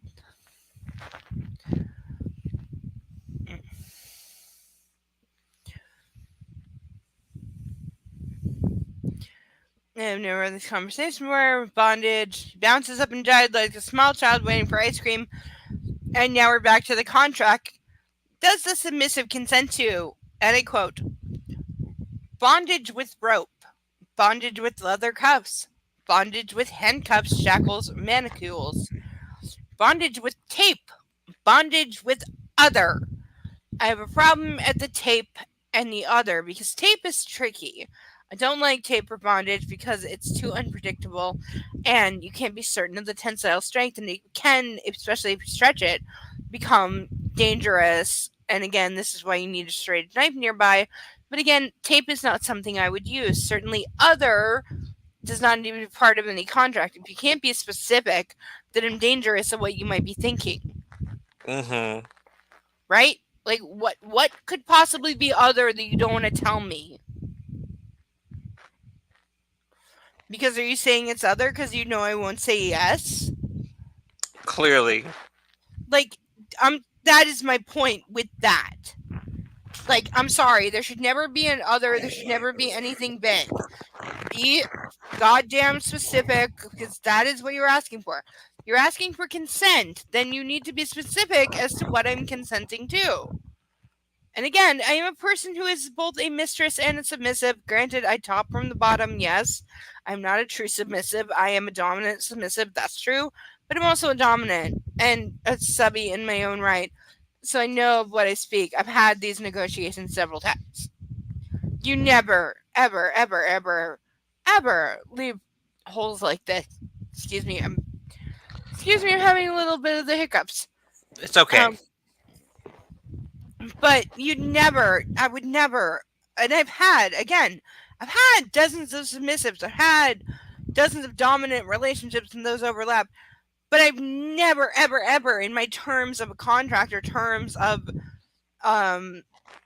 okay, not okay with submissive, I've never left anything so big as like, oh yeah, and I might add whatever I want as long as it's tying you up. I would never, ever, ever do that. Because that's just, like, really disturbing and dangerous. Like, what kind of a moron would allow for those kinds of loopholes? Yeah, exactly. Who says, oh yeah, you can tie me up with whatever once I agree? No! Mm-mm. Again, I'm a dame, and when I sub, I have extremely excruciating limits, to which point I've had like men that have wanted to dom me, and I've said like, okay, I'm not a true submissive, I'm a dame allowing you to dom me for my personal pleasure, therefore you will X, Y, and Z. And fact is 99.9% of them peace out. They're like, no, I'm not getting off on that because you're not letting me dom you enough. And I'm like, yeah, that's the goddamn point. what did you not get from the beginning? Why did you waste my time for 3 weeks? Because again, men are stupid. I'm sorry. But I have had men show up at my door. I'm sorry. It's okay. I have had multi-week conversations with men who swear they understand the traffic lights, they understand what a safe word is, and then they show up at my door, literally show up at my door, and I'm dressed in what they asked for because they asked for a role play of a certain kind, and I'm dressed and waiting for it, where they might spank me and then let me get on top, and they just stand there like stupid idiots because they're 24 and in college and stupid. And I'm like, do you actually know anything about bondage or, sub-dom roles? And they're just like, no, I just thought I was hooking up with a prostitute. Wow! Okay, you get the hell out and you leave now. And no, don't leave the money. No, I didn't ask you for money. I'm not a whore. I am a whore. Get the fuck out. I apologize. I am a whore. That's true. I am a whore. You pay me, I will do it. But I'm not a slut. And you just treated me like a slut that you could then pay after the fact. Because that's what it is. If you abuse and use and then you leave money on the nightstand, that's a slut. A whore has a price up front and agrees to things up front for a certain amount of money, which is fine. You want to use it and spank it for $100 for 30 minutes, that's fine. But that's up front, and that's why I'm a whore, and you pay me up front. And yes, you can put the money on the nightstand, but you don't think you're going to come in here, do whatever you want, and then leave $50. No. I'm not a whore. I am a whore, but I'm not a slut. I'm not a skank. I'm not your puppet. You want to have a whore kind of relationship, we work it out ahead of time. And we agree on a price. You don't show up and then throw down cash. No. And you want to show up and be like, oh yeah, I said I wanted student teacher things. So that's why you're dressed and you have a ruler in your hand. And I was expecting to spank this guy. And he's like, yeah, just lay down and let me at it. And I was like, no. Excuse you, bitch? Exactly. That's what they pretty much exactly my words. I'm like, no. I said I will spank you and you will get off from my spanking you and other genital torment, but we will have no sexual congress at all. You do not get to touch me. You don't get to fuck me. And yet he had showed up with cash in hand expecting that I would just lay down and let him spread them. Yeah, and I'm like, no, what a moron! Get out, good get Lord. out. And thankfully he did. Thankfully he was a 21-year-old college student idiot, and he just thankfully left and let me close and lock the door behind him, and thankfully that was the end of it. But we had talked for 3 weeks. 3 weeks! In which I had told him the traffic lights, and he was like, yeah, I know that about bondage. And he was like, yes, I want you to be my clearly it's teacher. bullshit. He was complete. 3 weeks! Oh my god. Why? That's my whole thing. Why? You can get laid so much easier than that. You can get laid go on Tinder, you idiot. You can have a willing slut in 5 minutes. Why are you doing this to me for 3 weeks and pretending they're into bondage and that you know what the terms are, and you're lying to me and you're pretending you want it, and then you show up at my actual physical door. You physically showed up, and then we're still a rapist asshole. And thank God you left when I told you to, so I didn't have to stab you. But why? There's other willing, that's my point. There's willing women. There's willing avenues. There's Tinder. There's Ashley Madison. There's whatever the fuck ever. You can find somebody to let you put it in right now within 3 minutes of where you live. That's definitely true. So why? And that's always my There's question. hot singles in your area. And those are true in a way if you know how to look. But I'm saying, why did you lie at me for 3 weeks and then show them in person? It's a waste of your time. It's But But what were they expecting would happen? I don't know. Once I you show don't. up in person and say, "Oh, I'm not actually willing to do any of those things I said for 3 weeks, and I just want to fuck you blind, and I don't have any like bondage for clipperments," like what? Why were you even here? Why are you here? Goodbye. Leave. Okay. We have way too many pages. Christian raises his eyebrows. Well, fine, I whisper, and quickly look back at the list. So she's agreed to all forms of bondage, including other. God damn it. Oh. Does the submissive consent to be restrained with, and this is a list, this is a bullet point list, so give me a minute. Hands bound in front, ankles bound, elbows bound, hands bound behind back, knees bound, wrists bound to ankles, binding with spreader bar, binding with fixed items, furniture, etc. Suspension. Does the submissive consent to being blindfolded? Does the submissive consent to be gagged? We've talked about suspension, and it's fine if you want to set that up as a hard limit. It takes a great deal of time, and I only have you for short periods of time anyway. Anything else? Don't laugh at me, but what's a spreader bar? Oh, God. I promise not to laugh. I've apologized twice. He glares at me. Don't make me do it again, he warns. And I think I visibly shrink. Oh, he's so bossy. A spreader is a bar with cuffs for the ankles or wrists. They're fun. They showed like half of one of these in the movies, and I have someone who wants to buy me one of these. The problem is they come in standard lengths, where like 3 to 5 feet is the limit. Problem is I have double jointed hips, so if I Really? I do, and that's a problem. Even though I'm plus size, and people think I don't have range, like if I legitly spread my legs to where I'm comfortable, like hip wise, to where I'm comfortable, I need like an 8-foot range on a spreader bar, and nobody makes that. And that's why like I legitly want one. I really do, because I think they're fun. I love having my legs forced open. That's one of my things. I love having my legs forced open and kept open.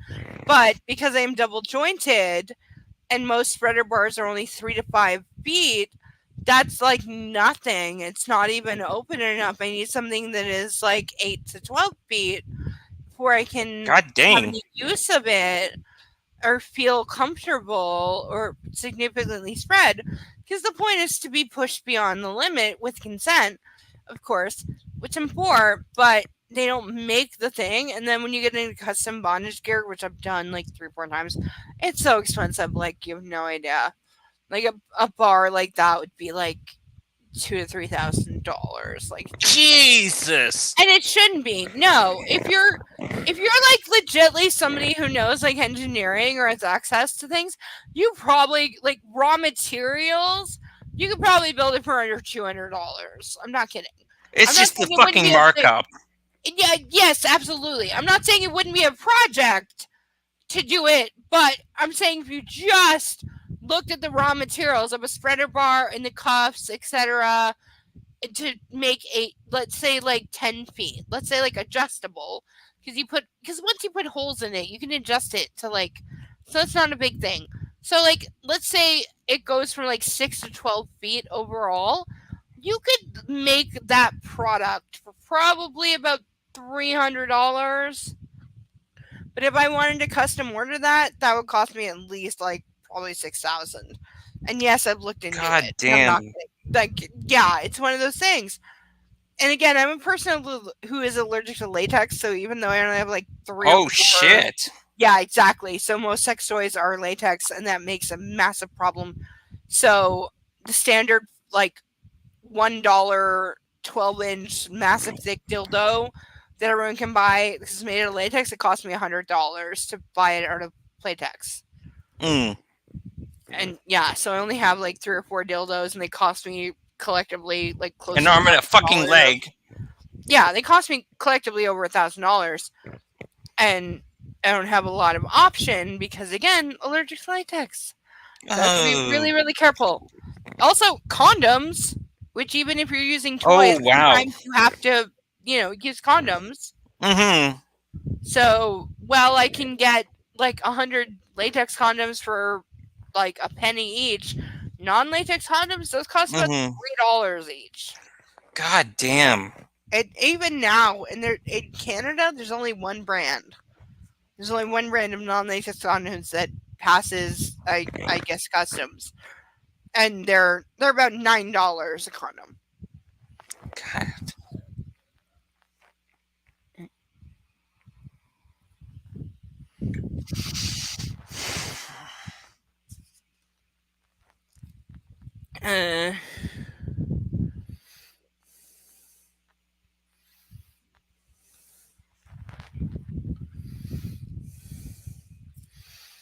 Okay, well, gagging me. I'd be worried I wouldn't be able to breathe. I'd be worried if you couldn't breathe. I don't want to suffocate you. And how will I use safe words? How will I use safe words if I'm gagged? This is a valid point because I've used this in person. If there's something in your mouth and you can't speak, then you have to use hand signals or hand signs. And you have to be very attentive. Yes, and the person has to be watching. Mm-hmm. They have to be looking for it, which he's clearly not because he doesn't care. He doesn't care if he kills these women. Again, he has the bodies in the basement.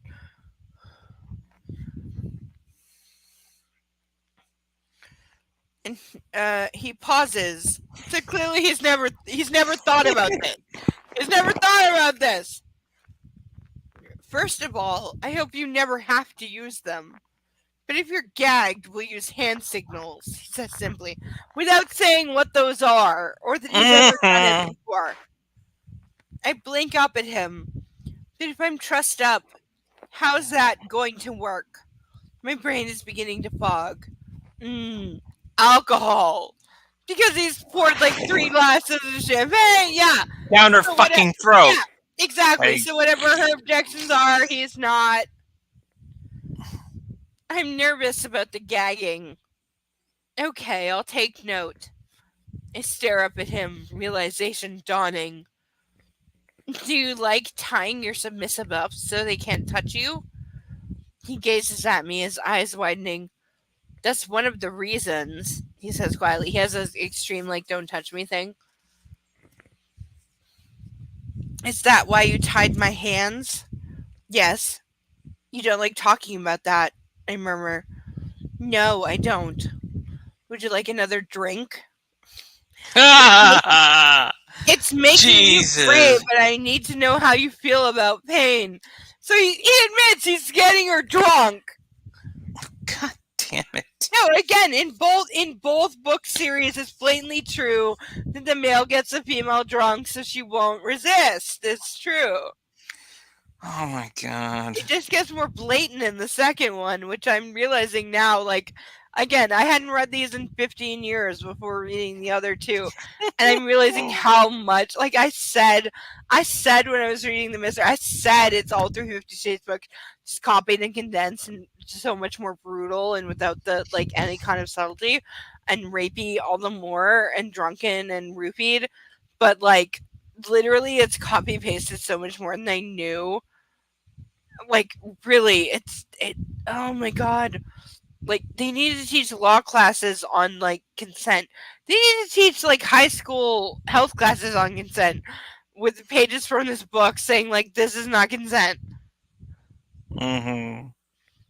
So what's your general attitude to receiving pain? Christian looks at me expectantly. You're biting your lip, he says darkly. I stop immediately, but I don't know what to say. I flush and stare down at my hands.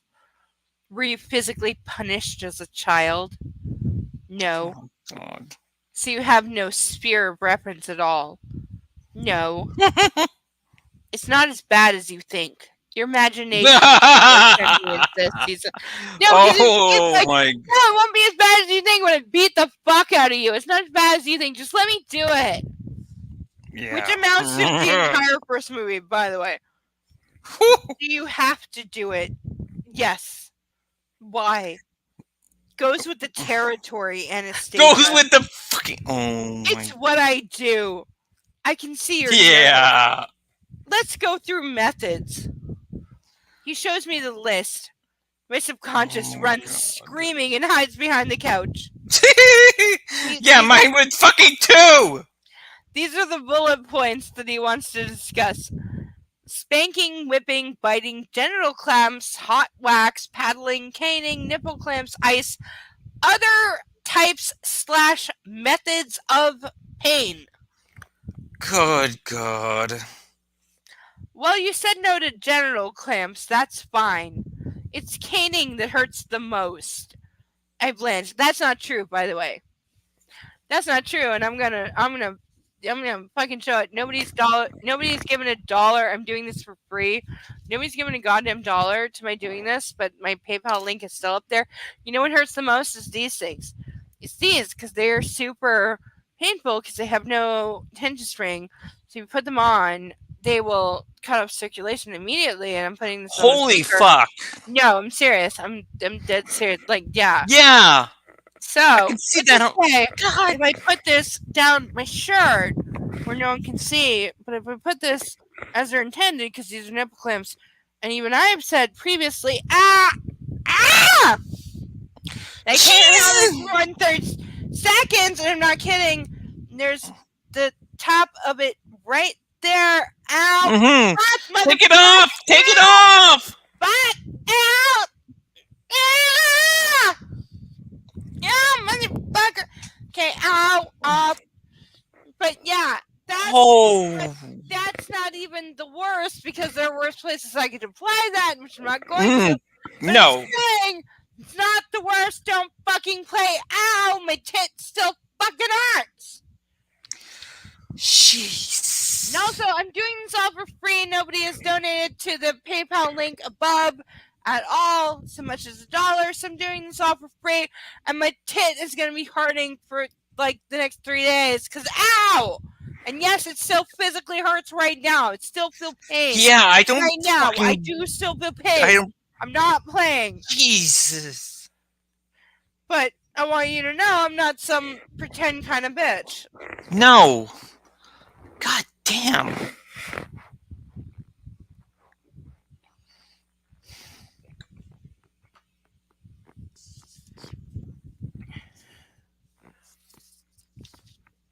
You said no to genital clips, I bench.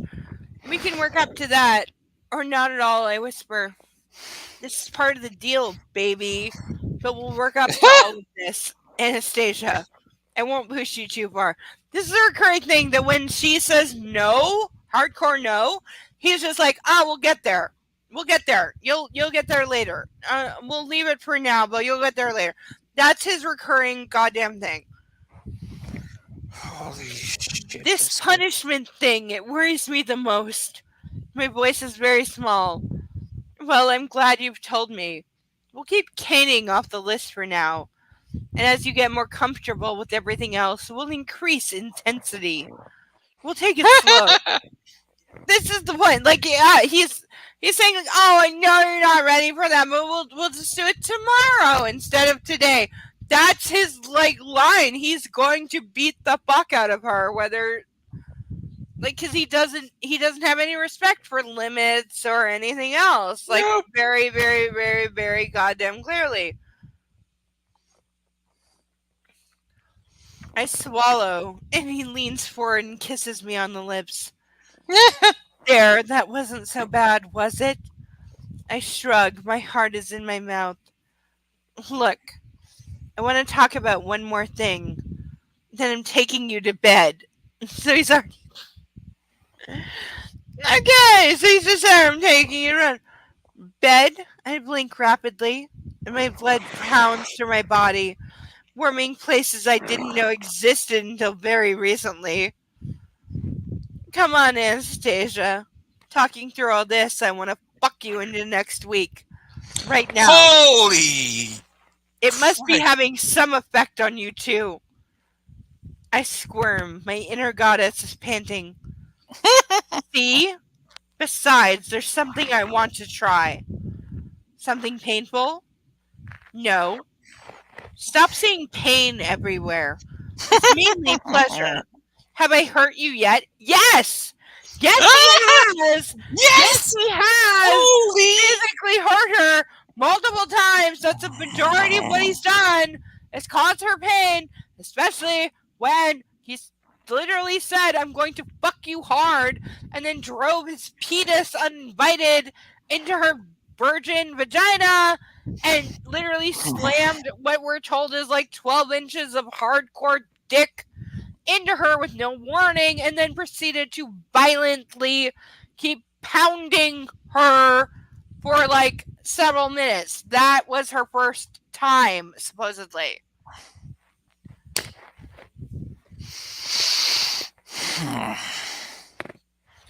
So yeah,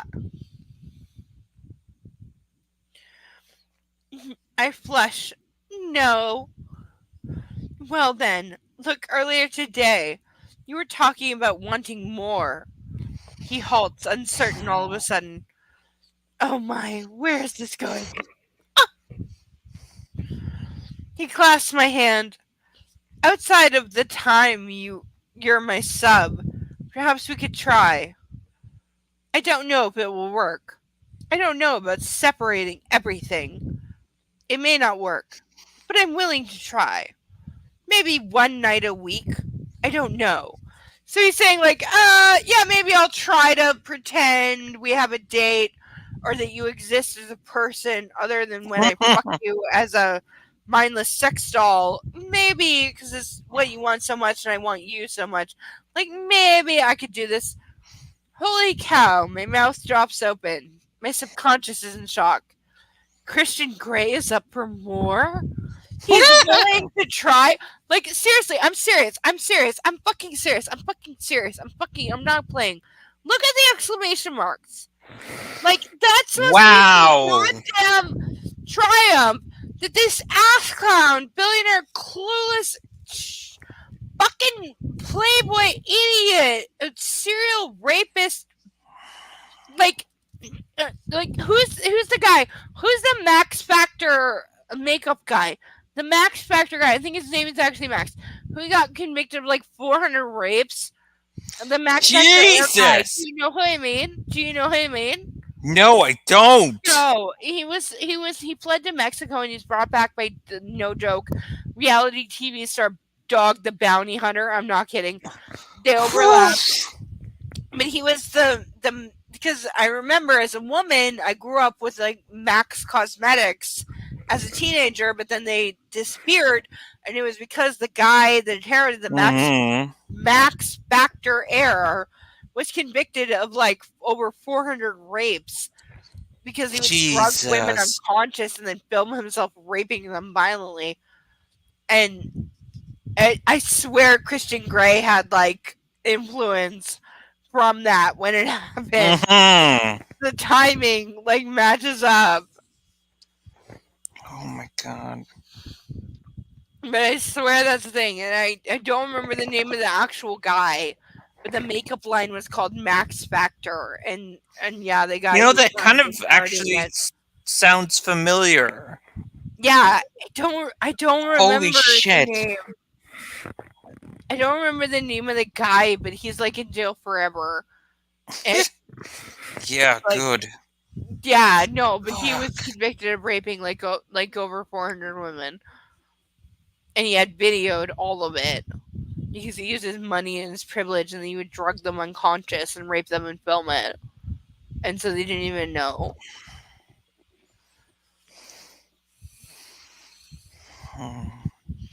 But it was the real thing for like a major cosmetics brand. Like it was because I remember again, I was a teenage girl in the 90s. I bought Max like cosmetics. I bought the cosmetics. I know them, and I remember like seeing the thing and Dog the Bounty Hunter, and he's got his own problems for being racist, but Mm-hmm. Well, yeah, I mean, But that was before that. He was raised after that. mm-hmm. I think his name was like Andrew or something. I'm not sure. But he was like the inherent son of the whole thing. And it came out that he had been drugging and filming himself raping unconscious women for decades. Fucking hell. And he's in jail for like forever and like 57 other forevers. Yeah, he's never getting out. No way. No, he's beyond never getting out. That's for sure. Mm-hmm.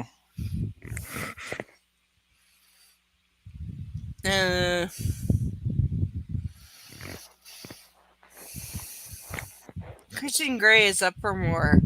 He's willing to try.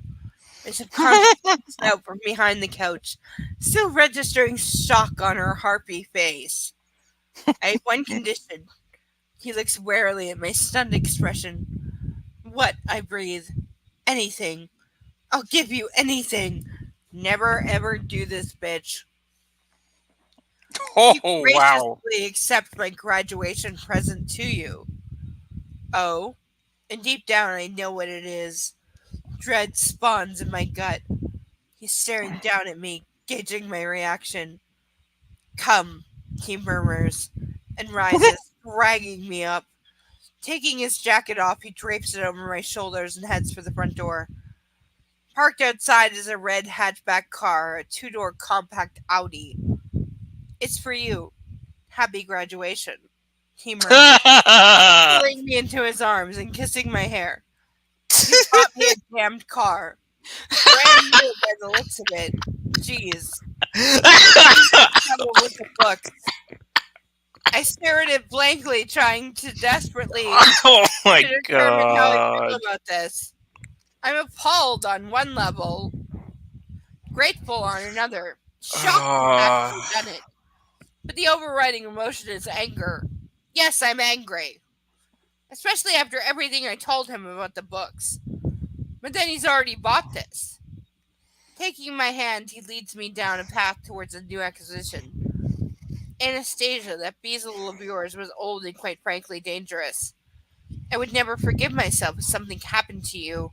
Well, it's so easy for me to make it right.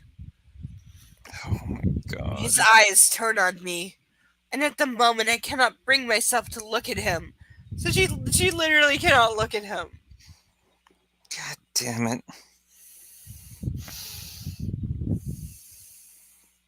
I stand silently, staring at its awesome bright red newness. I mentioned it to your stepfather. He was all for it, he murmurs, Yeah, of course he was.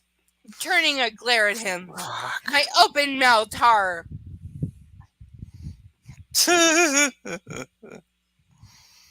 God.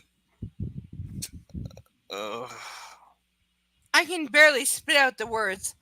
How dare he? Poor Ray. I feel sick, mortified for my dad. It's a gift, Anastasia. Can't you just say thank you? But you know it's too much. Not to me it isn't. Not for my peace of mind. And again, that's the point, that he's Yeah, of overshowering course. her. Yeah, he's overshowering her with, but Damn. she just has to accept it because he demands that she take these pricey gifts, blah, blah, blah. I frown at him, at a loss for what to say. He just doesn't get it. No, of course not. He's had money all his life. Okay, not all his life. Not as a small child. And my worldview shifts. The thought is very sobering, and I soften towards the car, feeling guilty about my bit of pique. His intentions are good. Misguided. Oh my and not from a bad place. god. Again, this is get used to this. This is the entire thing. The fact that he was like The psychological Yeah. conditioning. excuses everything. Jesus. So whatever he does, He means it from a good place, and you can't be mad at him because he's abused child, tiny child. He was abused, and his cigarette burns, and he was hungry, and like, and there's no mention he was sexually abused until he was 16, and the mother of his, and the best friend of his mother sexually abused him and initiated him into sadism, while absolutely grooming him and intending that he marry her eventually, which comes more frustration because when she sees that he's like deliberately intent on this, she's like, "What the fuck do you have to offer her?" It's like, no, you stupid girl, you can't make him what he was. I made him. You need to fuck off, and he's mine. And I'm just He's mine. Oh, that's hilarious. It happens. No, I know. It happens. I'm not kidding. It happens. And it's so stupid. And it's not even compatible to that. I'm happy for you to loan this to me, like the laptop. He sighs heavily. Okay. On loan. Indefinitely. No, not indefinitely. But for now. Thank you. So she accepts the car. Of course. He frowns, and I reach up and kiss him on his cheek. Thank you for the car, sir. I say as sweetly as I can manage. He grabs me suddenly and yanks me up against him. One hand at my back holding me to him, and the other fisting my hair. You're one challenging woman, Anna Steele. He kisses me passionately, forcing my lips apart with his tongue, taking no prisoners. My blood heats immediately, and I'm returning his kiss with my own passion. I want him badly, in spite of the car, the books, the soft limits, the caning. I want him. It's taking all my self-control not to fuck you on the hood of this car right now. Just here. Oh, it gets worse. Just to show you that you are mine. Oh, holy! That's mid-sentence. The rest of the sentence is, and if I want to buy you a fucking car, I'll buy you a fucking car. He growls. Now let's get you inside and naked. He plants a swift, rough kiss on me. Jeez. Boy, he's angry. Yeah, you think? He grabs my hand and leads me back into the apartment and straight into the bedroom. No passing go. My subconscious is behind the sofa again, head hidden under her hands. He switches on the sidelight and halts, staring at me. Please don't be angry with me, I whisper. So he's like violently dragged her in here after saying you weren't appreciated enough that I bought you a new car against your will and have taken your old car. We'll later find out he sold the car without her consent. And without Of course. Without the title, by the way. God. But yeah, he's like, you're not grateful enough for my gift. I need to smack you. Like, that's what's going on here. He's like, no, I showered you with an expensive car. You should be grateful. Oh, you're not? Oh, I'm going to beat you, physically beat you violently and painfully until you are. You scare me when you're angry. I breathe, staring at him. He closes his eyes and shakes his head. When he opens them, his expression has softened. He takes a deep breath and swallows. Turn around, he whispers. I want to get you out of that dress. So he doesn't give a flying fuck that she just said, you're scaring me. No. Or you're being physically abusive. He's just like, no, turn around. I want to get you out of this dress. Turn around. Turn around, bend over, and shut up. Turn around every now and then. Oh, come on! I'm not saying you know what this. I'm not saying you know. Turn around. I can't remember it. I can't remember where it's from. I remember it, but I can't remember where it's from. I remember it. But I can't Total remember. Eclipse of the Heart. No. That's not a reference. I don't know. It's a thing. No, I need like TV show movie that it was in. I don't know songs. I don't know artists. I know what it was in as a production. Like then I was talking about the song. No, just I know the song. Oh. I know the song, but it was in a thing, and I don't know. Somebody, light up. Another mercurial mood swing. It's so hard to keep up. Obediently, I turn, and my heart is thumping. Desire instantly replacing my unease. Coursing through my blood and settling dark and yearning, low in my belly. He scoops my hair off my back and it hangs down my right side, curling at my breast. He places his index finger at the nape of my neck and agonizingly slowly drags it down my spine and his fingernail grazing my skin. I like distress, he murmurs. I like to see your flawless skin. His finger reaches back of the halter of my halter dress midway down my spine, and hooking his finger beneath the top, he pulls me closer. Then I step back against him, so that he's flesh against my body, leaning down. He inhales my hair.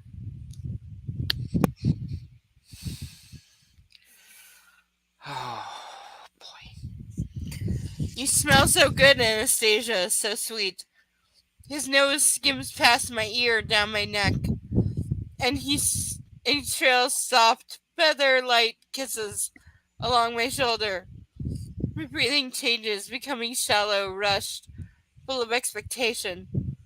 His fingers are at my zipper. Achingly slow, once more he eases it down while his lips move, licking and kissing and sucking their way across my shoulder. He's so tantalizingly good at this. My body resonates and I start to squirm languidly beneath his touch.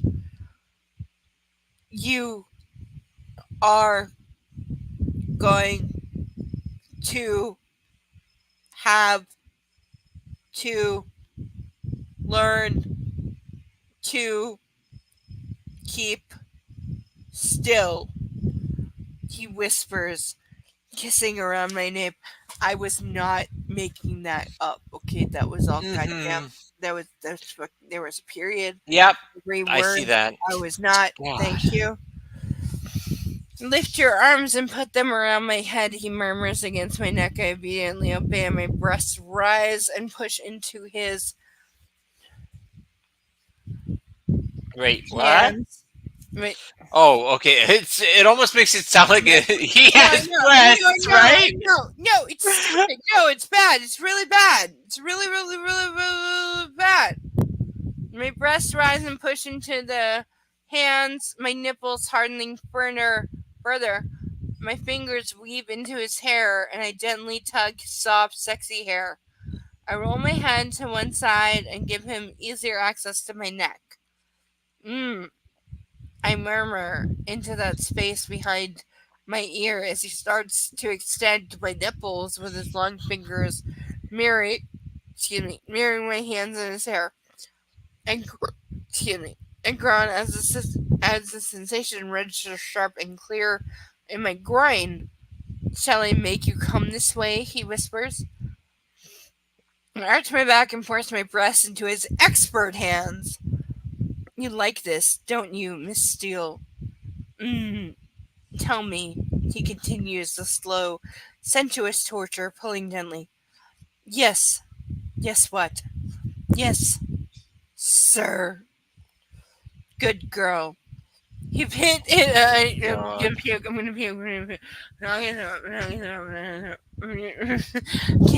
Okay, it's okay. It's okay.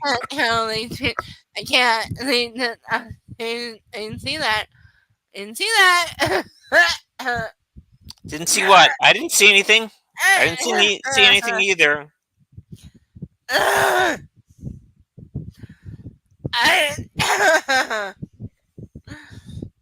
I'm way too pretty More than some skimming. Wait.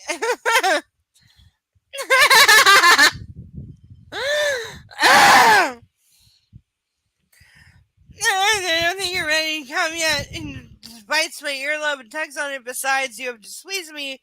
Oh, no. What will this mean?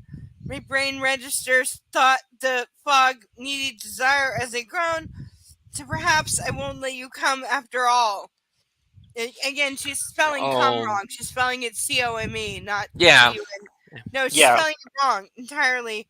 Moving side to side, I feel his grin against my neck as his hands move down my hips, his fingers hook into my panties. At the back, stretching them, he pushes his thumbs through the material, shredding them and tossing them in front of me so I can see. So he's like ripped and stripped her panties. God damn it. Holy shit. His hands move down to my sex from behind. He slowly inserts his finger. Oh, yes. My sweet girl is ready.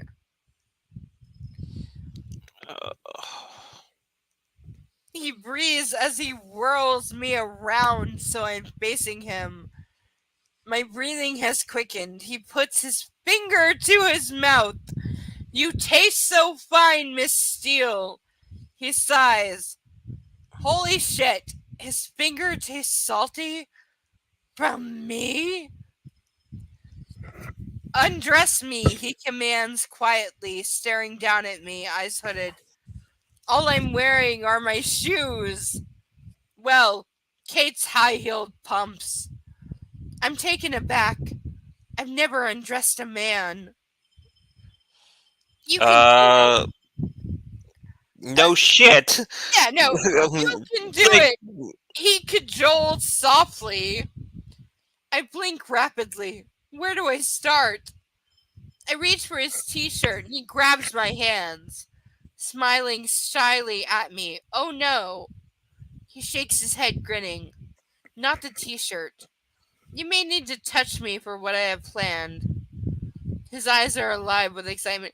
We later learned he has like a thing about being touched on his chest because he has scars there from his childhood abuse. Jeez. And so he set her up. No, he totally set her up when he said, like, undress me. Obviously, she's going to go first for the shirt when, like, he won't allow anyone to touch him on his chest, and that's why he has tied her hands repeatedly. That's why he ties his submissive hands so they can't touch him, because he doesn't like being touched there because he was, like, abused as a child with the cigarette burns on his chest. So that's why he won't be touched there. But yet, what did he just do? He said, touch me anywhere, undress me. And the second she did, he was like, oh no, not there. Let me tie you up. Oh, the possibilities. My inner goddess roars, and from somewhere born of frustration, need, and sheer steel, capped like her last name, bravery, I push him down onto the bed. He laughs as he falls, and I gaze down at him, feeling victorious. My inner goddess is going to explode. I yank off his shoes, quickly, clumsily, and his socks, and he's staring up at me, his eyes luminous with amusement and desire. He looks glorious. Mine. I crawl up the bed and sit astride him, undoing his jeans, sliding my fingers under the waistband and feeling the hair in his oh so happy trail. He closes his eyes and flexes his hips. You'll have to learn to keep still, I scold, and tug at the hair under his breath hitches and he grins at me. Yes, Miss Steele, he murmurs, eyes burning bright. In my pocket. Condom, he breathes. I reach in his pocket slowly, watching his face as I feel around. His mouth is open. I fish out both foil packets and I find and I lay them both by his hips. 2! My overeager fingers reach for the button of his waistband and undo it, fumbling a little. I'm beyond excited. I'm so eager, Miss Steele, he murmurs, his voice laced with humor, and I tug down the zipper, and now I'm faced with the problem of removing his pants. I shuffle down and pull. They hardly move. I frown. How can this be so difficult? I can't keep still if you're going to bite that lip, he warns. Then arches his pelvis off the bed so I'm able to tug his trousers and his boxers at the same time. Whoa. Freeing him. He kicks his clothes off on the floor. Holy Moses. He's all mine to play with. And suddenly it's Christmas. Oh my god. Oh no, Christmas. Yeah, I didn't make it.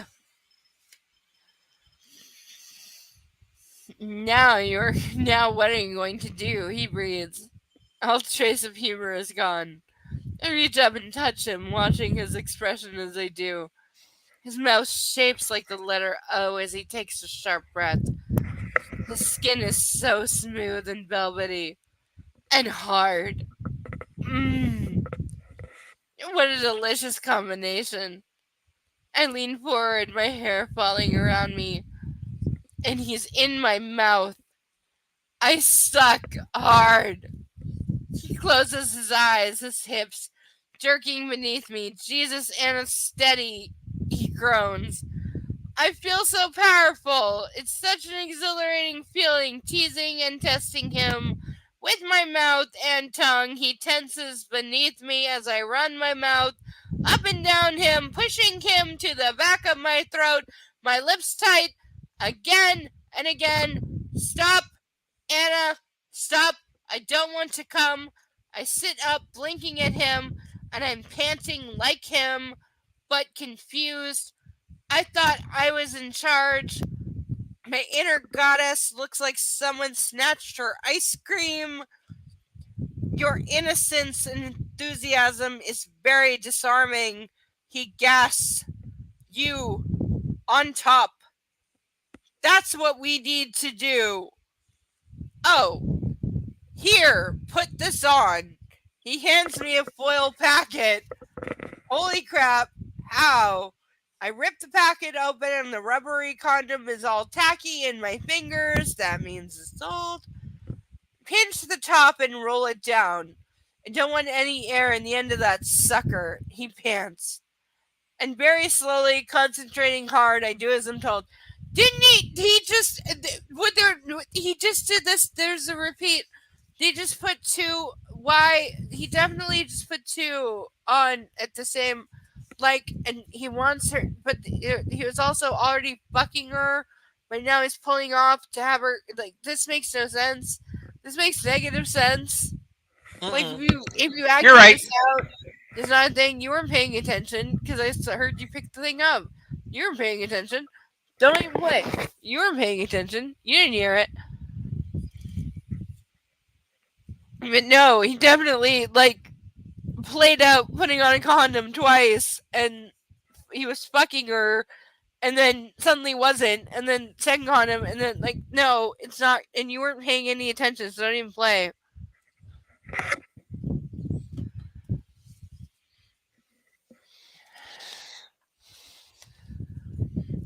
Yeah, you're not even trying to talk because you know I caught you out. You weren't paying attention, so. Yeah. Yeah! Okay, sure. Yeah! Like 5 minutes. You couldn't even. I'm just. I can't even with this bullshit writing. Like, not even like a 10th grade student could write this badly. Yep. Jesus H. Christ on a motorbike.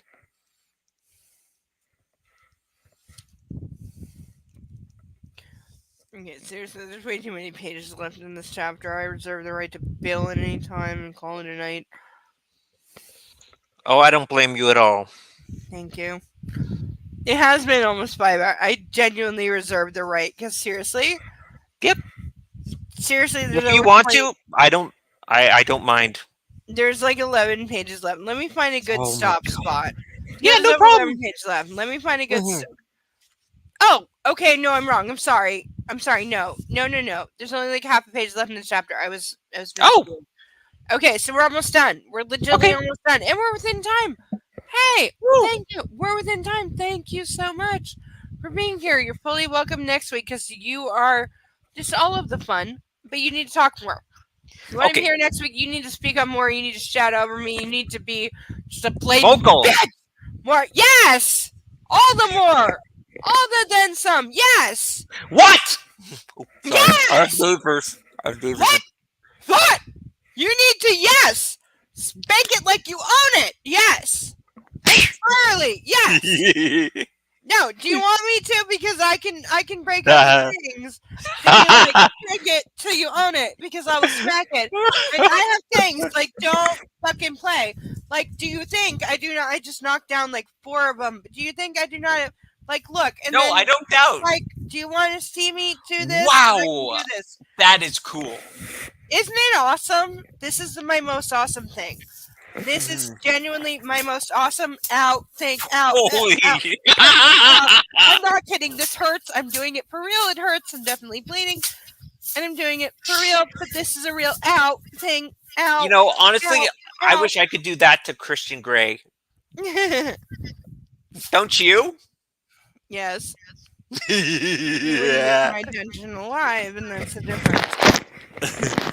Oh, I don't think he should, honestly. Yeah. And I wouldn't let him escape either. Don't worry. Okay.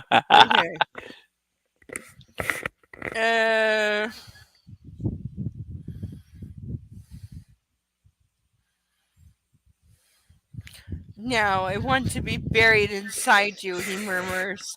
I stare down at him, daunted. He sits up suddenly, so we're nose to nose. Like this, he breathes, and he snakes one hand around my hips, lifting me, and with the other positions himself beneath me and very slowly eases me into him. That is the other way around, because she's the one giving, so she's the one easing E.L. James, you fucking moron. Don't call me a fucking moron, biatch. You didn't write this shit. Unless you're worth a couple $1 billion, shut your mouth. I remind you, the movies, which is not to say that is only the movies themselves, as in post box office sales, entered the $1 billion club. And that's not what to say. She got paid for the rights, the screenplay. She directed 2 of them. She screenwrote 3 of them. She had creative control. And that's not saying what she got paid for the rights initially, by the way, before they were even like publishable. Because the movie rights came around before the books actually hit mainstream. Somehow. It's everything to do with her so-called husband. Jesus. Like, I'm not big on cancel culture, but how the fuck has she not been canceled? I don't know. That boggles my mind. Seriously. She got trashed for putting Britishisms in the 50 Shades books because she is British by birth. Most people don't know that. Oh, God, I'm ashamed now. No, she's British by birth. I know, I'm ashamed because my mom is English. The second series, the Mr. and the Mrs., which are actually set in Britain, England. in London, specifically. They're specifically set in London. That's why they have to film them there, because she, especially in the first one, she referenced the fuck out of every, like, London landmark, and not only, like, London landmark, but, like, how many feet specifically you were standing from it, and to what angle of a treason you were. So that's why they can't God. film it anywhere else. That's why I'm saying, I guarantee you, if you live in London right now, they're filming these movies right now. They have to be. They're filming these right now. You will see them if you look, especially on the Chelsea embankment, near the Peace Pagoda, behind the London Eye, and on a specific, like, 1 block range. If you see a movie filming, it's The Mister, Mhm. because they bought the rights to it, but then, like, pandemic happened, so they shelved it. But then early, like, 2024, they took it off the shelf and said, okay, we need to get our money back, so let's start making this a thing. And it's definitely now a thing. I'm not kidding. It's in production. I'm not kidding. I don't doubt it. Sadly. No, like, fucking Google it. Anyone wants to BS me, fucking Google it. You'll see it for yourself. There's IMDb pages of the legit and of the I foreign, wish and they're all I wish I had my teleportation belt so that I could go back and make sure it doesn't get made. Yeah, that'd be a good thing. Yeah. Cleaning up the timeline, so to speak. Oh yeah, totally.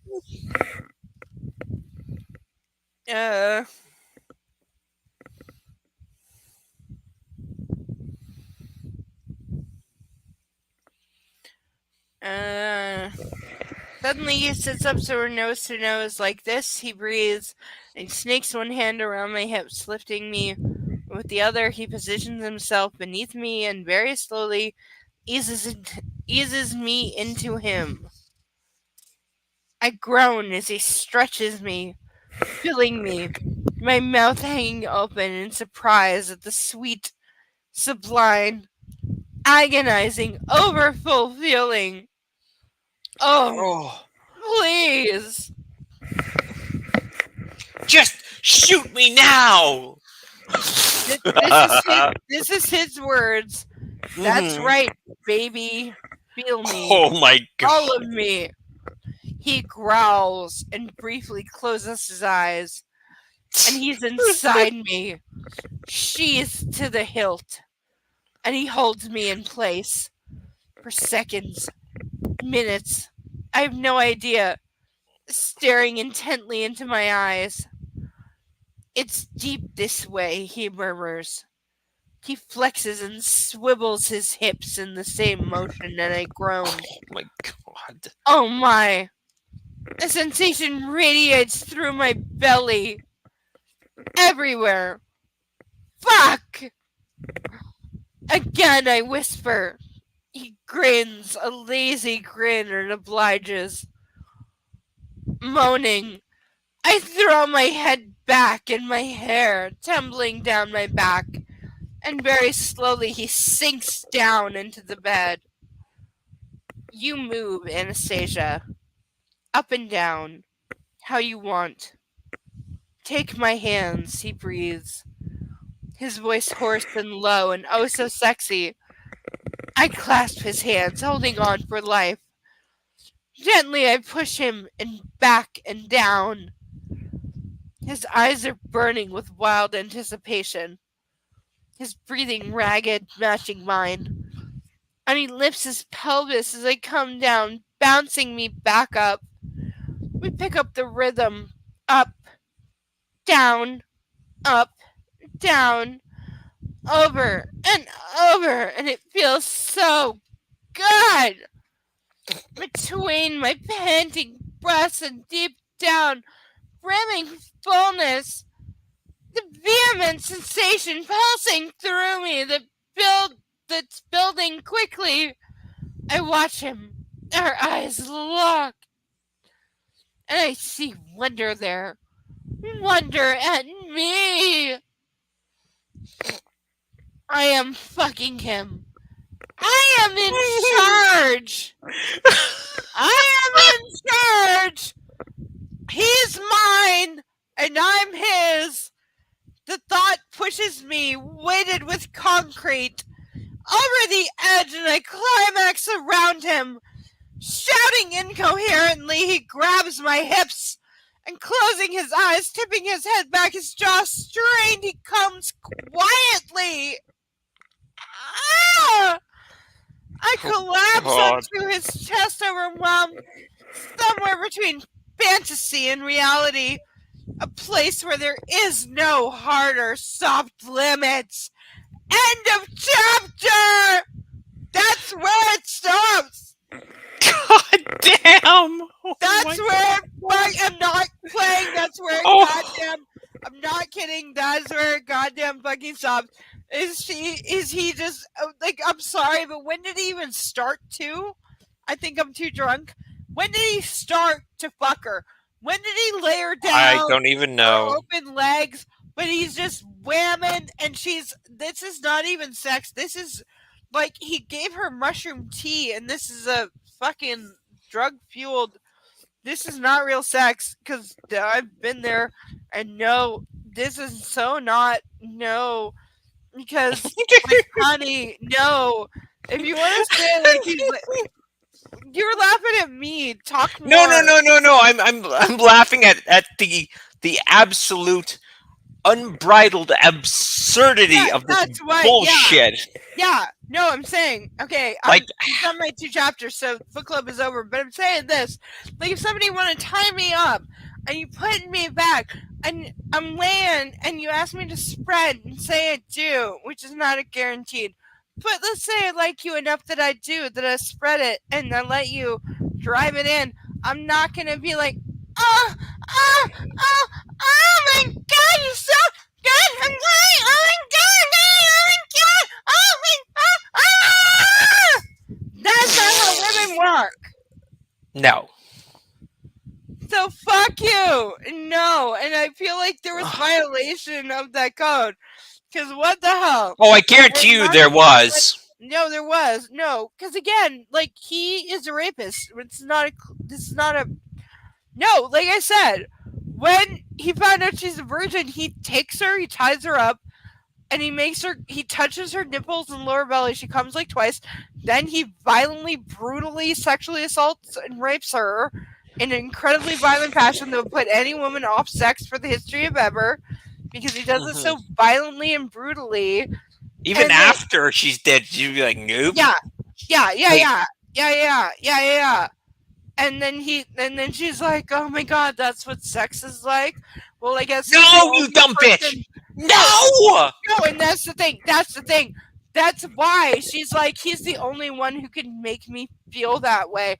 Which is why I said the aforementioned, she needs to go to a bar and get laid by 3 different guys in one night to find out that no other people can make her feel that way. And it's not just Christian Grey, because he's very much relying on exactly that. Yes. Jeez, Murphy. No, and that's what's wrong with all of this. So, do you want to join me here next week? Yeah. Seriously? Because you have okay, yeah, you're here. Okay, y'all heard it. Deadpool, my lover, my official BDSM, non-sexual. He hasn't seen pictures of my tits, except he has. But I've not seen pictures of his dick, and he hasn't seen my badge yet. My badge is so awesome that like he could not even hope to see. Really? I have magic vagina. Oh, now I have to see it. Like, no, my vagina is like so underused that I have like magical muscle vagina. I have like virgin strength, even though I'm not virgin, obviously. But I have like Kung Fu death grip vagina. Holy. That you would be lucky to ever like even finger. Not even like. Jesus. I allow so few dicks. Like, you have no idea. Like, I have a tryst coming up, and he is not even allowed dick. Because we have other plans. I'm not kidding. I'm gonna like legitimately, we're spending 3 to 4 nights in a hotel. We've already booked it out, but there's no sexual contact. His dick is not touching my body in any way, and yet we have extreme pleasure planned for both of us. But his penis will not enter into it, nor will I ever touch it, because that is the level of dame that I am she, and he is a consenting, willing party. Wow. And that's how awesome I am. God damn.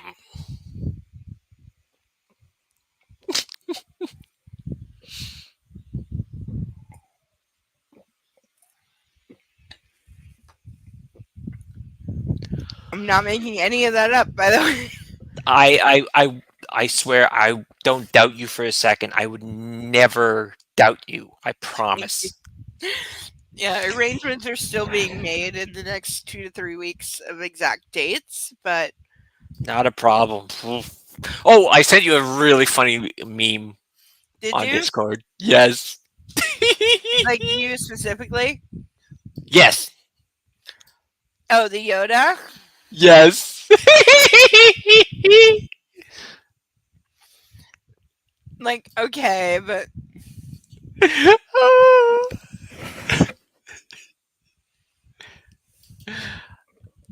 I mean, I would consider myself somewhat of a meme lord. So I'm all for memes. I really am. Some of them have their good place. Some of them are in bad taste, but yeah, obviously. some of them I don't mind something pointing at something that is common and saying like, "Hey, this thing everybody's overlooked. Hey, I don't mind that. I mind tasteless, but this is okay."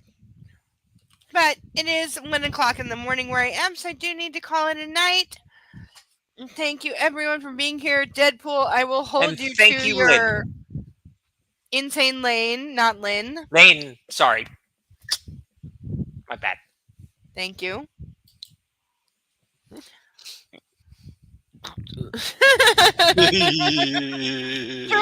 True enough. But thank you, and thank you for saying you'll be here next week, because you're fully welcome. You're fully welcome to be here next I week. have enjoyed myself. It is I hope you do. as more. painful as the novel is. It's made that much more bearable by your company and the chats, of Aw. course. Thank you. Mwah. Won't we? Mwah. Mwah. Oh, careful. I was. I'll send you private photos later, trust me. Nice. Thank you. But for everyone tonight who is watching, thank you all for joining book club. I have a dog. Come here. Okay, I have to show puppy. Oh, Here's a puppy. Okay, long awaited puppy. Gucci. Here's a good night puppy. Yes, I'm gonna sign off on the puppy because he's Good like doggo. Yeah, don't encourage him. Sorry. Behave, doggo. Oh, yeah, right. Like, Yeah, that's right. he's like, no, I'm sorry, he doesn't know what that means. He's yeah. private puppy doggo. Look at him. Look at him. Like, Look at it. Look at that face. I know. Look at him. I don't know what He's you're so talking cute. about. Yeah, no, but I'm cuddly and I'm doing the right thing somehow. Somehow I'm doing Oh the right thing. my god! And now he's panicking. I Oh my smell God. bad and I need a bath. I smell and I need a bath and I know it. But I don't want it. Mommy. Oh my Mommy, god! I'm not a doggy. No. I didn't do it. I'm not a doggy. I didn't do it. I'm not Oh my god! The cat built the paper fort on the floor. Not me. The cat raided the recyclables and pulled the paper out of the floor. And the kitty's sleeping on it. It's not me. It's the kitty. It's not me. Okay, I seriously had to look, but the cat's on the fucking floor where he put his goddamn. I'm putting you on the desk so I can take a picture of the kitty. Lay here and don't move. You're not allowed on my desk. He hates being on my desk, so that means I'm going to stay. It's like that episode of The Simpsons where I'm terrified right now because he's going, what the fuck? Oh, No, you're gonna have me. No, I'm not a doggy. I'm not a doggy. No, mommy. No, mommy. Mommy. Like, mommy.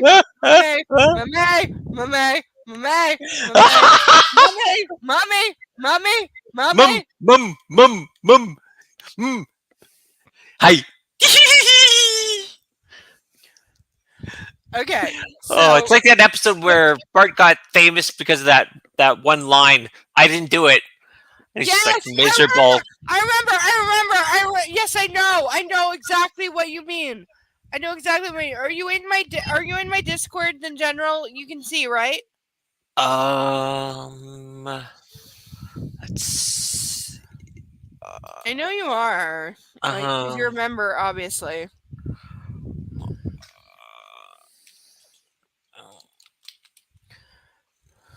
Oh, come on.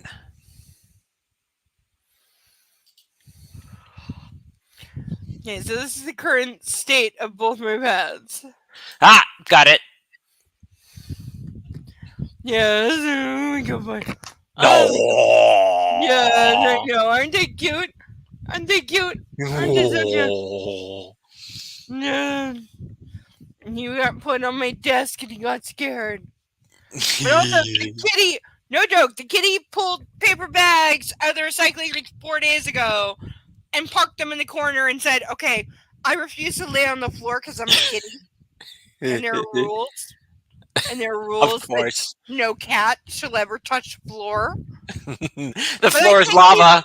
Yeah, no, cats invented the floor is lava. Also, Yeah. by the way, I have a goddamn nightshirt that says cats invented social distancing. And I was for me, like the week that like social distancing was introduced in 2019, I was like, you bitches, cats invented social distancing, you stupid motherfuckers. Just everybody act like cats and we'll be fine. And so he's like, you're yelling, but are you yelling at me? I'm scared. Don't yell at me. Don't yell at me. I'm scared. Don't yell at me. Don't yell at me. But yeah, the kitty pulled like paper bags out of the recycling 3 days ago and parked them in the corner.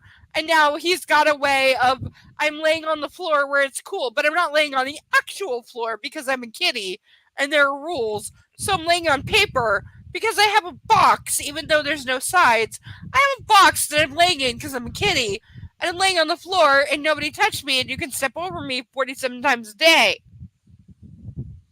Because he's in the corner that literally the second I get up from my desk, I have to step around him to get to the rest of my apartment because he's in the corner that I have to go past. And he doesn't care. I can put my foot fully on top of him and press considerably, and he does not care. He won't even look at you. He won't even open an eye and pretend he's awake. Also, doggy penis. Can we say doggy penis? Let's just say doggy penis, okay? Look at the tail. Look at the tail, but also doggy penis, okay? Doggy penis and massive balls. Can we just, there's no pictures, but let's massive balls of the dog.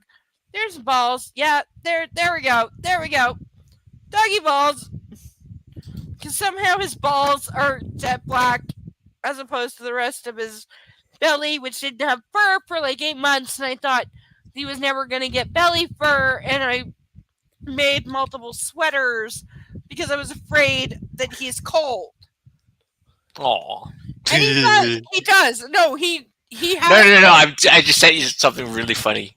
Okay, thank you. Rather amusing. But also, he does have like winter sweaters, and he has like a specific sound that he tells me, like, put my sweater on. And then he also has I'm like, okay, take my sweater off because I need to like shake and roll around, which lasts about literally about 2.5 minutes. And then he's like, okay, put my sweater back on. I just need to shake a little bit, but put my sweater back on. He doesn't understand the concept of I need to wash those.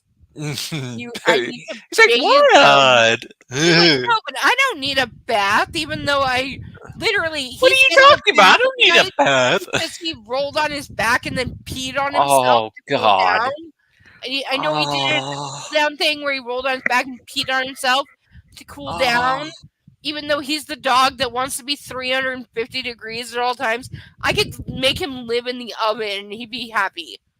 Oh my God. But he peed on himself, so now you smell like pee and you're stinky and you need a bath and you're going to get one because I know you're going to try and get in bed with me later and it's not going to happen until you get a bath because you smell like pee, okay?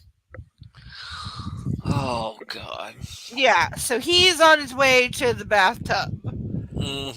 So anyone who wants to, again, PayPal link is above. Send $10 if you want to support the puppy through his bath. Or else Deadpool will find you. Yes, because again, I get no money out of this. This is not monetized. I have nothing to do with this, and I am currently unemployed and unable to work because of sound problems in my building that literally prevent me from working, and I have that in writing, but they don't care and they're not compensating me, so I've been here for 5 hours for no benefit if nobody donates at all, so yeah.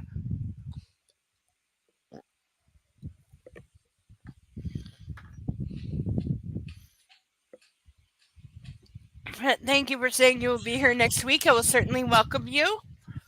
Thank you. You will be fully welcomed. If you would like to come on camera, that would be great. But you don't have to. Okay. But everyone, thank you for tonight. Thank you for joining us. Thank you for having a good time. Please love on your fur babies. I hope everyone had a good time. And you're all beating the heat in your own ways. I know it's unbearable. We'll be back here next week, and we got through 2 more chapters, so thank you for all of it. The link remains live for those watching later if anyone might want to donate. It is for a survival fund because I literally cannot work right now because of the noise. So it's important, and I make no money because this is not monetized. So anyone who wants to donate so much as $1, thank you so much, and I love you all, and we'll be here next week, signing off for the evening. I love you all, and I love your fur babies, and you do whatever makes you happy in your kinky world. We don't judge, but we just spank it all the harder, and if you want tips and tricks, write to me in the Discord, and I will certainly be there for you. Good night, everybody! And good night from your from the neighborhood pool guy. Yes, sir! Take care.